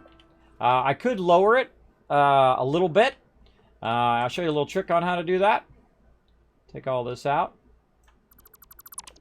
If you want to lower that just a little bit, actually, let's go back one more. There we go. If you want to lower it a little bit just to get that, again, we can go ahead and look at the miner. Maybe we can go right there. We'll say, okay, we want to lower it just a little bit because the foundations are not letting us build at that level. See how far up we are, right about there. What you can do is use your ramps. So you go and use your foundations, get your lowest ramp, like this, to just lower this area just enough. And then you go in again with your big boys here and feed them underneath. Just enough there that you're still in sync with all of this. And we'll run that just a little bit lower than the rest of our stuff. Run across there. To battle! Oh, it's battle time! Oh, so excited, so excited. We'll go get that going on here in a second. Oh, Kismet knows his stuff, bro. Kismet knows his stuff. Look at that. Ooh, and it even looks nice. Look at that little subtle thing right down into there. Kismet jamming today. We're going to have so many smelters in the middle of here. It's going to be insane. It's going to be insane. Build in the rest of those. All right, so there we go. So we had to drop it down just a little bit to get that going. We saw that so about this high is too high, a little bit more than half of a foundation there. We can actually take a foundation here and put it down so we can see its total level. So we look at it, we can see there's a bunch of rivets on the side, right? There's rivets at the top, they're on the side, or at the bottom. What the rivets are trying to tell you, other than the fact that it's holding the thing together, is that is the center, right? So that's the center of that. And again, we're going to do that battle in just a second. That is the center of that particular thing, all right? So that is what it's basically telling us here, is that we're a little bit too high off center. And so we brought it down just enough so that our foundation's not really high up and not doing that. All right. So that's what's causing that, is the actual foundation's up too high when it comes to the node. And you can always adjust for that. All right, let's go ahead and battle. Off we go. We've been doing lots of battles today. We've been having lots of fun. That's why I got my thing that says, to battle. Very fun.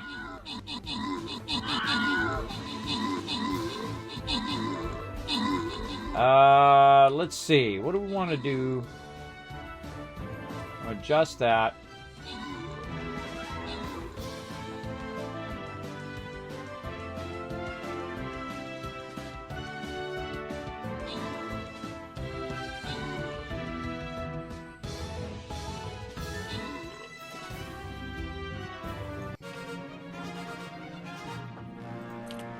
All right, open the captain's chest, slide you guys some love. Bam! Lord Stompy getting himself 50 gold. Kellum Mall getting some extra loot. Rotisserie G coming in overall MVP. Oh, it's another boss. That's 2 bosses in the same day. What the heck? What the heck? Let's do it. We're going to run a little over. We're running about 15 minutes over. Let's do it. I don't have any meetings today. Today is what? Today is Wednesday. Okay, we'll run over. Let's do it. I'm going to go ahead and put down, you know what? I think you guys got this. I'm going to go ahead and put down Norbert. Right there. I'm going to heal you guys. You guys get all the kills. You guys get the assists. You guys get all the loot. I'm good. I got 18,000. I'm solid. I'm good over there. For sure. Stream Captain? Yes, we just did it, Semaphore. You don't have to remind me. You know why? Because I have a thing that goes off and says, to battle! I have a thing that comes up and then it blinks off to the side. I have on a separate monitor. So there we go. Woot! Oh, Kismet Fallout 76, so much fun. Thanks for the key. You're welcome, Lord Stompy. It is super fun, isn't it? I feel like if you get past the fact that it's not a Fallout 5 and you don't set your expectations incorrectly, I feel it's a really fun game, especially when you're playing with your friends, right? Yeah, I really feel like any game with your friends is fun. This game is going to be really fun when they come out with private servers because you know we're going to fire one of those up. We're going to have the mega server and we're going to all come in here and be building factories and doing all sorts of fun stuff together. It'd be pretty epic. And that they said they were going to work on maybe next year. So by next year, or don't count me to that. I don't have any inside information that's going to help you know when that's coming out. So, but they did say they're going to work on it. So pretty awesome. All right. So we're going to go ahead and make ourselves a few extra of these over here. We're retooling our factory over here. We're kind of replacing our stuff. We're working on our foundations. We're working on our different levels. We're going to work on very heavy amount of smelting at this level. And then we're going to take all of that. We're going to take it up to the next level. And that's going to do a bit of that production. And then that production is going to go up to the next level, which is going to do more production and so on. Some of it is going to make the thing I want and then go up to the next level. And some of it is going to go into something else, which is then going to make that thing, right? That's how we're going to do it. That's kind of my tier of stuff. You got your raw resource, your resource that it turns into, which could be the thing that you want, like in concrete. That's the thing I want. But the concrete also can combine with other things to make other things like frames and things like that, modular frames and so on. So we can go ahead and line this up perfectly. We can make it a whole horizontal thing. We can also make it vertical too if we want to, where we could put one level of smelter on this side and one level up above and so on and split it and run it and whatnot. But what we want to do right now is now that we have this kind of squared away, is we want to start to upgrade all of these. And I feel like that's always when I retool every single one of my playthroughs is at this point when I'm starting to upgrade this. Now look at that. I don't have the resources for it. Why? Because that's the way this game goes. That's the way the game always goes, that you're out of the particular resource that you need at the particular time that you need it, and such is the way it goes. Now, way out over there, I've got a ramp. So we're going to go ahead and go for a little walk. Maybe have a little coffee on the way. Check out this bird. Hey, what's up, little bird? Have a good flight. Maybe a little more coffee. Look around a little bit. What's up, everybody? Hey, Fred. How you doing? Enjoy. See ya. Now, the reason why I'm walking right now is, one, I don't have my hypertubes set up from down there. Number two, I need some resources. So we're going to run up here, and this is my central junction of my base. Now, normally I have it 3 high like that, but I'm coming into the wonderful world of feeding stuff from down below that ends up right here. So hey, there's some concrete already there. Cool. Let's grab that. We're going to need that. And a lot of my resources, by the way, I've thrown them away into the awesome sink. But we still got a little bit of them over here. We've got some screws there. We've got some cadmium and whatnot, and sulfur. And a whole bunch of stuff that we threw over here, including rods and whatever, that we would need to make the stuff that we're going to make. We're going to go ahead and just pull out some of this stuff here that we're going to need to kind of rebuild what we got going on. Ooh, lots of rotors in there. Very nice. Anything I'm looking for in there? How am I looking on my rotors? I'm looking fairly good. Let's put some, take 100 out. Let's put 38 back. There we go. Very nice. What do we got over here? Oh, more plates. Yes, yes, please. More plates, please. Take some bunch of those. What else we got? More plates. Yep, we'll take them. More plates over there. Man, we got a lot of those reinforced iron plates. Somewhere we've got a whole bunch of these modular frames too. And we can also just make it. If we want to make something like, hey, we need some encased industrial beams. Let's just make it. Now, you might have noticed also, if you were paying close attention, that I did not throw away the steel parts. The reason why I didn't throw away the steel parts is the next stage of the game that I'm in, that I don't want to throw those away. I want to keep those because I'm going to be making a bunch of these industrial beams right here so I can upgrade all of my stuff. And so we're going to go ahead and grab that. We're going to go over here. We're going to look over here. We're going to take a look down here. We're going to jump right to here. Oh, what are you going to do now, Kismet? Oh, I'm just jump down to this bottom one down here and be just fine. Then jump onto this, and then GG. Good to go. Good to go. Now I'll come back and do all my transport systems. All of this stuff will be out, by the way. All of that's going out. All of it will be out, and then we're just going to be gearing it up to a whole nother level. There's Fred down there walking around again. And then, of course, we've got our ramp that goes up there and all of our stuff out there that we just took that ramp. Now, over on this side, where we were working, is our stuff down there. Let's go. Oh, that's probably a death right there. That's potentially a death. Let's go over this way.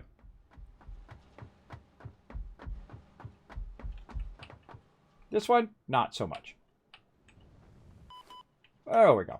We're good. Again, I got the skates on, so that allows me to jump down without dying. I take a little bit of damage there, but I'll be fine.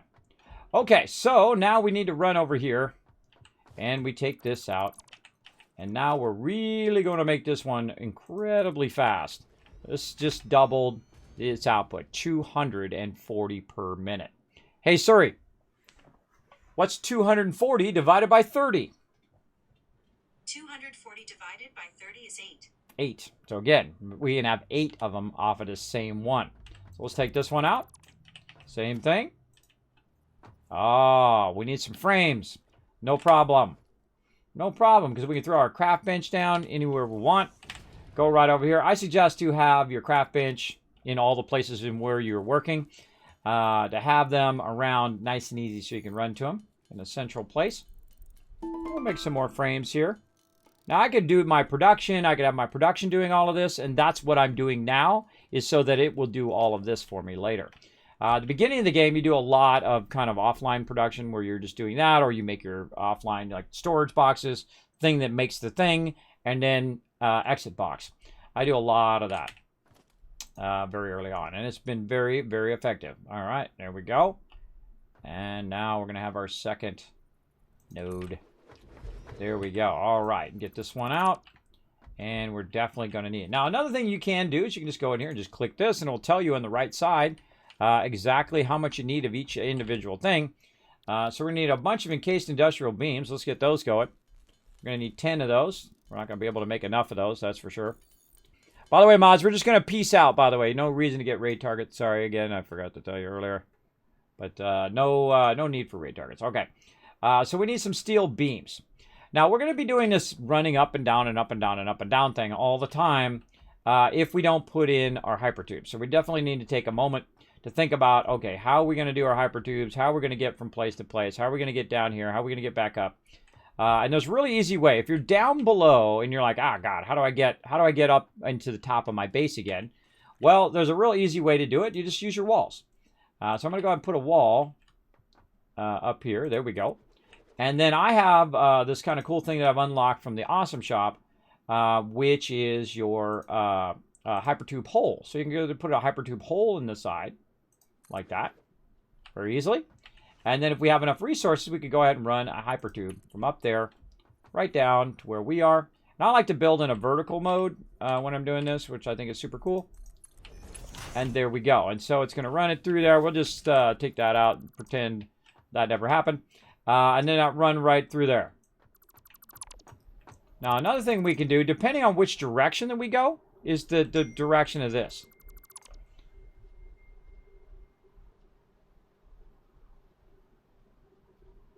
All right, making sure my wife's not buzzing me. I'm trying to be a responsible parent. All right, let's do it.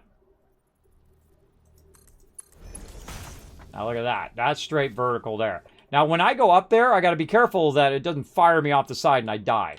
But I've got a whole entire thing, quickies that I can use for all that stuff that I just did. Now, I just happen to be by my primary power, so it's going to make it nice and easy to get that hypertube going. And then in we go. See, nice, easy way if you have the resources and you have your hypertubes to get up to that level. Now, I want to go up there. Guess what? Same thing. Really easy to do, especially when you have your walls in and you get that special spot or special item. Again, I love retooling the base, readjusting the base so that I can get around and get to wherever I need to go. We need a hole first. Right there. All right, there we go. And then hypertube.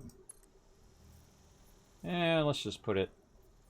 We don't want to put it that way. We're going to get launched off of there. Let's put it this way a little bit.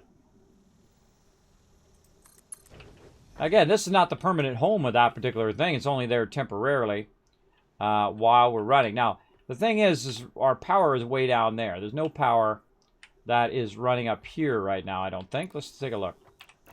Nope. This one? Nope. Oh, wait. No, that was working. So this line right here is actually working. The orange line, which is my production line, actually has power. My actual transport power does not have power. So we can just go ahead and tie that into there for now. And now all my other hypertubes that I have running around, those are working great. But eventually we want them to be separate. But for right now, again, we're retooling the factory. We're good. What am I missing? Oh, I'm missing a little bit of that. All right. We'll make another one. We're on it.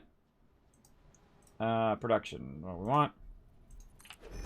How we doing? We're got 5 more minutes. All right, let's do it. What do we need? We need more of that, and we have plenty of that running over here. Yeah, and this is why I don't throw that away. That I'm going to use all of that up. Easy. As I'm making hypertubes and things like that, or making, in this case, encased industrial beams.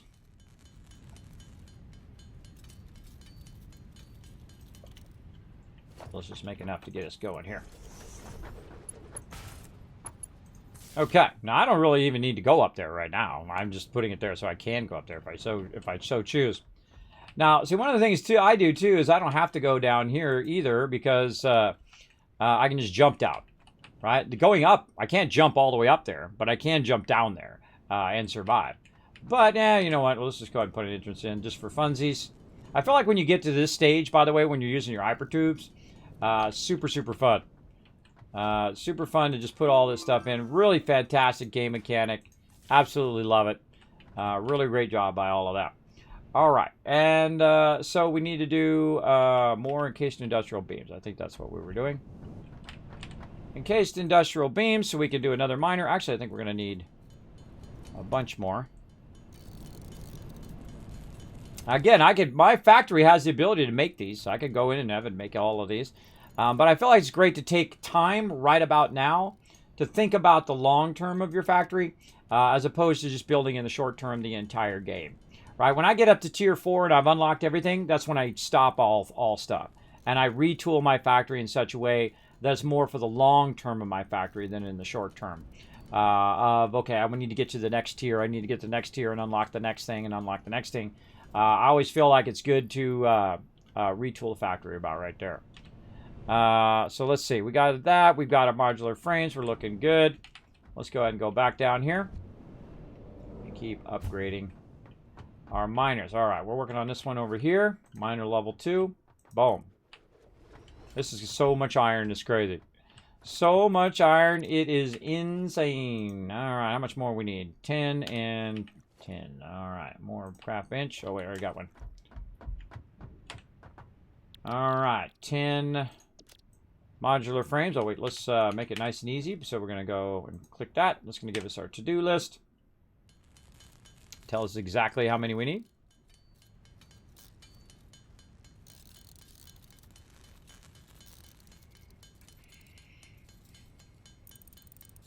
Get that going on. Understood. Awesome.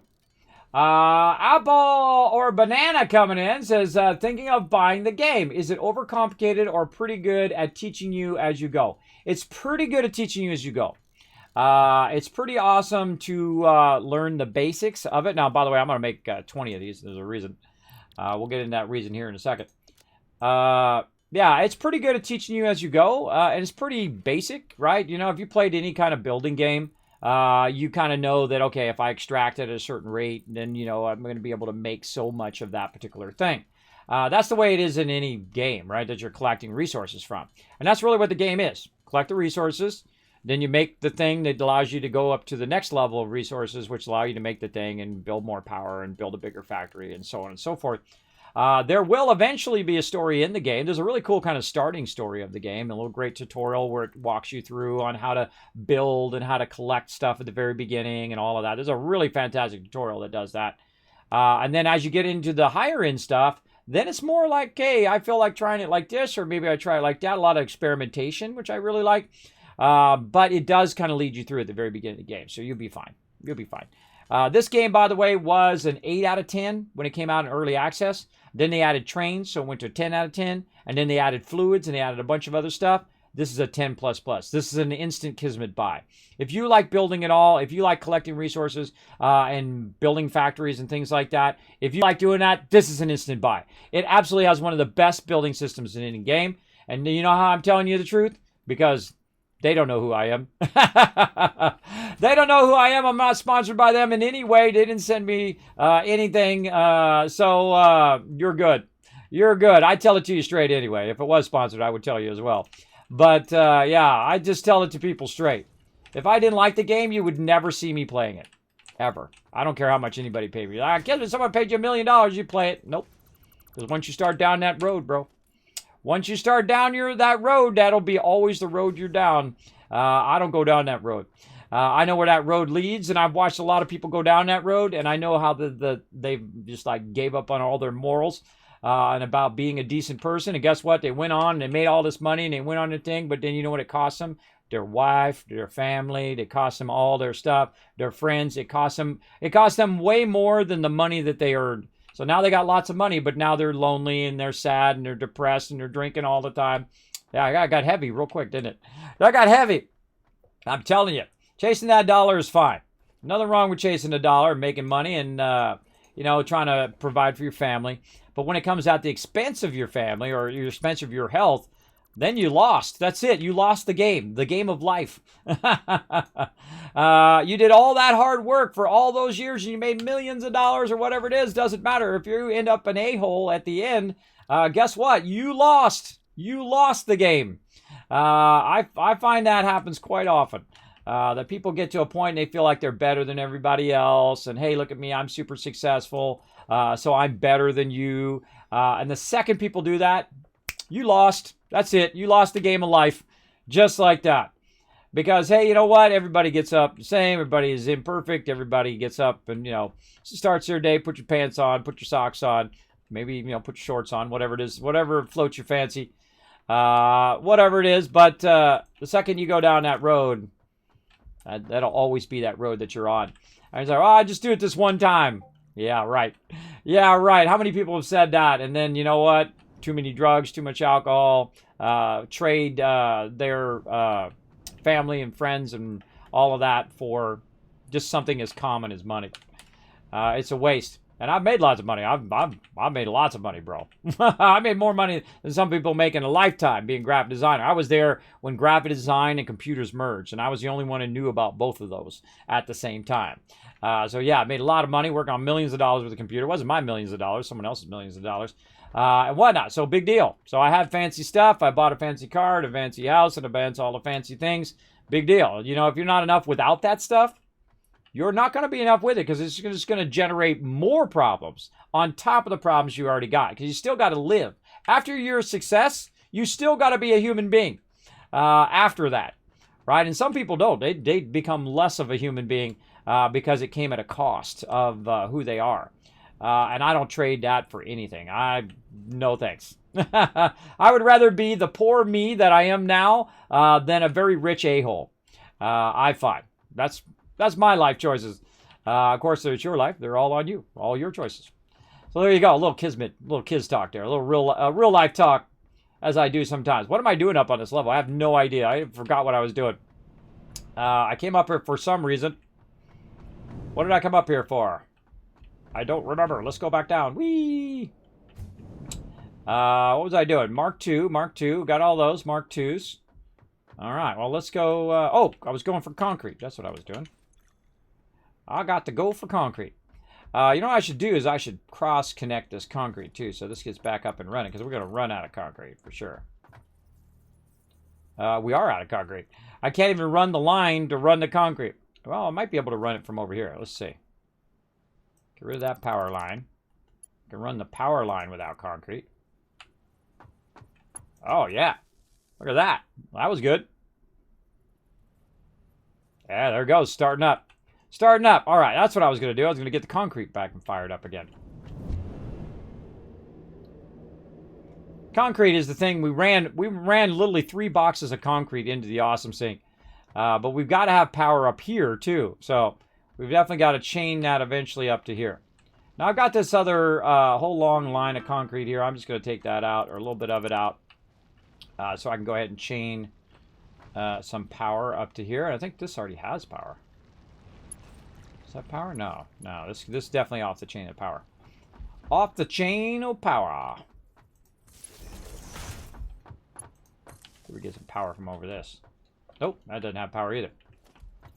That's feeding in, pushing forward into here. This is off power too.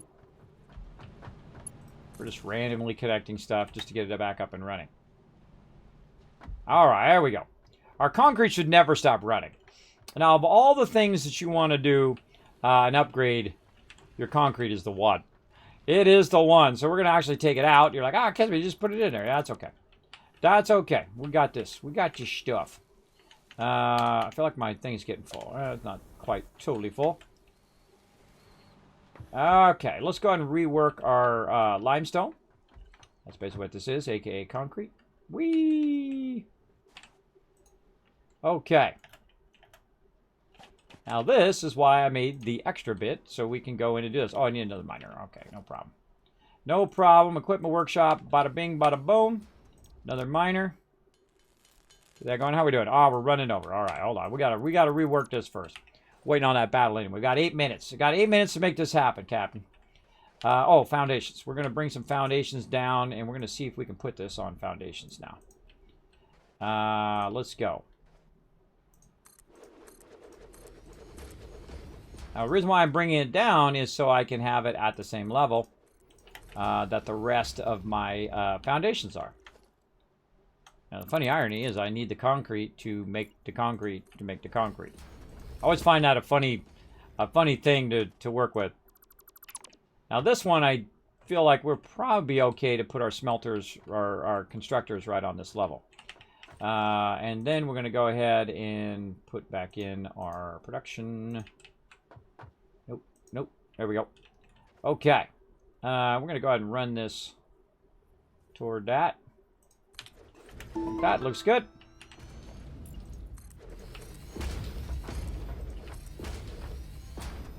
Okay. Again, if you're going to do this, make sure you got a lot of concrete laying around. Now, I just happen to know, way down over there, I've got a crazy ton of concrete. Now, I also might want to take this level and connect it to the rest of that level over there. I'm not going to do that simply by just scalping, holding down control, by the way. Scalping some of that, whoop, and then using it up here to run this along. Now, do I want to run this as 8x4, right? That's the thing. I like to do it when it's going into the ground, but the second I get off of the ground level, that's when I like to go and do my 8x2s. Which are way over here. A little too far out. That's okay. I'll just click on it. I'll just click on it. Oop, nope, not the skinny ones. Now, I like the 8x2s. If you do the skinny ones, I feel like there's no way that's going to hold up a factory. I don't know. Maybe it's made out of some magical metal that's going to hold up that machine. I feel like it would start to bow. You know what I mean? You put a big old, 2-ton, 5-ton, 50-ton item on that. I feel like it's going to start to bow and fall out. That's just me and my crazy ideas. I don't know. That's just me. And there we go. 8x2s. I'll bring this forward.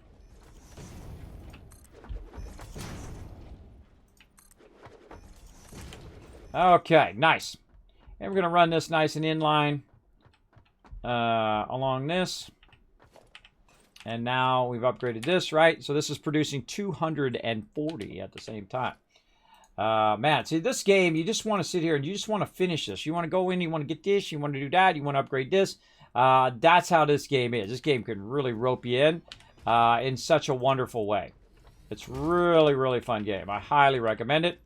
If you're on the fence, you can buy it on Steam. You can buy it on Epic Game Store, whatever your favorite thing is. All right, so I'm going to make this go out a little bit here. And then I'm going to YOLO up there. Like so. And then we're going to run down here.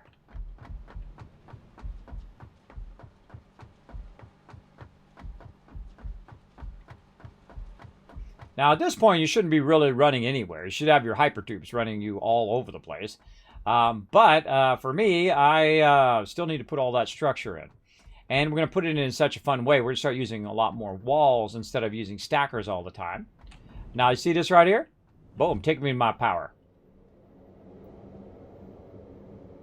Here she is. Oh, hey, what's up, everybody? I just have a ton of extra concrete down here. Look at that. Oh, Kismet, you think ahead, bro. I do. I do think ahead. Always have a backup plan, everybody. Backup plan is good. That's perpetual power right there, by the way. See, the coal plant produces power, and that power keeps the water going, and it keeps my coal going, which keeps the power going, which keeps my water going, which keeps my coal going. See how that works? See how that works? It works pretty good. You're like, Kismet, you got to walk all the way back. Nope. Not at all. That's because I repowered all of my transport while I was doing all of those connections so that I can just zip back using my hypertubes. There we go. All right, looking good, looking good. And then right over here, whoosh.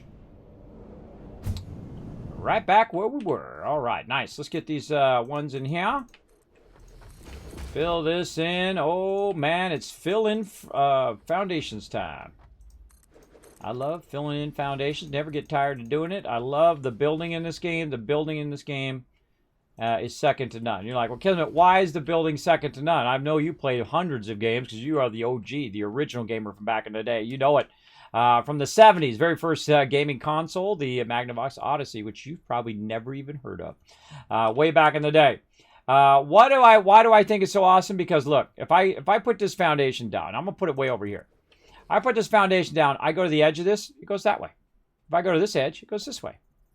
Look how subtle that is. If I go to the middle, it goes up. If I go to that edge, it goes that way.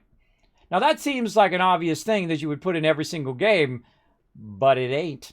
I can tell you, I'd go play some 7 Days to Die right now. You know what I'd be doing? I'd be leaning off the edge, trying not to fall off. Ah, God, falling off to my death, which I've done many times. Trying to lean off the edge to try to put that block down. But they thought, you know what'd be even cooler is just make an edge, a little metal edge here that people can just aim their cursor toward, and then it would go in that particular direction. And for that alone, I applaud them greatly. Because it makes doing what we're doing right here so much easier. It makes it tremendously easier to just go ahead and build it out. Look, I've been building at multiple levels here.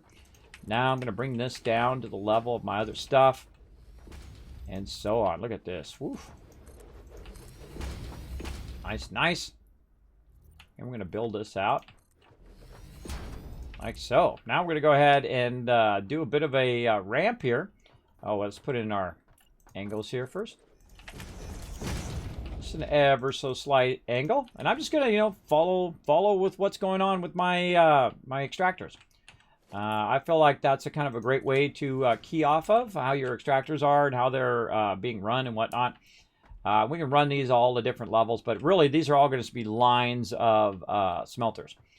And then up there, we're going to go ahead and need to get up there as well. So we're going to say, you know what, let's just go ahead and use this over here, and let's hope that it all comes out right. Well, I already know it is. You know, I know because I'm the one who built it.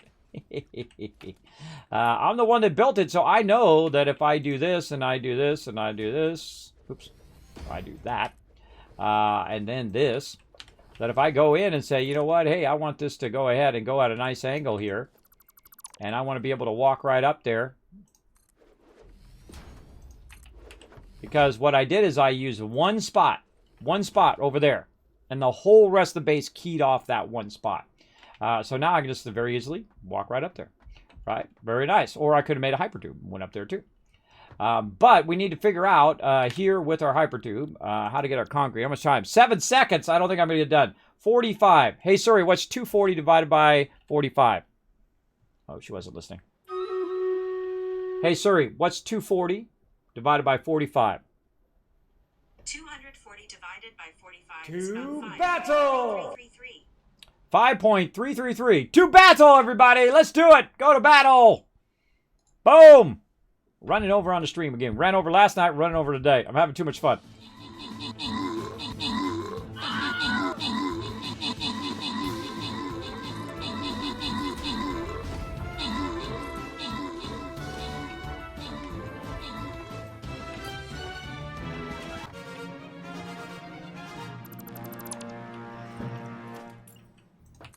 All right. Pressing a whole lot of wrong buttons over here. There we go. All right, there we go. Another boss win for all of you. Look at all this. Look at all this loot.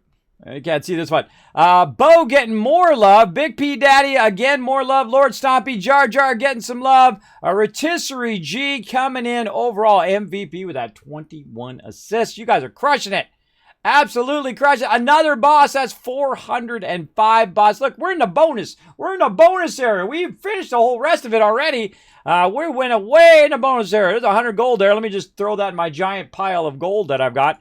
We're going to come back next time. We're going to do another one. We already went the whole thing, and now we're lapping it. We're lapping the whole entire thing again. The whole entire event. Pretty crazy. We got some new scrolls in there. Don't forget to check your stuff from time to time. Ooh, more Grand Healers, more Centurion.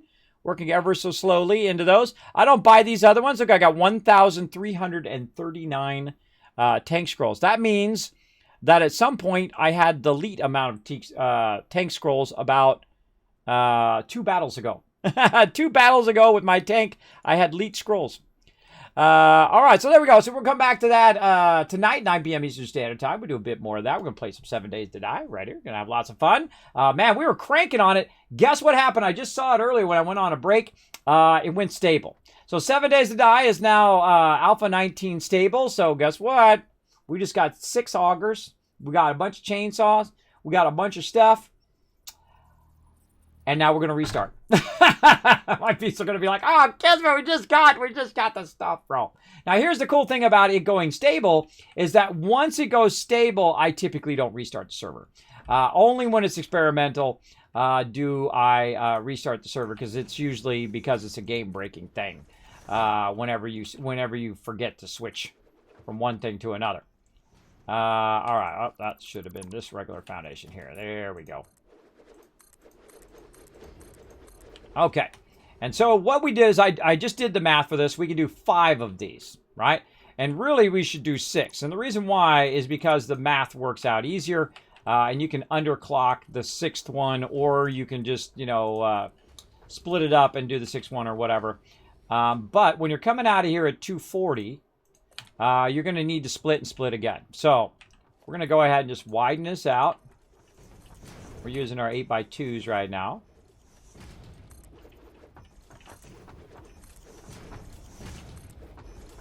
Now, by the way, every one of these little factories that I'm building are going to be the factory that supports the upper part. And you're like, well, Kismet, you got to put your foundation stuff down and put down your, your things that are holding up the factory. No, this part here that I'm building now is going to have walls and everything that holds up the upper part of the factory eventually, right? So if you're thinking that long term like that, you're good. Okay, so the first thing we need is a splitter. And again, we're going to try to finish this real quick here. It's not going to be easy, but we'll try. First thing we're going to do is we're just going to split this straight out of the thing, right? We want to go ahead and bring it forward just a little bit. Come on. There we go. I like to be able to see it coming out of there. That's just me. Now, this is 270, so we're going to need a ton of stuff. Oh, over here. A ton of our stuff that we made, which is our steel beams. And luckily, we made a bunch of that, so that's why we don't get rid of those, because we know we're going to need a ton of it. All right, so steel beams coming out, 270. Now, when you take your 270, which is really 240, by the way, because it only is producing at 240. The belt goes at 270. Why does it go at 270? Actually for concrete. Because if you take 270 and you divide 270, hey Siri, what's 270 divided by 45? 270 divided by 45 is 6. See how it comes out perfect? The number comes out perfect if you're using 270s to do concrete. So that's something we'll work on later, is to get a 270 when we upgrade this to level 3, 270 to do the concrete, and then all the excess will then go into other things like make modular frames and things like that. We'll get into all that later. Ooh, my coffee. My coffee, bro! That force field's working good. All right, so coming out, now it's going to be 120 and 120 over here. And so we're going to go ahead and just do these nice and close, like that. And 120. So now we're going to go down to 120s. 120, which is a Mark II. Okay, so now 120s are splitting into 60 and 60. Now, here's the thing. You don't want to do that. Because 120... Hey, Siri. Hey, Siri, what's 120 divided by 3? 128 divided by 3 is about 42.6666. She's obsessed with 6. Hey, Siri, what's 120 divided by 3? 120 divided by 3 is 40. It's 40. So if we take this right here and we divide it by 3, it's not 45, but it's 40. So that number, you can underclock your stuff to slow down to utilize at the maximum efficiency of it, instead of doing half splitting and splitting this one into that one and that one. And I've done that, and I can tell you the math works out, but wow, is that a lot of work. That's a lot of work and not worth your time. Here's what you do. You go in here and you put down your 6 constructors, and we're going to do them in groups of 3. So we're going to do, say, one over there. And yeah, just looking at where it's at behind me there. Let's say here, and let's say offset 1 by this way. Let's take these back out. Let's go ahead and do it by center. Meaning we're going to go that way. We're going to leave it offset and then offset by 1 more. There we go. Now it leaves me a little room to run in between. I always like to leave, I do everything in groups of 2s or 3s. And that allows me to more easily organize those particular things, especially in this game. So there we go. So those are a group of 3, because we're going to split that in thirds. Right there. And this side, same thing. All right, so there's number 2. And there's number 3. All right, awesome. Now, we've got our 120 right here. No, actually, this is going to move here in a second. But the smart thing to do is to use the center of your item. And so we're going to go ahead and use the center of what we want to split here, except for I don't like my stuff to be on the ground level. I'm not a big fan of stuff being on the ground level. But to make it not on the ground level, we're going to need more space in front, right? So if we put this close, we're going to be in trouble. Trying to turn my light on. It's going to be too close to where it is. So what we want to do is say, okay, you know what? I don't want this to be ground level. I don't like it there. I don't want to do it there. I want it to be up. So when I'm running through here, I'm not always running into stuff constantly, right? I'm not running into belts. I don't have to jump over the belts all the time. So we're going to go ahead and actually bring this out as a level 3 lift, like that. Okay, now we need a little bit more room forward, right? Now, what's the trick to getting your splitters to end up right there? Well, by the way, I'm using my command keys over here. I'm pressing 1, 2, 3, 4, 5 on the side of my Razer Naga Chroma Epic. Right there. See, I got 12 buttons. 12 buttons on the side. So you're wondering how all of a sudden I get that without going in the menu. For all you new peeps, that's how I'm doing that. All you old timers are like, yeah, I knew that, Kismet. Well, I'm sure you did. All right. There we go. So what you want to do is try to visually align it. But I happen to know that what you want to do is just kind of forget about the first step and then do 1 and then 2. And that's typically about the point in which it'll work. Now, the bottom 2 don't mean any difference, so it doesn't matter which way they've turned. The top one is the one that's most important because that's the one I'm actually going to attach it to. So I use that kind of like a spacer first so I can get an idea. And then I will always put it back in again. I will take it out, always put it back in so I know it is potentially connected. Now, look, that is actually not connected. I can tell you right now that is not connected into the thing. How do I know? Well, I can put something in between there. That is definitely not connected. So that's a little oddly offset. So we're going to go ahead and fix that by bringing it back just a little bit. So yeah, normally you could get away with that. But in this case, we can't get away with it, so we're going to... Oh, wait, no, just a little bit forward. A little bit more forward than that. So not there, but right there.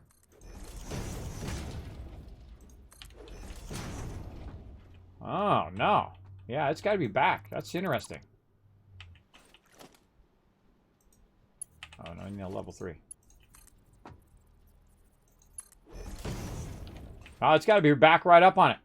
Now, sometimes that's going to happen. That's the way that the frames worked out. And the reason why I don't want to put a little thing in there is because you forget about it, and then you got it going at the wrong rate. That's why I don't like to put those in there. All right, let's try it again. We're going to definitely have to move it back. I'm going to move it right back on it. That's all we can do is all we can do. There we go. And then we'll go ahead and put this in. Again, always put this in again. Now that actually will work. That will work there, even though it's like right up on it. But we know it's going to work. And the way we really know it's going to work is we can go ahead and run in some power and see if it goes from there. So let's go ahead and go down here. Grab a power line.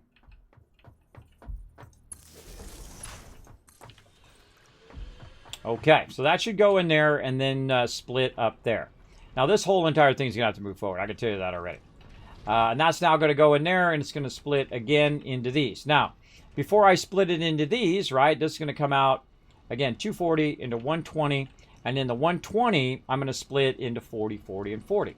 So I really only need one more splitter.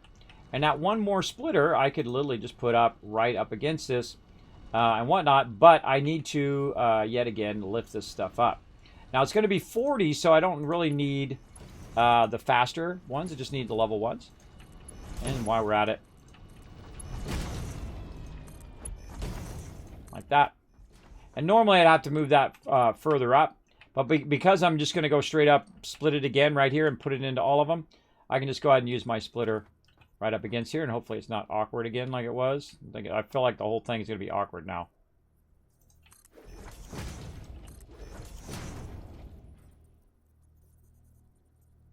Let's see.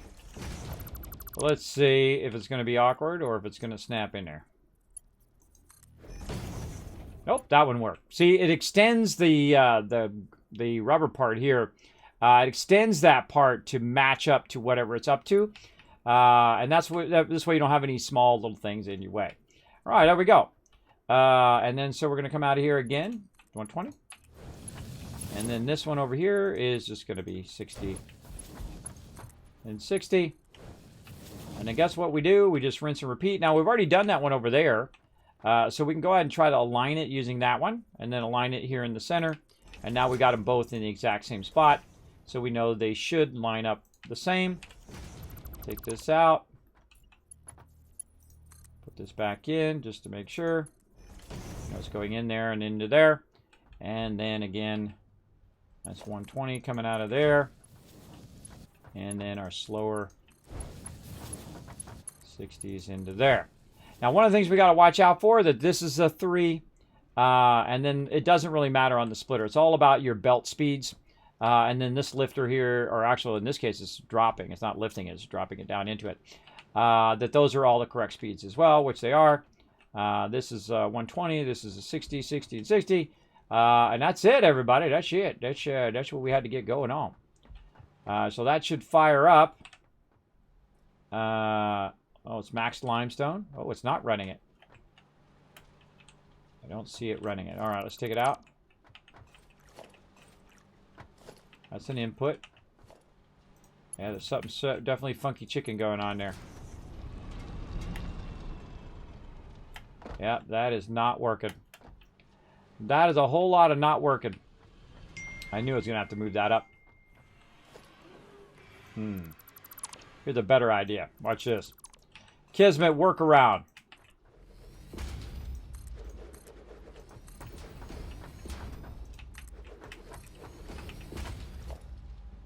That's weird. It's because of the way the foundations are making it difficult for the way I got it going. Like that. Okay. Let's do a little trickery here, everybody. A little logistics trickery. So we're out of time. Now I'll come back and fix that for sure. But we can go ahead and do this. and try to run it in there. But we've got our, we're going to need our stackers to help us not hit the thing from that. And so we'll go in, we'll do this, and we'll do what? Oh, of course I ran out of stuff. I expect nothing less. Okay. We ran out of stuff just as we were about to finish there. Let's do it.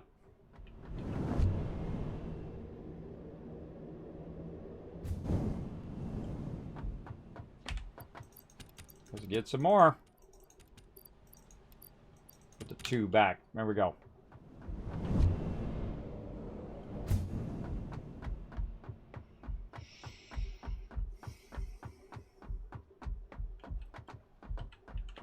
Almost. Okay, get going. Get going. Okay, that's coming out of there. Going into there. So yeah, it just happened to be that the spacing of that's a little awkward. And I don't like having small things of those. Or actually, I don't even need to do this. Hold on. Oh, no, I do because of the clearance. I don't like that to be awkward like that with a small one. Otherwise, I will forget it. And then when I come back to upgrade it again, it'll get all funky. Let's try to keep it from being funky. All right. And we'll go ahead and put the rest of our stuff in. Rest of our power in. Come on. Let's go. A little save lag there. Come on, save lag. Stop that. Yo. There we go. All right. Put that in there. Or actually, let's put it over here first. And this one's going to have a separate line.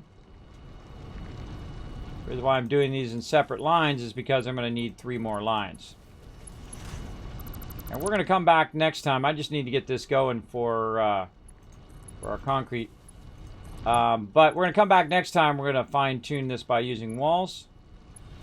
And really get our concrete up and running. We're going to get all of our base nodes up and running and optimized like that. All right, this we know it's going to be concrete. Go to this. Concrete. Concrete.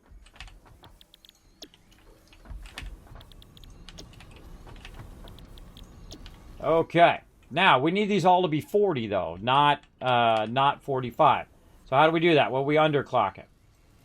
Crank it down. Say 89% on the dot. 89% GG. I just happen to know what it was, by the way, everybody, because we did it earlier in this particular playthrough. But it's 89% to get it right at 40. It's actually going to have a little extra. But the reason why I'm turning it down is if you look at it right now, it's taking 4 megawatts. And if I take it down to 89, now it's taking 3.3. So that's 0.7 megawatts it's not using. And you're like, well, Kismet, just like nothing. Yeah, but across a bunch of these, it's going to add up. You're going to be like, dang, okay, that's a lot of stuff. Oh, by the way, if you hit enter, it closes the window. I just realized that. Awesome. I just did that by accident. So now we're optimizing. We're doing our max input of all of these. They're producing 13.4 each because it doesn't matter at this point. And it's using its minimum amount of power to produce an insane amount of concrete. We're going to have a crazy ton of it firing out of here. Now, again, since it's coming out at 13, we take 13 and round it up to 14 and times it out. Hey, Siri. Hey, Siri. What's 14 times 3? 14 times 3 is 42. Is 42. So we get that all in one low-level belt. And so we'll go ahead and put our merger in.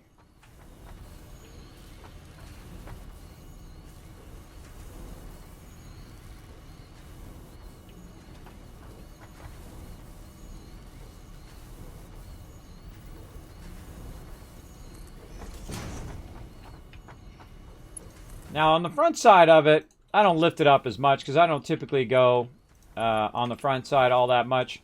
But you can lift it if you want. Right now, we're just going to combine that so we can put it in a box. So that we'll have that running. Oh, and I don't have my thing. There's always something I don't have. Always something I'm looking for. That's a splitter. We need a merger. Alright, and then again, this into here.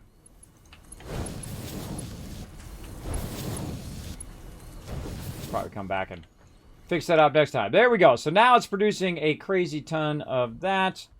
Let's go and pull this out.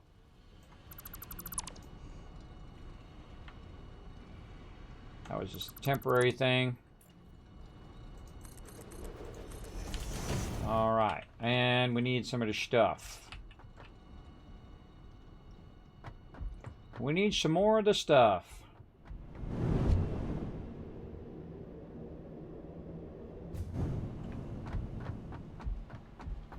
We just happen to have a whole bunch of the stuff sitting over here in this box. Oh, wait, no we don't. No, we don't. We have, oh yeah, that's right, we doubled up on those. That's right. We doubled up on that on both sides. Whoa, all right, we got a lot of that. Let's go ahead and hit up here. And we know we got a box of this in the back.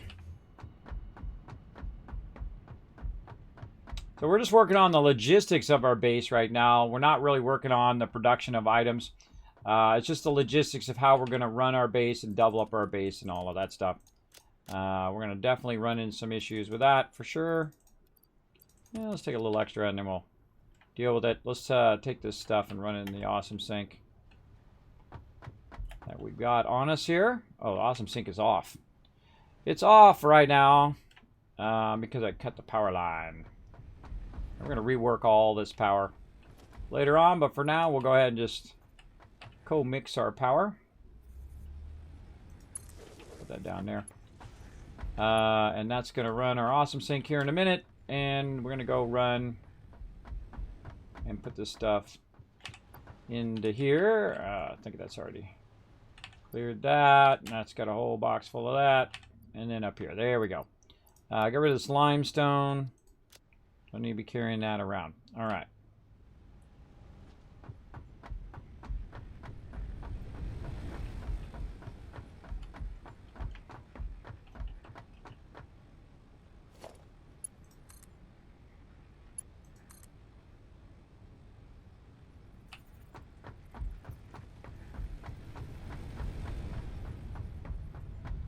All I gotta do is see if the awesome sink is running. All right, running. Okay. Run all that excess stuff out. Tons and tons of excess resources that I'm just getting rid of because when I retool all of this, it's going to be generating massive sums of resources for sure. And we're going to redo all of our power and all of that. But we need to start at the node and work our way forward, which is what we're doing right now. We need a little bit more of this so we could finish our boxes. Not that one. Where do we put our temporary way down? Right there. Whoa. And that's why you don't put them down at that level, because they suck you up in there.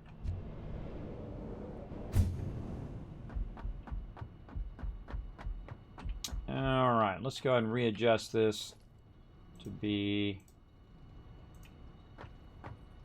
this way.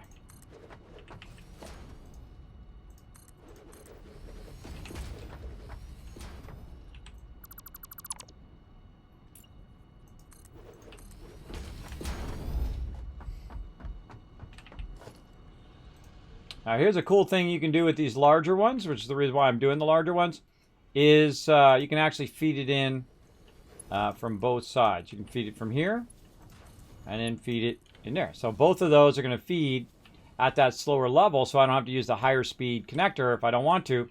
And they'll both feed into there. And so when I'm working on the rest of my factory, I'm always working on concrete. The reason why is because I always run out of concrete at some point, especially when I'm redoing all the foundations, redoing all this stuff. Definitely want to make sure that my concrete is always running. Now, I'm running 6 of them at the same time now, so this is really heavy production. Hey, sorry, what's 13 times 6? 13 times 6 is 78. So I'm making 78 of them every minute. Every minute I'm making 78 concrete. That's a good amount of concrete. That's good. I'm going to use about that much too.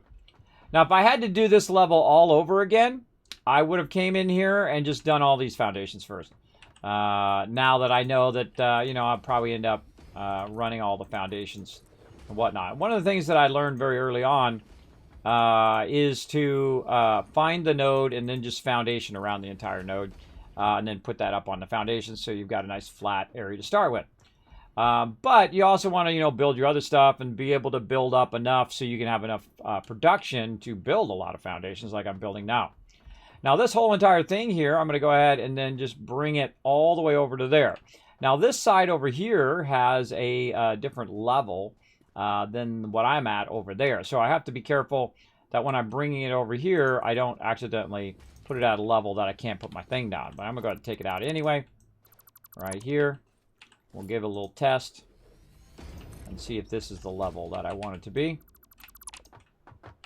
Like so.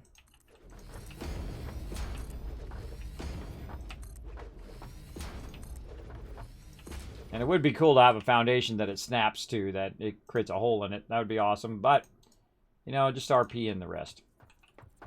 Alright, so we need some more frames. Man, see, this is the type of game, man. You just want to just keep going and going and going for like 50 hours. But I do got to do like 5,000 other things. I got to get to that. Alright, modular frames. Let's go. Oh, I need those rods. And not enough space in my inventory either.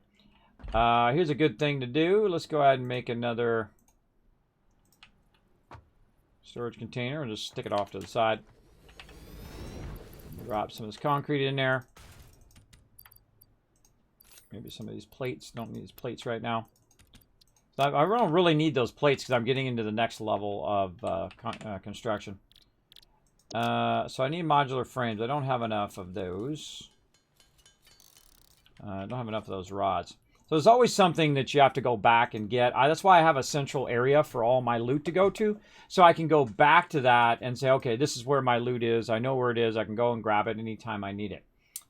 So let's see. I'm trying to make one more miner here before we go. I'm just trying to upgrade all my basic miners to try to finish those today and go from there. All right, what can we do here? We can go ahead and make ourselves a way up.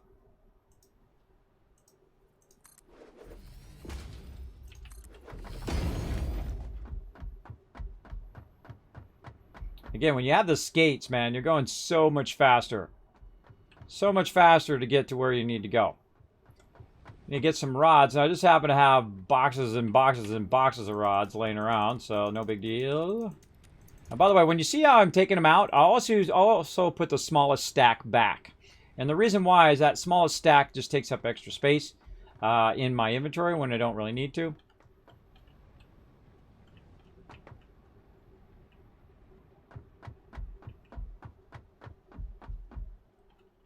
All right, modular frames. Let's go.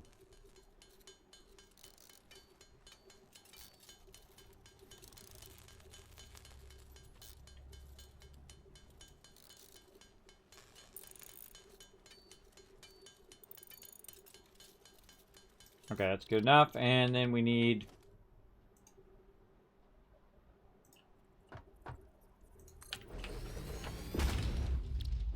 portable miner. I don't even look at what direction I put them down most of the time anymore. It doesn't matter. You can use it from either side. Take this out. All right, let's see if we can get this in here. We can! Yay! Okay, yay us. All right, take this out. And now we're going to have more than enough to do our wires and all of our stuff on top of that. And you can probably guess what we're going to be doing here. We're going to be putting this out and taking all this out here. Take all this out. Right there, and let's go ahead and start our smaller foundations. Bring that around. I'll put in all of our walkways and stuff like that later. Now this does not have enough room, obviously, for smelters at this level. So this one's just going to be raised to the next level. A little bit to its own kind of level. Or I'll just take out this up above, which is an even better idea. Just take this out like so. And you're like, well, Kismet, you don't really have that much room to build right here. Sure do. I got tons of room. You're like, well, Kismet, no, you got all the rocks. You got all the stuff. Ah, but you're not thinking three-dimensionally, are you? This way. That's the way you go. You go that way where you have tons and tons of empty airspace that you can use up for your base. And for all your smelters. And so, we will utilize our open airspace here. And smelt the heck out of that. Let's take this out too. There we go. Now we know this matches up to the rest of our base though, so when we go in to add ramps and all that stuff later on, we can go ahead and get that going. So I feel like right there is a good place to stop. We've got our concrete running, so that'll be running while we're working on the rest of this. But we're going to go in to add our smelters, convert and merge all of our smelters together into our higher speed belts. And then eventually, by the way, we can keep merging those belts into less belts. So you'll have 1, 2, 3 at the beginning. Then you're going to double it up, and you're going to have 6, and then you're going to have 2, and then 1, and then recombine them all together at the end, where you're not going to need that much structure for all of that stuff, which we'll get into later on. But let's go ahead and give ourselves a reminder for next week to upgrade Ignite process. Close enough. Close enough. All right. You know what I should also do? Hold on, before I forget, I should put a smelter here. And then put it on copper. Oh, I just realized. Transpose that number. Transpose that. All right, hold on. We can't leave that in. Let's take it out. Transpose those letters. Upgrade. Raw. Ignits. Ignits.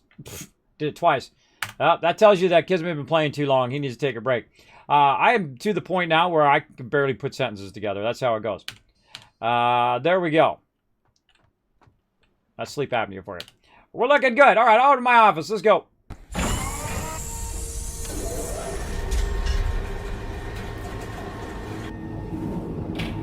All right, everybody. I am going to go off and erase myself a server.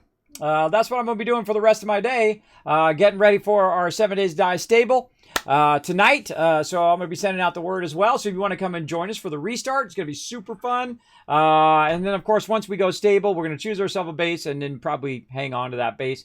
We're going to try to see if we can try that other 3-cargo base, maybe, or maybe we'll try the Ranger Station, or maybe some of those other bases that we discovered last night. You never know. You never know. We'll try to find something cool. But I'm just going to peace out, everybody. Normally, I go ahead and raid somebody, but I got to go because you can tell my brain is not functioning. I need to lay down and rest, and then I'll be back tonight, 9 p.m. Eastern Standard Time. All right, everybody. Bye, everybody. Thanks for... Wait. No, hold on. Wait a minute. I forgot to give you kids caps. Hold on. I almost forgot. Almost, but I didn't. See, I almost did, but I didn't. Thank you for being here. Tons of KidsCast for all of you making it here to the end of the stream. Again, if you want to see my schedule, boom, right there in the chat. If you want to see my social media, follow on to Twitter, hit the subscribe on to YouTube. Does help a lot. You want to see everything about my studio setup. You want to see all of that. That's also on the website. All of that right there in the chat. Love you all. Appreciate you being here. And I'll again be back tonight, 9 p.m. Eastern Standard Time. Thank you, Papa Ronnie. Thanks for being here, man. Appreciate all of you, all my lurkers, and all my peeps who love to chat it up in the chat. I will see you later tonight. Bye, everybody.